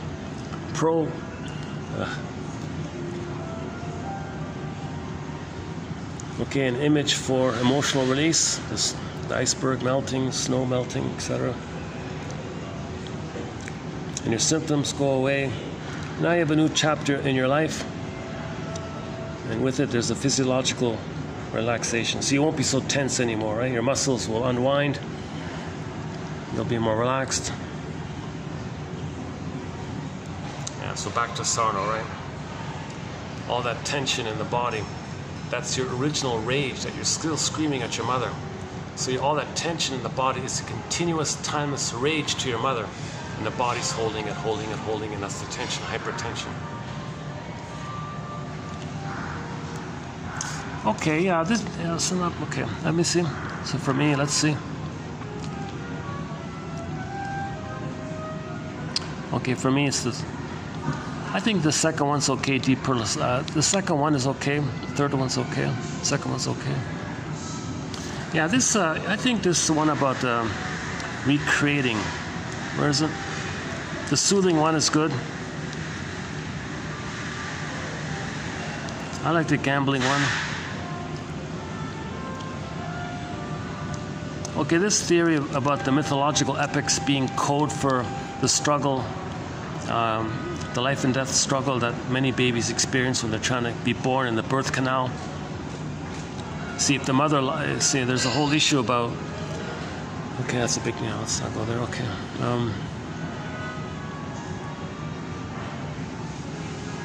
Oh yeah, I think for me, this is a good one. Projection is a mechanism that regulates the establishment of the boundaries between subject and object, and thus regulates the sense of what is internal and external. You're trying to recreate that relationship in your mind between you and your mother. You're trying to recreate it outwardly of the internal. Who's who and what's what. Projection helps facilitate that.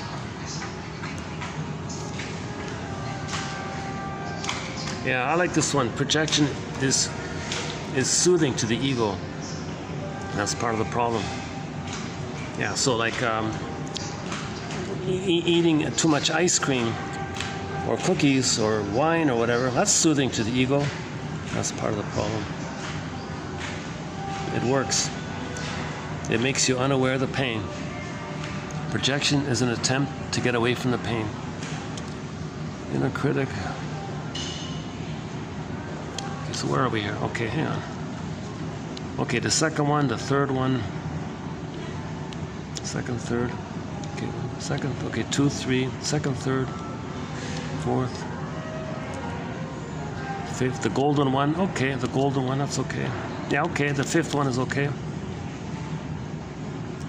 The fifth one. Fifth one, 6. Smoke beam, 7, 8, 9, okay, 10, 11, okay, 12, 13. Yeah, okay, 13's interesting. Okay, 13. Okay, 14. 14, yeah, 14 for sure. So for me, it's 2, 3, 2, 3, 14. And the gold one, wait, where's the gold one? So 2, 3, okay, 2, 3, the gold one, 14, 15, 16 for sure, 17, yes, gambling one, and the mythology one. Well, it's a question mark. I still don't know about this. Okay, so for me, there's a 4. I think I got 4 in here, right? 2, 3, the golden.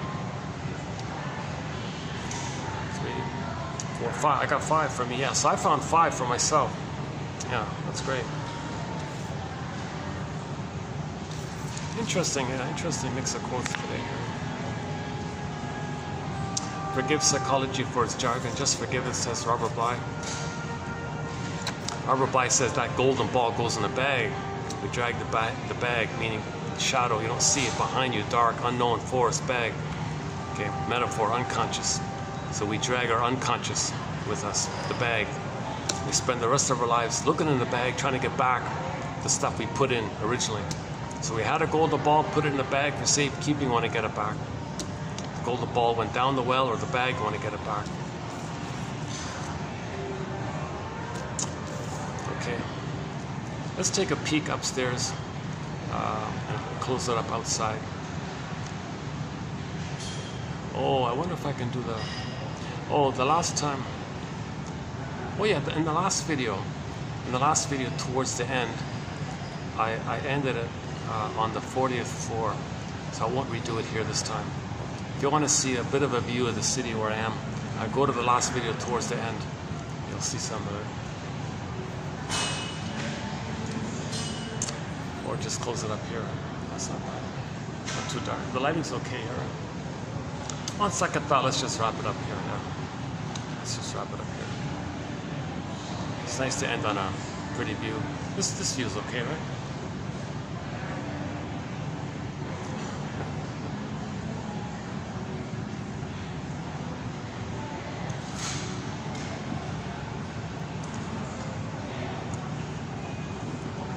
Yeah, we talked a fair bit about the show Harry's Law. Yeah, interesting one. So go to yesterday's batch, you'll get a few good quotes on Harry's Law. And about a week ago, we included another set of 3 quotes. So we have 7 quotes from the TV show Harry's Law.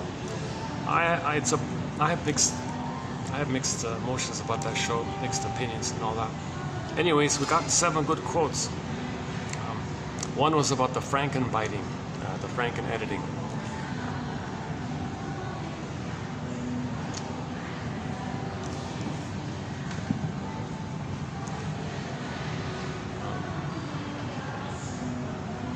I think my favorite one from the Harry's Law set is the guy at midlife was asking himself, gee, I wonder what's worse, realizing at midlife that you're no longer who you used to be, or that you still are what you always were.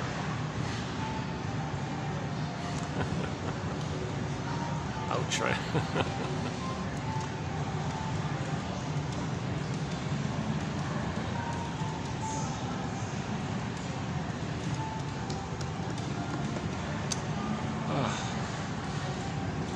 This is new, hey, with the tables here. Oh my God, this is new. Oh my God. Well, that means, hey, that's a thought. Aha. Oh my God. I didn't have this before. That means, oh, here's an experiment. Here's an idea.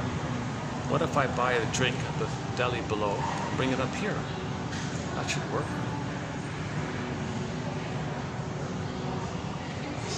Or is this only for them? Then forget it, I can't do it. I'll ask them if they'll accept my buying a drink from below and taking it up here and doing my video here. But the traffic's not too bad here, I think. This floor.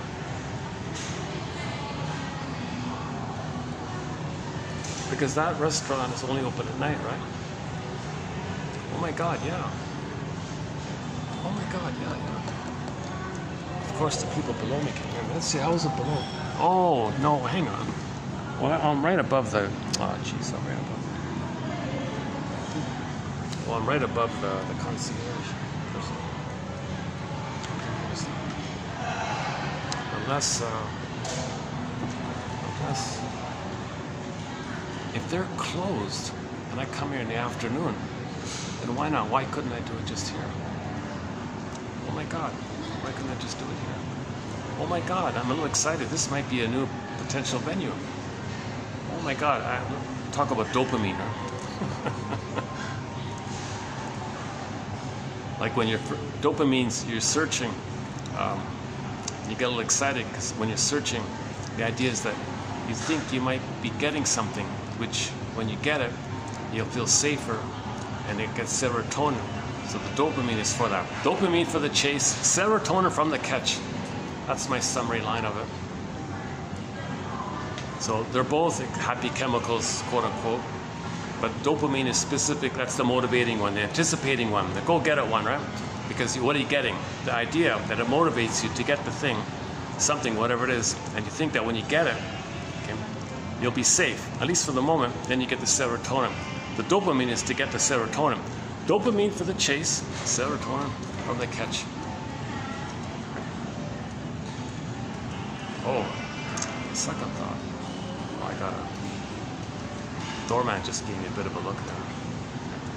Oh, maybe not. The whole front desk is there. The door people are there. The concierge is just below. Oh, maybe not.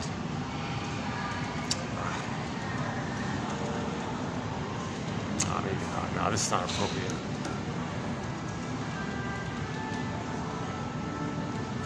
They don't mind if I spend a few minutes here, but I don't think I could do 3 hours here. Let's just go upstairs and close it up there. Hold on a second.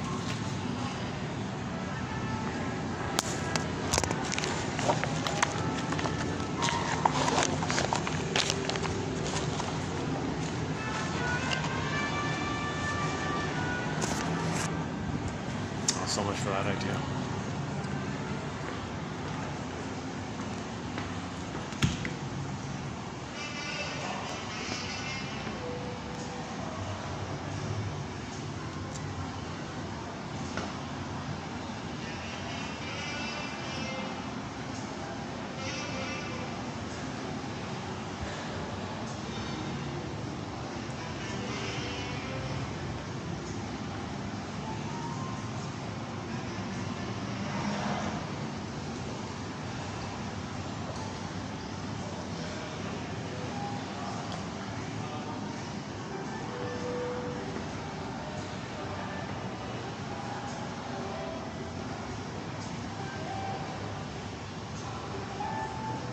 Oh, what's this?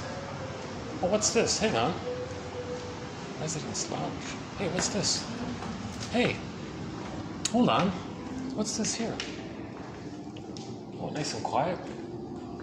Oh, they're not gonna let me use this. No way. Oh, wouldn't this be nice if I could do the video here? No way. They're gonna charge you a ridiculous fee. Oh my God, it'd be great if I could.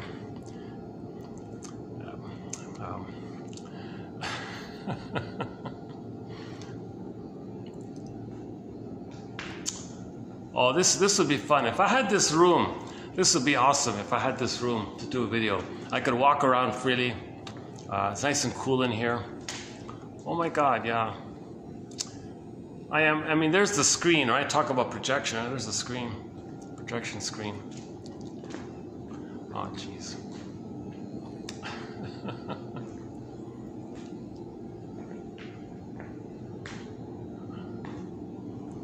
The odds of them saying okay are like 1 in a million or something, 1 in 100. Well, for a few minutes they won't mind.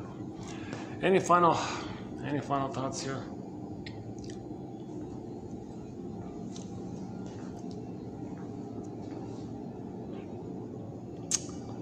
Oh, there's even a back area.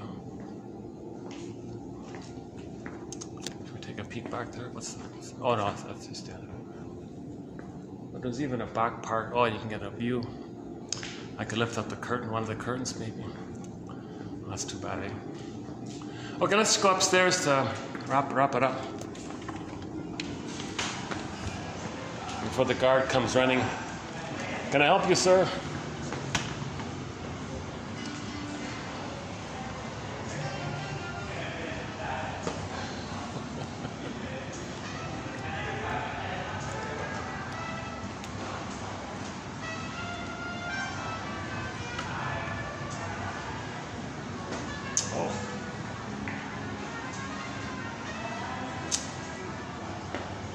Yeah, projection, that's a key one. That's a very good way. The unconscious is trying to communicate to us. It's trying to let us know something about ourselves that we've been denying our whole lives.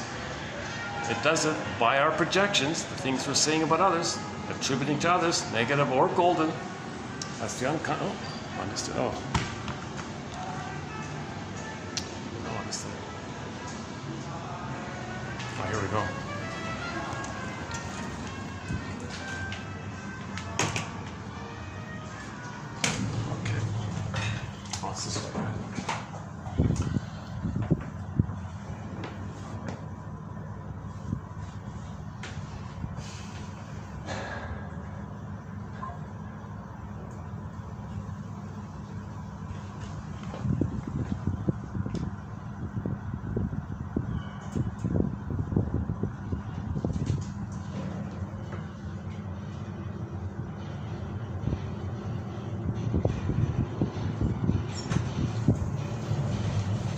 All right, here we go.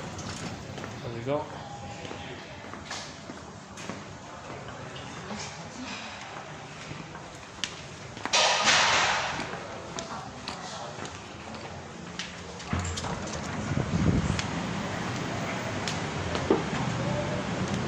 All right, let's wrap it up here. See, they got the pool part and this other sectioned off part, which is great. Oh, it's raining. Yeah, okay. Yeah, it's raining here. I gotta cover the thing here. I love these sofas. Check out these huge jumbo sofas. Like a sofa for a giant or something. Talk about giants. Any final thoughts? Oh, I'm not getting somebody in the camera. Any final thoughts here? Any final thoughts here? So we did a few. So we covered projection in this video, 1 on gambling, and 3 by Mr. Groff. Interesting author. Yeah, he wrote a whole bunch of books.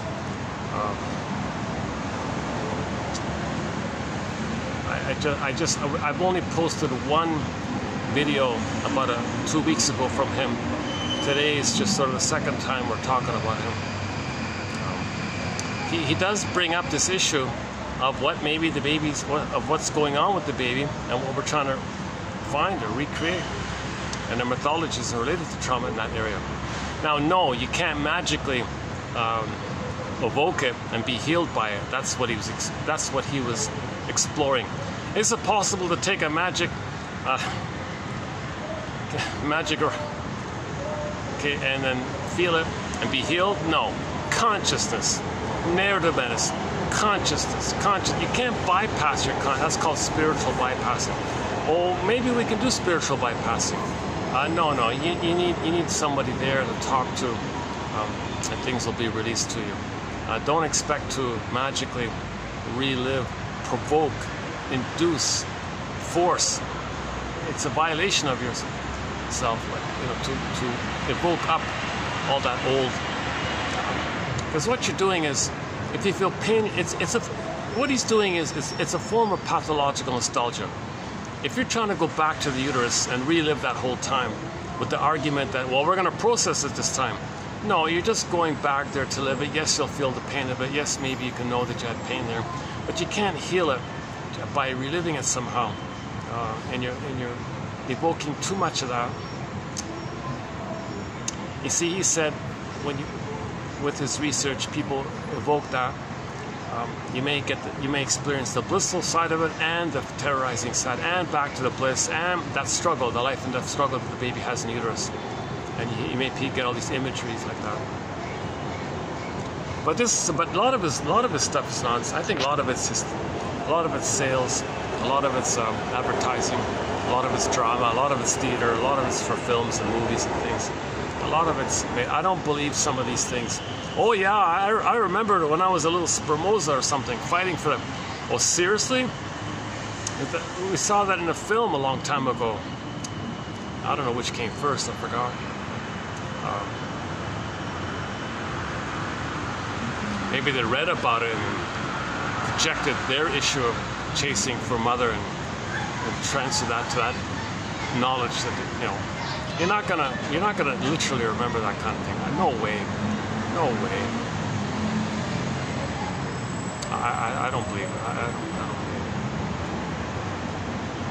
it. Oh yes, I was one of those little spermosa things, running, chasing for the egg, and I was competing with all the others. There was a whole bunch of us, and I was in panic. I was trying to get there, and all this. It was a struggle like this. You remember that? When you were that little? Come on, right? So but some of his stuff's okay. So it's mixed with these guys.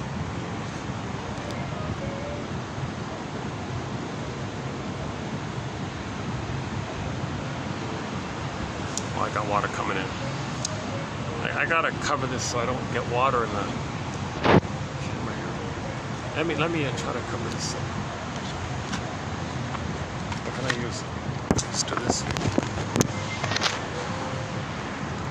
That's just. Oh wait! I got an umbrella. Hold on. Let me get the umbrella. Yeah.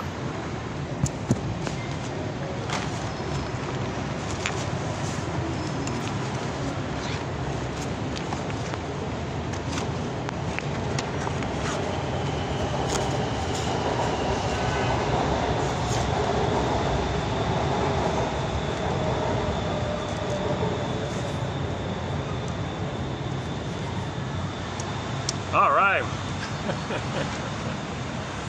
Hold it up. I'll just hold it. All right. Any final thoughts here under the umbrella? I once tried to do a video on the. It didn't work under the umbrella.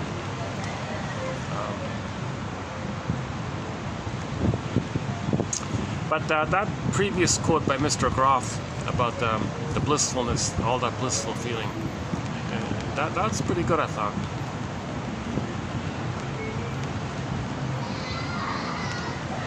My understanding of it is, if someone tries to induce that with the brain chemistry trickery,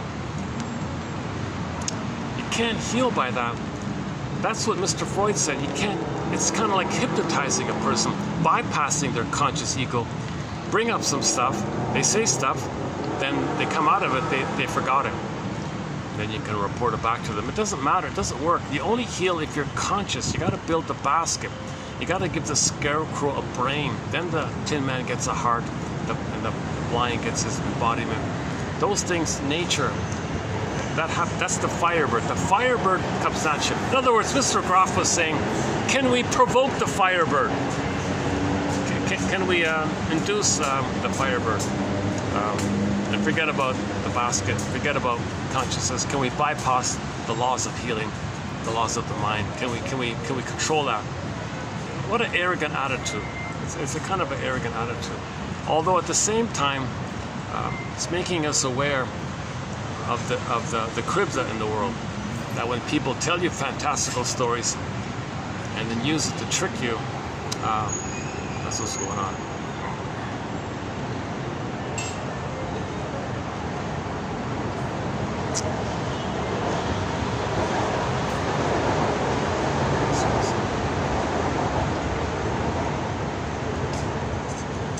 This is like from the supermarket. It's falling apart on me already. Oh, look at that. It fell apart on me already. Oh, you got to twist it. All right. Why am I telling you this? Oh, my disclaimer. Did I do my disclaimer? Yeah. I haven't been analyzed, so you'll see you've seen my anxiety. You'll see the childishness in me, I guess. So again, anxiety means you're being reminded of the old fears and you don't remember it. It's coming to you in the form of physiological responses. I got some people in front of me here. What's going to go here? Why do people do that? They got all the space around it, but they want to sit as close to you as possible. So what else do we got here?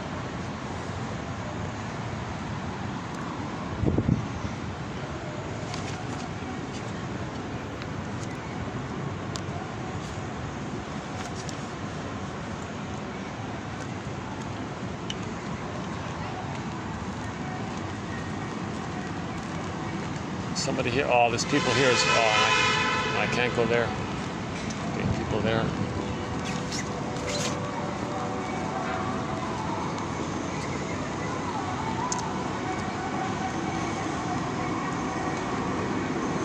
What about here? Nobody's here. It's too noisy, eh? Yeah, it's too bad.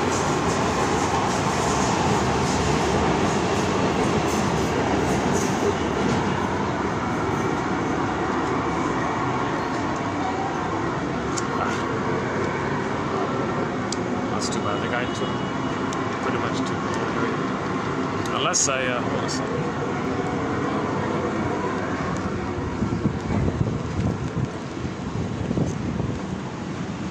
Sit there. I'll just sit there for a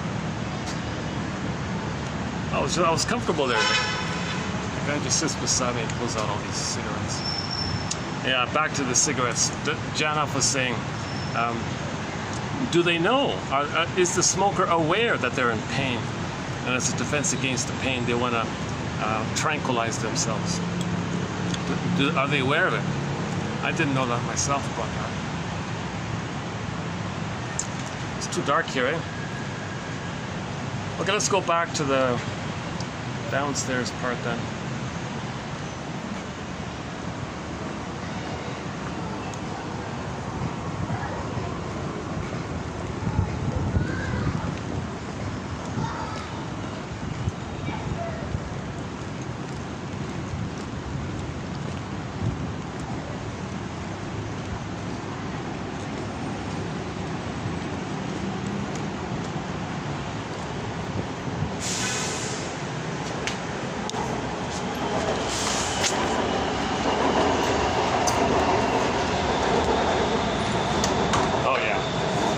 Thanks a lot. Yeah.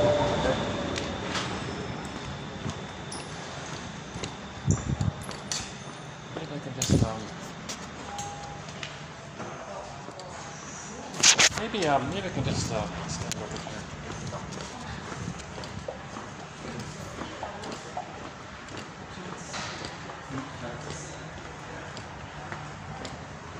There's a spot down here. Yeah, maybe I could just stand here for a bit. How's the lighting down here? Too dark, right? What's this again? How's lighting here? Where can I get lighting? Aha, no. That's too dark here. Oh! Oh! It's too dark here.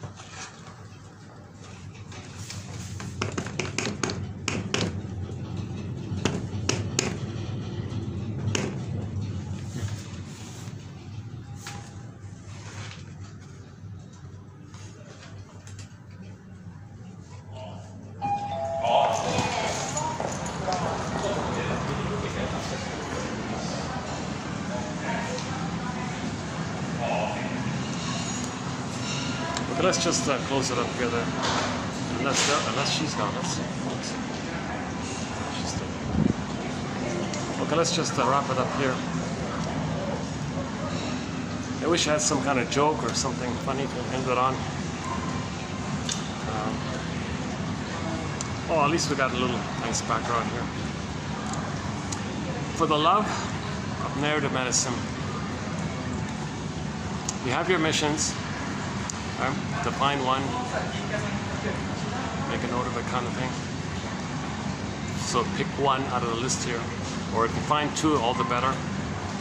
Whatever it is, see if you can find the best one at least.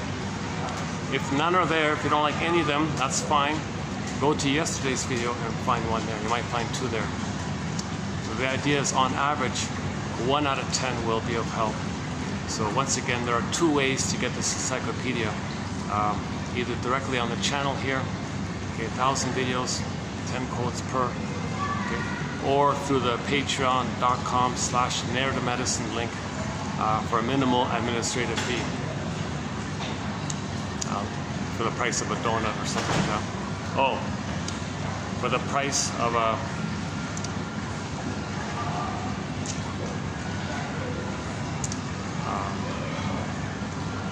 oh my God. You know, for the price of this deal they're offering here, you could get 30 encyclopedias. Something like, it's crazy. It's a remarkable offer. €4 basically, €4, right? $4, €4, whatever, $5 Canadian. So it's a minimal fee. It's an admin fee basically to the copy. It's a reliable service. Somebody ordered it already. Now their setup is that you'll see it. You join, you pay the fee, then you cancel. It's simple like that. He did it. The guy did it. He joined, got the encyclopedia, and then canceled. It's simple like that. You don't have to be a regular monthly member. Of course, I would love the continuity of a regular, members like that. It would be nice to have some community. I've been kind of, I realize a lot of people don't like talking about this. You're blaming the mother, they say. How dare you blame my mother? My mother's a goddess. She makes the best chicken soup in the world or something. Okay, that's called reaction formation. Okay, the truth is the opposite, but you don't want to feel it. A splitting. You got to find a balanced middle. Okay, your mother is helpful in some ways, but hurtful in other ways. Can you get the median, the balance like that? Not in a flippant way. Oh yeah, I know it's perfect. I get that. She was a goddess. No, really, she was a goddess. If you think your mother's a goddess, you really feel like she's a demon. That's called splitting, and it's reaction formation. You flip it because all babies need to see their mothers as goddesses in order to survive.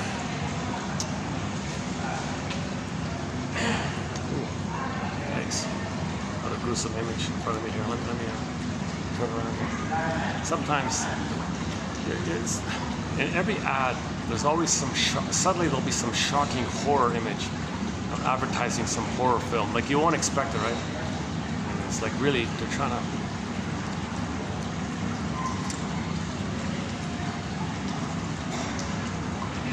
The people who do that, people who create that are trying to say, I was traumatized and I want to externalize it as a defense against my pain of it. If I provoke it in you, then I'll convince myself I wasn't traumatized, that my mother was a goddess. So you can feel what I don't want to feel. So I want to provoke you to feel it. So they'll create some high-def, over-the-top graphic images of a very shocking, violent, gruesome, horror kind of scene. You know, that's an ad for a horror thing. I'm surprised it's... Oh, there it is again. Yikes. Jeez, let's find some other spot here. So,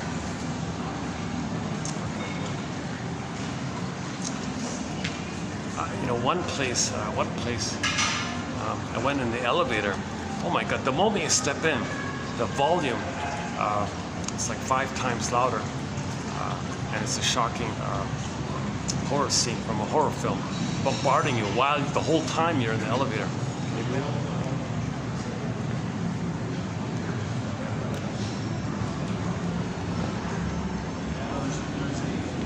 Oh, let's go back up here. Let's go.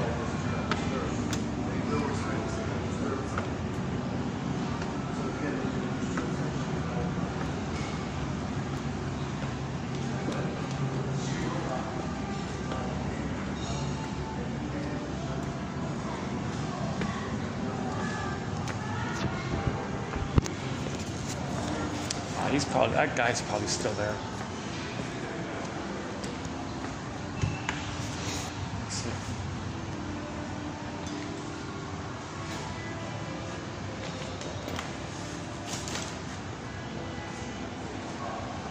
Got a broken umbrella here.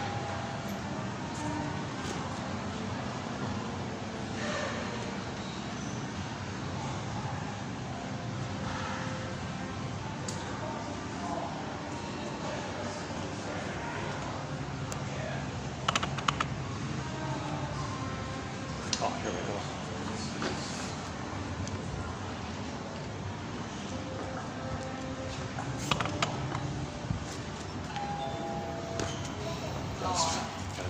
Let's try this again.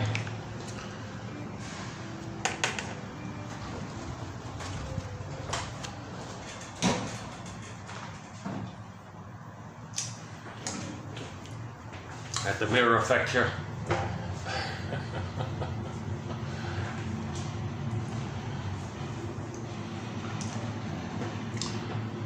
Your mission. You have your mission.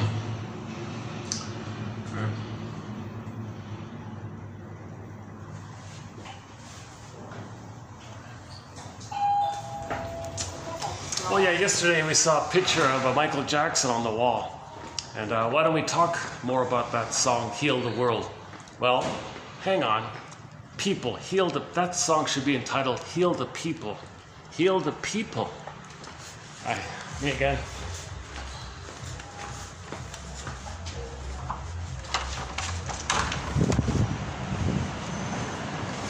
Oh, it's getting dark here. All right.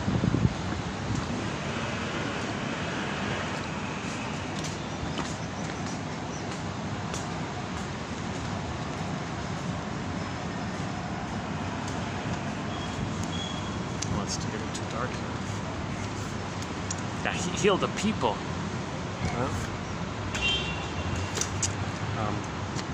So that song Michael Jackson should have the song called Heal the People. Heal the people. Heal the people. Then the world will be healed. You can't heal the world magically just by bypassing the idea that you need to heal the people. Heal the people. Now maybe it's implied that if you want to heal the world, you're going to heal. See, if you say heal the world, okay, don't pollute so much. Okay, well, then the reason why you're polluting and you whack-a-mole, it goes out in some other way. It doesn't work like that. This behavioralism doesn't work. You got to analytic. You got to heal the people. Then the world will be sorted. The symptom, things will get better like that. When the people get better. When the people get better, the environment gets better. Heal the people. You start, man in the mirror. Just look in the mirror. Start there. Heal that person. Man in the mirror. Very good song. Man in the mirror. Heal the world. Well, start with the man in the mirror. If you want to heal the world, start with the man in the mirror. Or the woman in the mirror. Or the one you see in the mirror. Heal the people.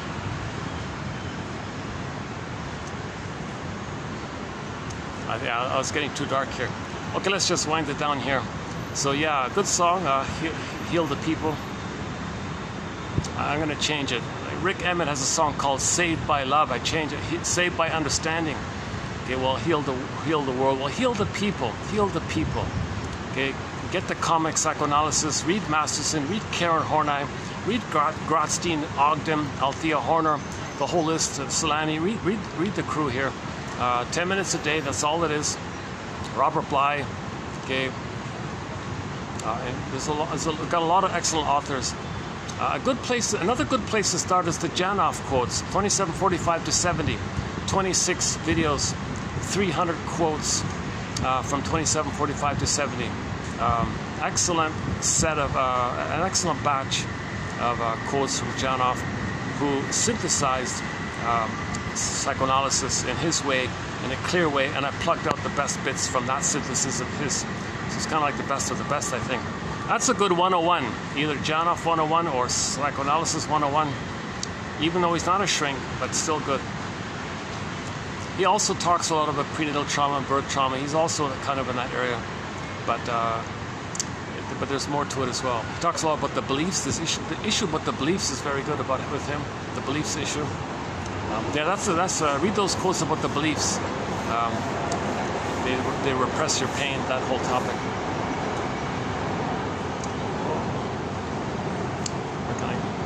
Is there any last bit of light I can find here?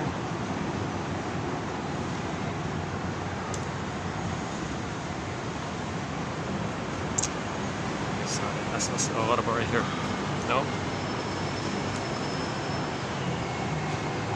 Any last bit of light? What about there? Jeez. What about right here? What about this one? Get some light here. What if I do this? Can we get some light here? Aha. Not really. Okay, well, let's just wrap it up here then. Okay, I'll see you in the next video. Yeah, nice tall building here. 40, 50 floors here. Tall building here. So we'll continue to add quotes to our various threads. We now have 61 topics on the go. Projection is one of them. A few quotes added today.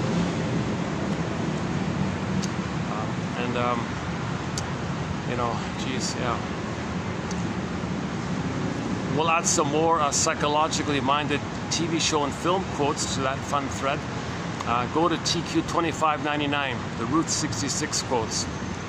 Another mission, should you choose to accept it, is to visit 2599 and read those top 5 quotes. There's 11 there, but read the top 5 in particular. That 5 right there, those are some of the best quotes in our whole encyclopedia, right there from that show, Route 66. You got the albatross one, the third side of the coin one, the mask one. It's excellent stuff. The future one, the birth trauma one. It's an excellent one. Those 5. Back to you here. Oh my gosh. Is it? No.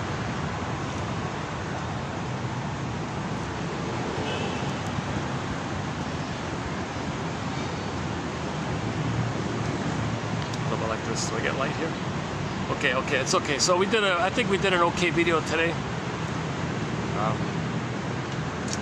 Ironically, yesterday's video, I still think it was good. It just a lot of choppy, a lot of interruptions. The lighting issue was a miserable lighting issue. But it was a new venue, new scenes. It was all new scenes. I'm not going to go back to that place, but it was kind of interesting to have like a fresh environment. That was okay. That turned out to be okay, I thought, despite the choppiness of it all. Now, if there's something, so again, the basic thing is it's between you and the quotes. Okay, judge these quotes in terms of the relationship you have with them between you and the quotes. Okay. I don't in any way see myself in the helper role because of my anxiety. Okay, as mentioned earlier, the counselor has to be calmer and more embodied than the client, right? So I don't see myself in that area. I'm trying to learn this perspective. You know, somebody said if you want to learn something, teach it. Well, I'm not really seeing myself as teaching it, but if I'm discussing it, I'm kind of learning it myself. And of course, if by chance someone does find my discussion helpful, that's a bonus kind of thing. But the real value is the encyclopedia. It's a unique collection.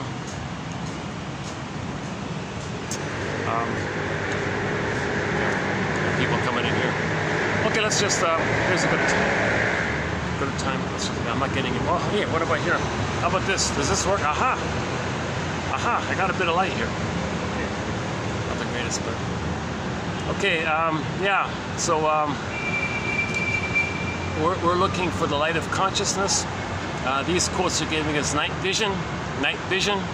Somebody called the psychoanalytic orientation as giving one a lantern in the unconscious to see the contents, to bring it back. Night vision. It's dark. The metaphor is that if we don't know something, we don't see it. It's dark. That's why you need vision. These quotes are giving us night vision, a lantern. Okay, so we'll continue to build this lantern. And I'll see you in the next video. Thanks very much. For the love of narrative medicine. I'll see you in the next video. I wish I had a funnier ending or some funny catchphrase at the end. I'll search for something. Hopefully something will come up. So yeah. My mission, should I choose to accept it, is to look for some fun little ending. I normally play the song, our theme song, but I can't. It's awkward these days doing it in the public. But if you want to hear our theme song, go on YouTube and type in Katja Epstein, Windmills of the Mind. It's a German cover of the song Windmills of the Mind. Or for an English one, go to Barbara Lewis. Barbara Lewis's rendition of Windmills of the Mind. If you want a fun version of it, go to Kermit the Frog. Jose Feliciano's is a little bit tolerable, but really the two best versions are Barbara Lewis in English and Katja Epstein in German. The one in German is our theme song. It begins with those bass tubas, those booming bass tubas. It's a great song. She really belts it out. Great song, sung by Katja Epstein.